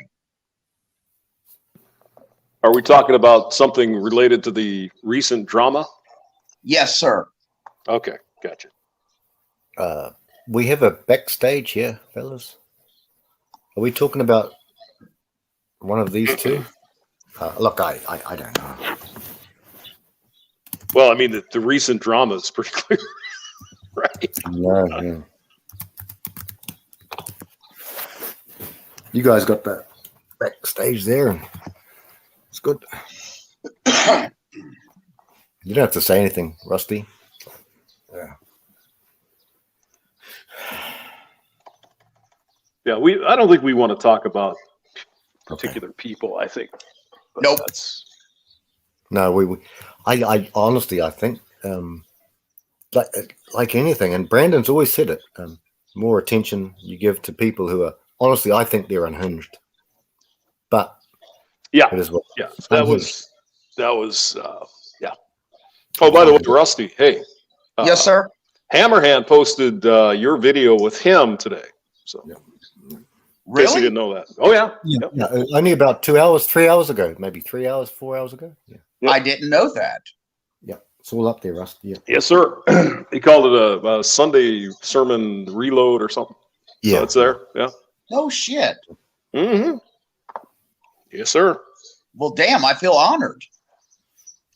Yeah, it's up there. It's yeah. No, I have always, look, everybody in the manosphere, either directly or indirectly makes a conscious or unconscious decision as to what role they are going to play. And, as far as I'm concerned, up to this point, my role has always been, twofold. Number one, support the content creators. If somebody needs something, I try to make sure that they get it. Okay. If somebody has some problems, I make sure that I try to assist. Okay. And this is usually all behind the scenes. Nobody ever fucking knows about it. Okay. And the second is that I try to lead by example and try to go beyond just typing in fucking words of encouragement. Actually do something and lead by example and maybe motivate somebody else to do something similar. And I guess in that capacity between those two things, somehow I have become like the go-to guy for trying to resolve problems and to facilitate peace. And even though I have done my very best, if you do it enough, you can't help but get caught up in bullshit. Rusty, we were there. Both James and I'm sure James was there too. We were there in many of these things before this. These people decided to go their thing, do their thing. I don't have a lot of good words to say about them, really. I don't think. Yeah, I mean, it's really a no use in talking about people, right? Ideas are what matter, and I think we beat the ideas. We know we're right on that one. There's no question about that. Yeah. The attacks that they've leveled beyond me.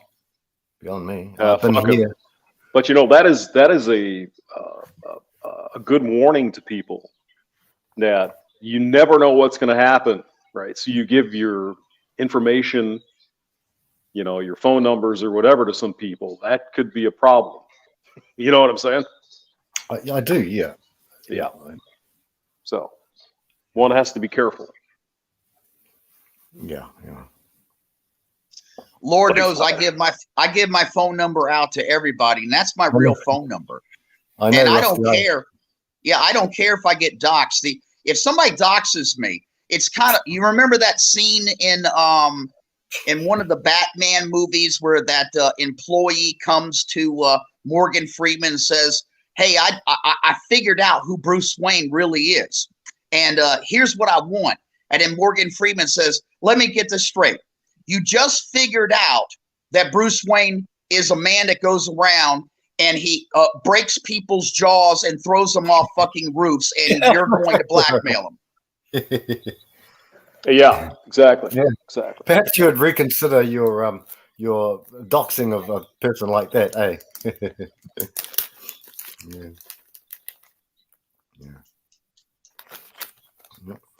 I mean, Bruce Wayne was obvious. You know, Superman was different, right? Because that was he was actually kind of hiding. But I mean, Bruce Wayne, everybody knew he was Batman, right? Yeah. Funny thing about it. Well, see, actually, if you really analyze the situation, the Superman story is quite unusual. You see, it is the direct opposite of all other superheroes. You see, all other superheroes are who they really are by day, and then they have to put a costume on at night to conceal their true identity. Whereas Superman put a costume on by day to conceal his identity, and then became who he really was later on. Exactly, Rusty. 100%, yeah. Well, I mean, he wasn't even human, though, right? He was from Krypton. Exactly. Yeah, he was an alien. Yeah. Yeah, and if you really have studied the story of Superman, which I have, I've been fascinated with it, you know, Joel Shuster forever. Superman was invented as an analogy to Jesus Christ. I understand that too, Rusty. Yeah, no kidding. Wow, I didn't know that. Yeah. Because I mean, Jesus can do even more. When I used to watch, sorry to interject, but when I used to watch those movies, I used to think, oh man, at the end of the movie, you think, well, I wish there was someone around there like Superman. I used to think of Jesus, and I thought, Jesus is Superman. That's what I always thought. When I mean, Jesus Christ Superstar, right? I mean, that's yeah, same thing. Well, here's the thing. I mean, just think about this for a moment, okay? Jor-El, his father, he says, "My son, I am sending you to this planet. You have the ability to save her. You have the ability to save them all." Yeah. Okay. And by coming to Earth, he had his virgin birth because he had no human parents on Earth. Right. Okay. Yeah. Superman has always been the iconic symbol for Jesus Christ. Yes, sir. And it's just, you know, I could go on and on and on, but I won't waste y'all's time. I love that stuff, I mean, Rusty.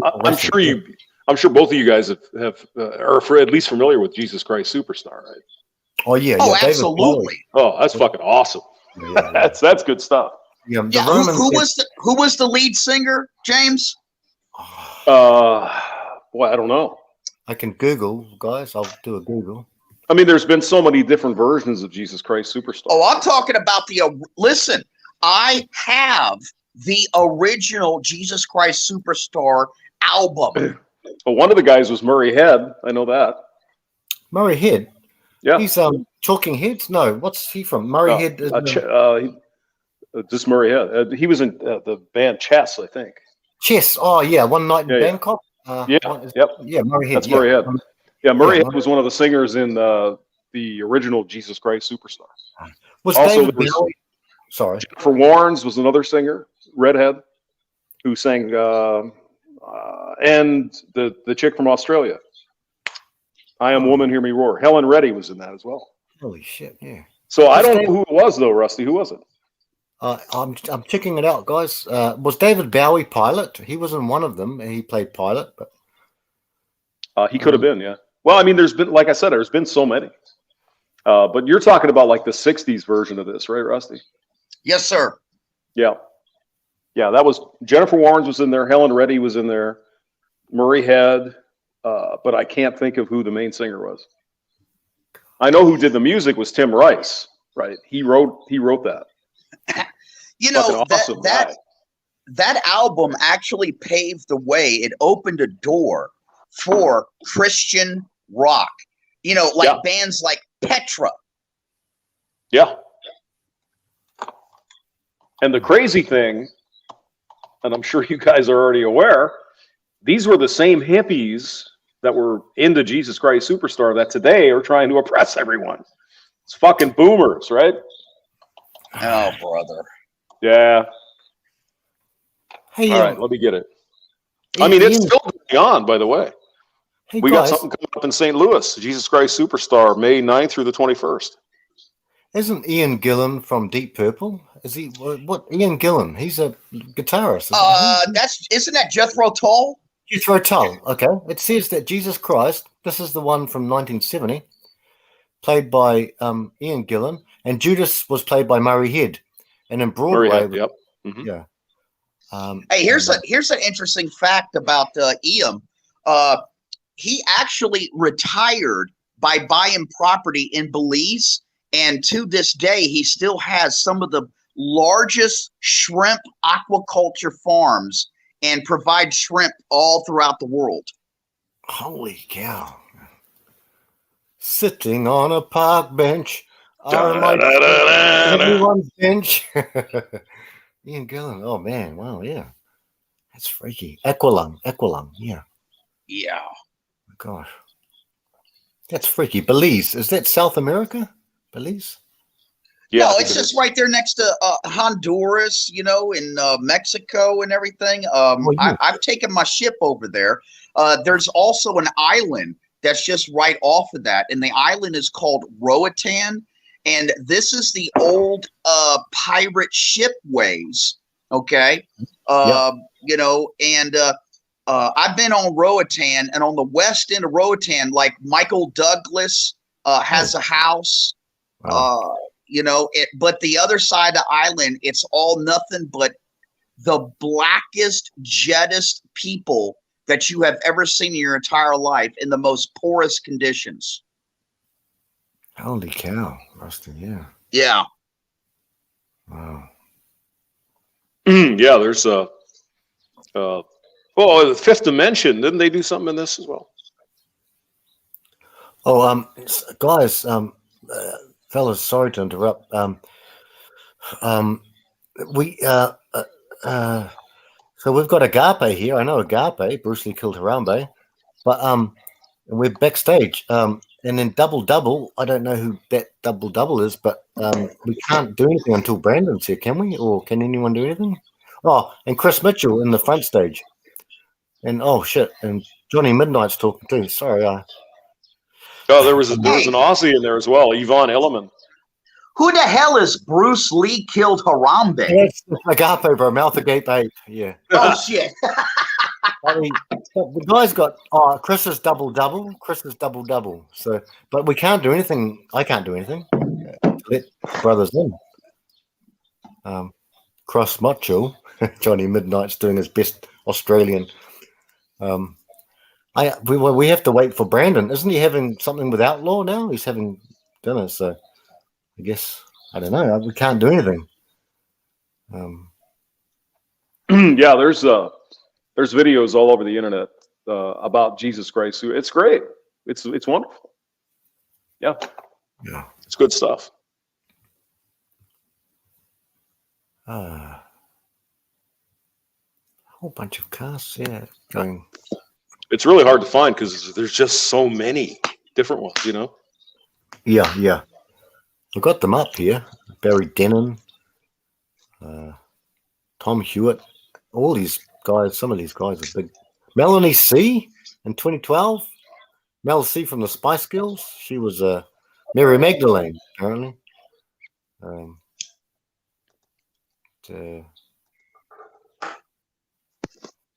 Yeah, I was kind of surprised. Murray Head. I mean, I'd never heard of Murray Head before, right? But he was in that. He sang in that one. Yeah, Johnny got that one. In 2018, Alice Cooper plays King Herod. Oh, nice. In 2018, yeah. Hey, who's Double Double? That's Chris, bro, Emperor. Oh, okay. Yeah, but we can't do anything because we don't have the powers to can't let them in until Brandon comes back. Well, wait a second. Ape just text that Brandon's phone won't let him back into the stream. When you boys are done, just leave the stream. I can leave now. Yeah, I can leave. Yeah. I'll Okay. I'll be in the front page. Yeah. Take you guys. Okay. Love you. Yeah, talk to you in a bit. Okay, James. Okay, Frank. Talk to you later, guys. Bye.